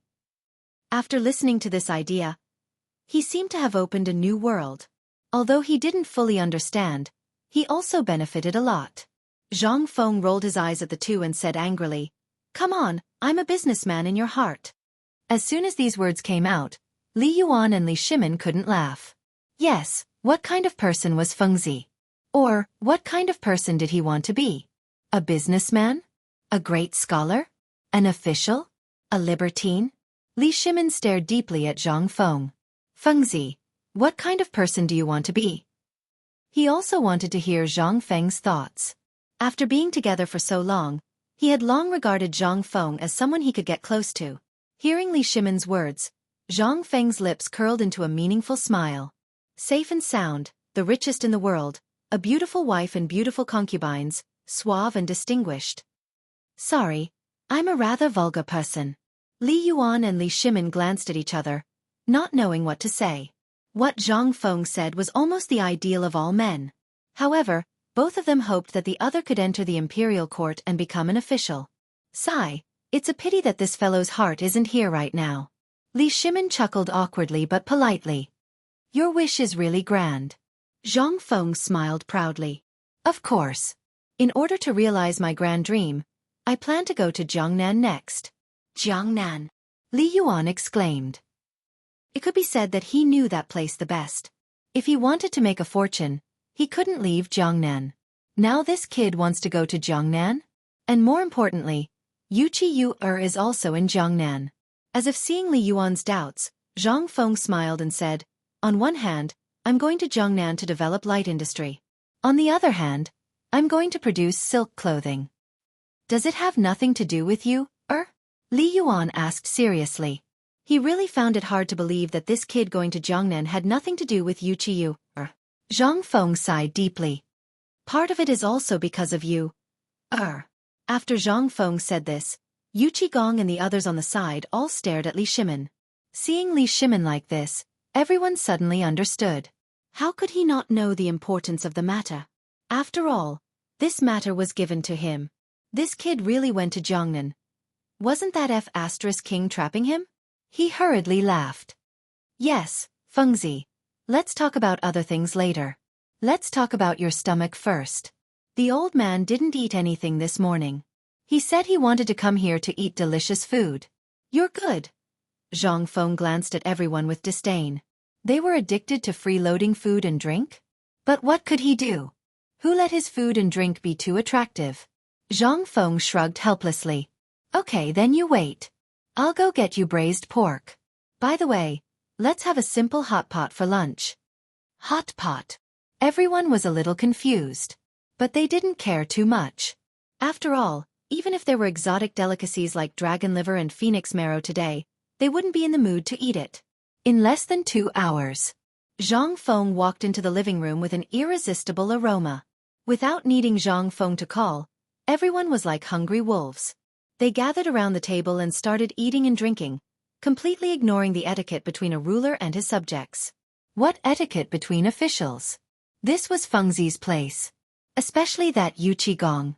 Without even moving his chopsticks, he poured himself a large bowl of wine and gulped it down. It attracted a wave of disdain from everyone. Li Shimin kicked Yu Qigong, who was gnawing on a pork shoulder. The latter suddenly raised his head and only understood after a moment. He hurriedly poured wine for Zhang Feng and kept persuading Zhang Feng to drink. Zhang Feng couldn't see Yu Qigong's intentions. He waved his hand to indicate that he couldn't drink. This made Yu Qigong anxious and he urged him to drink even more eagerly. After a while, he drank 2 large bowls. After a few bowls of wine, everyone's faces were a little red and they were a little drunk. With the help of the wine, Li Shimin asked, Fengzi, how are your cotton-padded clothes now? Chapter 17:12. Zhang Feng picked up a mouthful of vegetables and put it into his mouth before replying, There's basically no problem with making cotton-padded clothes. Why? Do you want it? Li Yuan put down the wine bowl and curled his lips. Forget it. Isn't it just stuffing some white stacks into the clothes? How simple is it? With your white stacks of clothes, if I want them, I can find someone to make them myself. Why would I need you to send it? Simple? When Zhang Feng heard this, he immediately became dissatisfied. Old master, you don't know what's good for you. Looks like I need to broaden your horizons today. After saying that, Zhang Feng touched his hot cheeks, walked to the door and shouted, Jing Shu, come here. After a while, Jing Shu walked over, wearing a red flower-patterned cotton-padded coat. In an instant, Li Yuan and the others sobered up. Yu Qigong also put down the wine bowl in his hand. They touched their hot cheeks and stared at Jing Shu with wide eyes. What kind of clothes were these? This was the question in almost all of their hearts. Because in their knowledge, they had never seen such clothes. Or rather, in their hearts, these were strange clothes. Fengzi, this is? Li Yuan pointed at Jing Shu and asked in surprise. Zhang Feng patted Jing Shu's shoulder and smiled with satisfaction. How is it? This is cotton-padded clothes? Li Shimin couldn't help but cry out in surprise. Then, he seemed to have thought of something. Could it be that this was made with white stacks? Zhang Feng smiled slightly and nodded. You're right. This is the clothes I made with white stacks. Teste. Li Yuan couldn't help but click his tongue. He walked to Jing Shu's side and asked, Miss Jing Shu, is this clothes warm? How is the effect when you put it on? Jingshu's pretty face blushed slightly, and she turned to look at Zhang Feng. Zhang Feng responded with a smile, indicating that he could speak freely. Seeing this, Jingshu slightly bowed to Li Yuan and said with a smile, replying to elderly, the cotton-padded clothes made by Prince Zhang are extremely warm and airtight. Wearing them is like being wrapped in a thick layer of fur, incomparably warm. Moreover, the most important thing is that movement is more convenient and free, reducing a lot of the burden. The moment these words came out, Li Yuan and the others were all dumbstruck. Was there really such magical clothing in this world? Not only can it keep one warm, but it can also facilitate movement? It was truly unbelievable. Li Yuan looked at Jingshu with a meaningful smile. Little girl, you're not saying good things for your sweetheart, are you? Hearing this, Jingshu's pretty face flushed red. She stomped her feet shyly, stole a glance at Zhang Feng, then turned and ran out. Haha. Li Yuan laughed loudly and patted Zhang Feng's shoulder. You're really lucky, kid. Yeah, you kid. Li Shimin also laughed at the side. That's right, of course I'm lucky. Zhang Feng raised his head with a smug look. Haha. This kid. Li Yuan and the others looked at Zhang Feng's appearance and could not help laughing loudly. After fooling around for a while, everyone returned to their seats. Zhang Feng looked at Li Yuan and said with a slight mystery, Come, elderly, I'll tell you another good thing. When Li Yuan heard this, his interest was piqued. He poured another bowl of wine and quietly listened to Zhang Feng's next words. Ah! Zhang Feng took a sip of wine and looked at Li Yuan. Elder, I'm preparing to make a leather jacket next. What do you think? Leather jacket? Li Yuan was stunned. What was this thing? Never heard of it. What is this? Li Yuan could not help but ask. Zhang Feng drank the remaining wine in the bowl in one gulp and said with a smile. Leather jacket is clothes made of leather. Leather can be made into clothes? Li Shimin at the side asked subconsciously. Of course, the clothes made of it are not only warm to wear, but also won't get dirty. Zhang Feng smiled proudly. As soon as these words came out, Li Yuan's eyes turned green, and he hurriedly asked, Then when are you going to make some? Let me try it first. Make, of course I have to make it. Zhang Feng roared and said, That's why I'm preparing to go to Jiangnan next. Hearing this, the faces of Li Yuan and the others changed color. Good boy, so he was waiting here. Fengzi, must you go to Jiangnan? Li Yuan stared at Zhang Feng with a serious face. In his heart, he really did not want the other party to go to Jiangnan. No one understood Jiangnan better than him. There were many clans there, and all of them were guys who ate people without spitting out the bones. If this boy went, could he still come back? However, Zhang Feng did not think so. He looked at the crowd with a serious face. I naturally have my reasons for going to Jiangnan. Jiangnan is known as the hometown of silk. I'm going there this time to open the door of silk. Moreover, it's the stronghold of the Silk Road on the sea. Once we get hold of it, we can completely monopolize the entire Silk Road. In addition, the leather jacket I just said needs to be made in Jiangnan. Like cotton-padded clothes, once the leather jacket is successfully produced, it will be the gospel of the people of the Tang dynasty. Also, I'm going to see you, At the end of his words, his tone slowed down and he sighed. Li Shimin could naturally understand Zhang Feng's thoughts and hurriedly advised, Fengzi, don't worry, you will be fine. We've sent guards over. Moreover, with your reputation and hers, no one dares to touch her. Yes. Yu Qigong also hurriedly interjected. If you're leaving, who will take care of these stalls? Chapter 17:13. Zhang Feng wants to leave. He can be said to be the most anxious. In the beginning, the two of them worked together to build the textile factory. Now that Zhang Feng is gone, isn't that pushing him into the fire pit? Zhang Feng doesn't care and is about to express his intentions. At this time, the housekeeper Du Ziting hurriedly walks in. Master, there's a woman outside asking for an audience. She also brought 50 dawn of dried flowers. Master must personally check. Zhang Feng puts down the wine bowl and glances at the door. Woman? I don't know any woman. Could it be that Madame Xie? Go invite her in. Zhang Feng waves his hand, indicating for Du Ziting to leave. A moment later, Du Ziting leads a woman in. It's that Madame Xie, Xie Chuyen. She's also carrying a basket full of dried flowers. As soon as she enters, Xie Chuyan's gaze falls on Li Yuan and the others, never leaving. She hasn't seen these people before, but to be able to sit next to Prince Zhang, they should be extraordinary. Especially that middle-aged man. His appearance is out of the ordinary.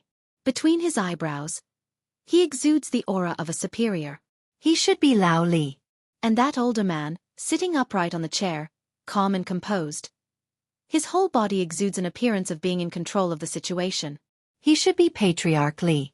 As for the other one, holding the wine pot without letting go, he should be a subordinate, a thug. It seems that this group of people are the legendary merchants in Chang'an. Could it be? They are Lao Li's group that Zhang Feng is on good terms with? Just as her mind is spinning fast, Zhang Feng comes up to greet her. Madam Xie, how have you been? Xie Chuyan is the family of the old scholar after all. No matter what, she can't be rude. Thank you for asking, master. This concubine has always been well, but I didn't know Prince Zhang had guests here. Please forgive my rudeness. Xie Chuyan bows. No need to be polite. These are my good friends. Please sit. Zhang Feng smiles faintly and points to the chair next to him. Xie Chuyan nodded and straightened her skirt before sitting down slowly. She placed the basket on her lap and looked at Zhang Feng with a faint smile. Young master, I've already taken care of the dried flowers. They're all outside the courtyard. Today, I've brought some samples for young master to enjoy. Zhang Feng glanced at the dried flowers in the basket, then looked at Xie Chuyan and smiled. Thank you, madam. Young master, what are you talking about? I was just doing something insignificant. Xie Chuyan waved her hand and handed the basket to Zhang Feng. Zhang Feng took the basket and placed it at his feet. Xie Chuyan pointed at the courtyard and asked curiously, Young master, why are there so many white stacks in your courtyard? She had already noticed it when she entered the room, but she had held it in until now. Oh, you mean that? Zhang Feng glanced at the courtyard and slowly said, That's the raw material I'm going to use to make cotton-padded clothes. Cotton-padded clothes? What is this? Xie Chuyan couldn't help but ask. Zhang Feng smiled faintly. That's the winter clothes I made. It's airtight and as warm as summer. Moreover, it can guarantee that you can move freely. As soon as his voice fell, Xie Chuyan's delicate body trembled. Zhang Feng's words were like a bolt from the blue, exploding in her mind. Cotton-padded clothes? Dried flowers? Could it be that Prince Zhang is going to use dried flowers to make clothes? Her family had a silk business that was once popular, but she had never heard that dried flowers could be made into clothes. She only knew that dried flowers could be made into sachets. Prince Zhang is indeed extraordinary. I admire you. Xie Chuyan bowed, her eyes revealing a respectful expression. Li Yuan also nodded, thinking that what she said was correct. He then asked, Madam, I wonder what you came to the Zhang estate for this time? Hearing this, Xie Chuyan shifted her gaze to Li Yuan, secretly sizing him up. This should be the master of their group. After sizing him up, she replied in a neither servile nor overbearing manner. This time, I came to deliver flowers to Prince Zhang. Deliver flowers? Li Yuan didn't understand. The flowers he gave Zhang Feng were no less than 1,000, and the result? They were all F***king ruined by this prodigal son. This time, what kind of flowers did you buy? He looked at Zhang Feng, asking suspiciously, Kid, why do you still want flowers? Do you think you haven't ruined them enough? Without waiting for Zhang Feng to answer, Xie Chuyan interjected, These flowers are not flowers of the past. Moreover, this time, I gave Prince Zhang 50 stone flowers, all of which are placed in the courtyard. What? 50 stones? Li Yuan exclaimed. Even Li Shimon's eyes widened. Yu Qigong was no longer in the mood to drink. This is 50 stones. One stone is roughly equivalent to 120 caddies in the future. After conversion, 50 stones is equivalent to 6,000 caddies. This is not grain. If you eat it slowly, you can finish it one day. What's the use of flowers? It's nothing more than ornamental. However, 6,000 caddies of flowers, how long will it take to appreciate them? At this moment, in their eyes, Zhang Feng had become a prodigal son. Fengzi, what do you want so many flowers for? Li Yuan stared at Zhang Feng with the air of an old man. As an elder, if Zhang Feng went astray, he must pull him back. That's right. Fengzi. If you want flowers, just tell me. I'll give you a few stalks. Li Shimin couldn't stand it anymore and said from the side. Chapter 17:14. Zhang Feng felt a headache coming on and hurriedly said, "We'll talk about this later. I'll give you a big surprise then." Then, without waiting for a reply, he shouted at the door, "Old Du, go to the accounts room and get some money." Then, he looked at Xie Chuyen and smiled. "Come, madam, let's have some tea." "Madam, I heard that the Xie family is quite famous in Jiangnan. May I ask if you've heard of a girl called Yu? Yu. Xie Chuyen was stunned. Li Shimin couldn't help but be shocked. He coughed and said, "Old Yu, how can you let Fengzi pay for such a small thing? Take it as a gift from me. Take Madame Xie to see the flowers and discuss the future needs of the flowers. I have something to ask Fengzi." Yu Qigong had been shocked by Zhang Feng's words. When he heard Li Shimin's words and saw the look in his eyes, how could he not understand? He hurriedly accepted the order. When Xie Chuyen heard that, she could only follow Yu Qigong out. After all, they weren't just here to sell these things today. There was also the huge deal of dried flowers in the future. After all, dried flowers were plentiful in Jiangnan. They were bought for less than a copper coin per caddy, but Zhang Feng wanted to buy them for 2 copper coins per caddy.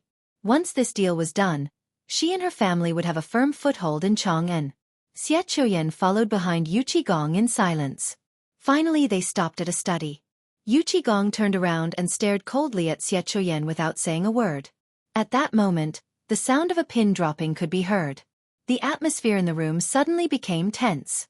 Xie Chuyen looked at the man in front of her and felt that he was a stranger. Since their first meeting, she had always thought that this man was just an ordinary servant or thug. But now, the feeling he gave her was incomparably heavy. It was like a sharp blade that could pierce her heart if she wasn't careful. She didn't think that her judgment would be wrong.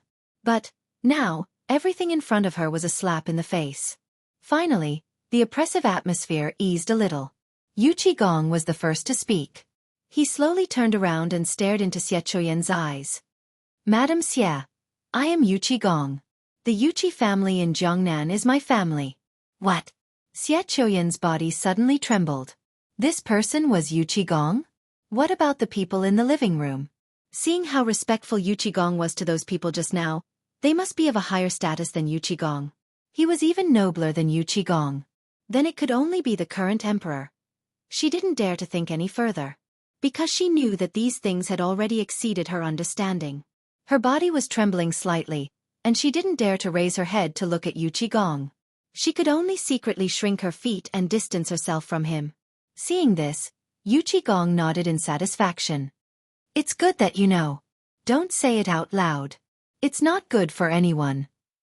Now our identities are what you know. As for Yu, she's the daughter of my uncle, Yu Qimeng. Do you understand now? Yu was Yu. Xie Chuyen was stunned. She, who had lived in Jiangnan for a long time, was very familiar with this name, because the Yuqi family could be considered a household name in Jiangnan. Because of Yu Qigong's reputation, everyone gave them face. So this Yu and Zhang Feng? She didn't continue to think about it, because she was afraid that she would know something she shouldn't know. Yes, this concubine understands. Xie Chuyen hurriedly agreed. She was just a downtrodden woman.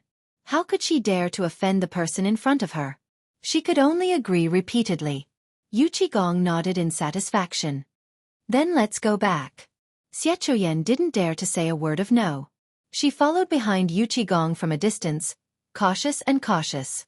At the same time in the living room, Zhang Feng was annoyed by Li Shimin's harassment. He was sitting alone in a chair and drinking wine. Seeing this, Li Yuan went up to him and said with a smile, "Fengzi, the cannon you made for me last time almost caused trouble. Shouldn't you compensate me?" Hearing this, Zhang Feng was instantly dumbfounded. "He made the cannon himself for you to use, and you still want me to compensate you after causing trouble? What kind of logic was this?" Sure enough, both father and son were equally shameless. Of course, he couldn't say this out loud. He glanced at Li Yuan in disdain and said faintly, "Then I'll teach you a new kind of poker game later. How about it?" "Boring." Li Yuan waved his hand. "I'm tired of playing poker. Do you have any new things?" Hearing this, Zhang Feng instantly had a headache. If you don't go out every day, you'll get tired of playing anything. His mind spun quickly. Finally, he thought of something. How about this? When I'm done, I'll make something called mahjong for you to play with. Mahjong. Li Yuan became interested and hurriedly asked, what is this mahjong thing? Chapter 17:15. Zhang Feng rolled his eyes and suddenly smiled. This is a game for 4 people to play. Everyone is gathered around a table, rubbing the tiles, counting the tiles, and looking at the tiles. The entire set of mahjong has 144 tiles, made up of coins, suozi, and wangguan. There are 9 tiles of each type. The basic playing style is simple and easy to learn, but there are many variations. The combinations vary from person to person. Playing this can make the family harmonious, promote unity, and enhance friendship.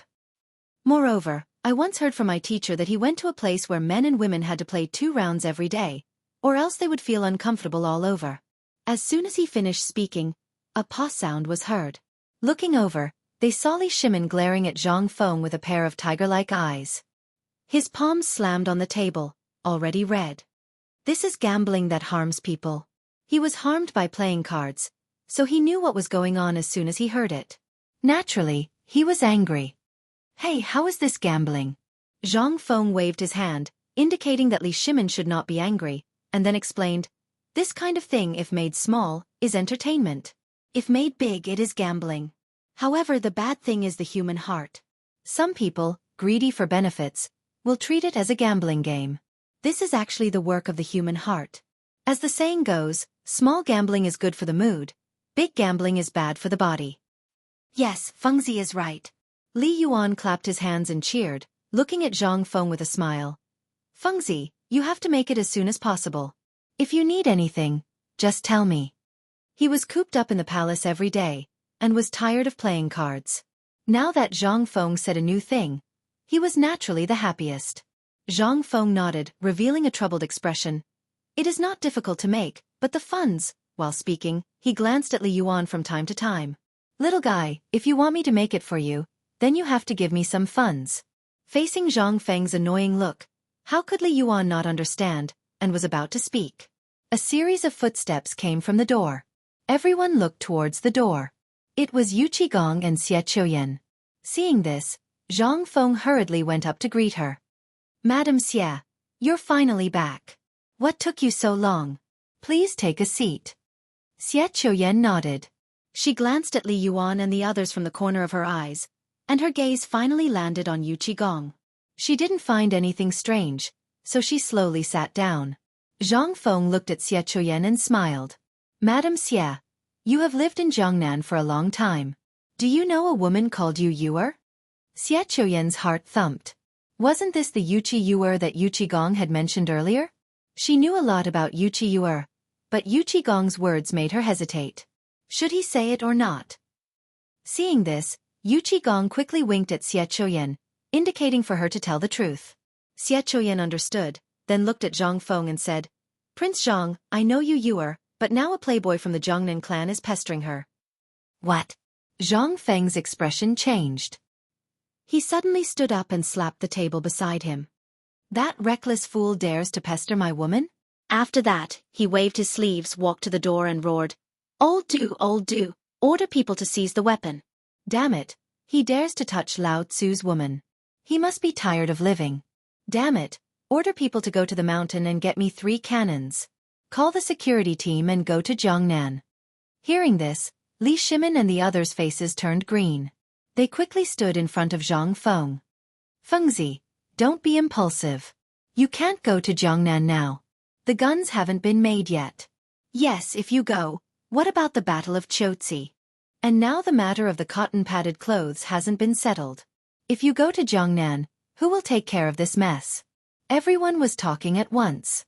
Zhang Feng glanced at them and fixed his gaze on Li Shimin. I have already taught the people in the courtyard how to make cotton-padded clothes. You just need to call them out and bring them to a place where there is no one around to set up the factory. After that, Zhang Feng ignored everyone. He waved his sleeves and prepared to walk out of the door.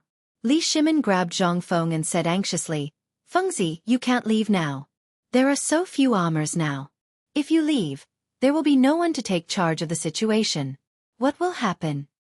Zhang Feng waved his hand and said impatiently, "That is only a matter of time. Moreover, the workshop is already on the right track. It can be settled." "But how can the workshop work without you?" Li Shimin grabbed Zhang Feng and said quickly, "Isn't he just a playboy? I will immediately contact Lord Zhang's son and send troops to the Jiangnan Road to destroy that guy. What do you think?" Zhang Feng waved his hand, indicating that there was no need for that. He had his own plans. He had to go to Jiangnan. On one hand, it was to develop silk. Jiangnan was known as the hometown of silk. It was an important place to develop clothes. Moreover, it was close to the coast. These new clothes had to be developed by the coast. After all, it was convenient to transport them by water. On the other hand, it was perfume. Dried flowers were abundant in Jiangnan. It was more conducive to research and development there. Also, it was because of you, He wondered how she was doing in Jiangnan. Thinking of this, Zhang Feng's desire to go to Jiangnan became more urgent. "Fengzi, you can't leave now. Once the cannon is exposed, it will have a great impact on the war in Chotzi." Li Shimin grabbed Zhang Feng and refused to let go. Zhang Feng shook off Li Shimin's arm and said fiercely, "Enough, Lao Li. Lao Tzu's woman is being chased. If it were you, would you tolerate it?" Chapter 17:16. Li Shimin nodded awkwardly. He was a king, so he naturally prioritized the country.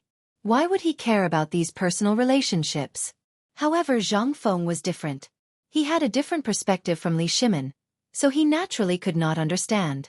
"Okay, you're a ruthless person, but Lao Tzu can't do that."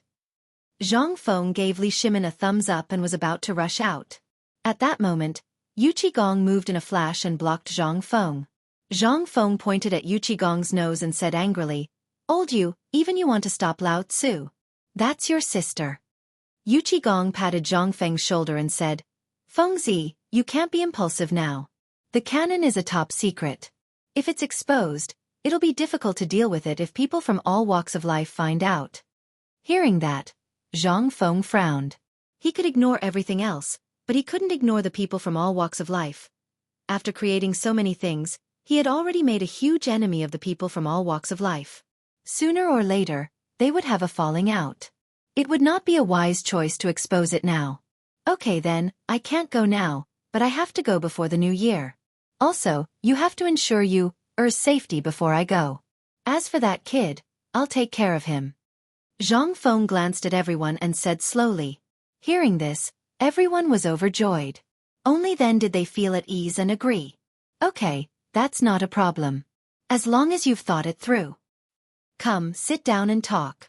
Yu Qigong hurriedly pulled Zhang Feng to sit down, afraid that he would run away. The fight finally ended. Zhang Feng looked at Li Shimin and said, "Actually, I've already made the gun. After I'm done with the cotton clothes, I'll leave everything here to you. I'll go to Jiangnan." As soon as he said that, Li Shimin and the others were shocked. "What? You made the gun?" Li Shimin hurriedly asked. Zhang Feng waved his hand and coldly snorted, "Isn't it just a gun? I made it a long time ago, it's just that I haven't tested it yet. Come. I'll bring you guys to broaden your horizons. I'll also hand over the matters to you bunch of hands-off shopkeepers. Lao Tzu is so busy that he's dying, but you guys are so free. Now, no one is having a good time. Okay, let's go up the mountain." "Let's go." Yu Qigong agreed with a joyful expression. Ever since he went to the workshop and saw the horsewhips, Mitsubishi bayonets, and other things, he couldn't suppress the enthusiasm in his heart. It was the same for Li Shimin. He was the emperor of horseback, so he naturally loved these things. Zhang Feng left Xie at home while he led everyone to Shao Mountain. The workshop was built on the edge of a cliff on Mount E. The entrance was a cave, and after expansion, it now had 6 floors.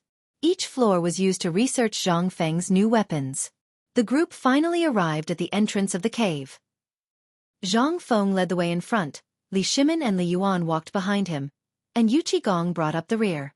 As soon as they entered the cave, a pungent smell of gunpowder assaulted their nostrils. Li Shimin frowned and rolled up his sleeves to cover his nose and mouth. Li Yuan also quickly followed Li Shimin's example. Yu Qigong was the same. His face flushed red from holding it in. Not long after, a series of metallic sounds came from the cave, like a string of beautiful notes. Although it was disorderly, it added a lot of color to this spacious cave. The deeper they went, the higher the temperature. Li Shimin even felt his body begin to heat up, and sweat kept dripping from his forehead. At this moment, he wished he could turn around and leave. But thinking that he was about to see a gun, he calmed down. He wiped the sweat from his forehead and gritted his teeth as he walked forward. Yuqigong was the same, beads of sweat the size of beans pouring down. This temperature was hotter than the hottest days of the year. Who could endure it here? Fortunately, he was a military general, and his endurance was strong, and he was still walking forward. And Li Yuan was supporting Yuqigong, panting heavily. He was a little exhausted. Finally, everyone walked through the passage with difficulty and came to the cave. At this time, the temperature in the cave was very high. A table was placed in the middle, and many messy parts were placed on it. There were dozens of oil lamps on the table, illuminating the cave as if it was daytime. There was a large furnace around, and a few shirtless men were taking something from the furnace. Looking carefully, it looked like a long sword, but it was a little different. Those men took out the long sword, placed it on the stone platform beside them, and started to beat it. Ding! Ding! It formed a series of striking notes. As soon as they came in, Li Shimin and the rest were like entering a grand garden, opening a new world. The forging workshop this time was very different from the last time, and there were many new things they had never seen before. They looked around and finally, their gazes locked onto a treasured sword made of fine steel, completely forgetting about the gun. They could not be blamed for being distracted, but this sword was too strange. The total length of the sword was about 1.6 to 1.7 meters, and the handle alone took up nearly 1/3 of the entire sword. The blade was slender, about 2 to 3 fingers wide, and the cold light was quite intimidating. Fengzi, isn't your sword too long? Yuqigong took a step forward and carefully examined the long sword. He was a soldier, and he could see the shortcomings of this long sword at a glance. It was too long, and it was not suitable for fighting the enemy. Ordinary people could not use it at all. What's the name of this sword? How do I use it? Li Shimin could not help but ask.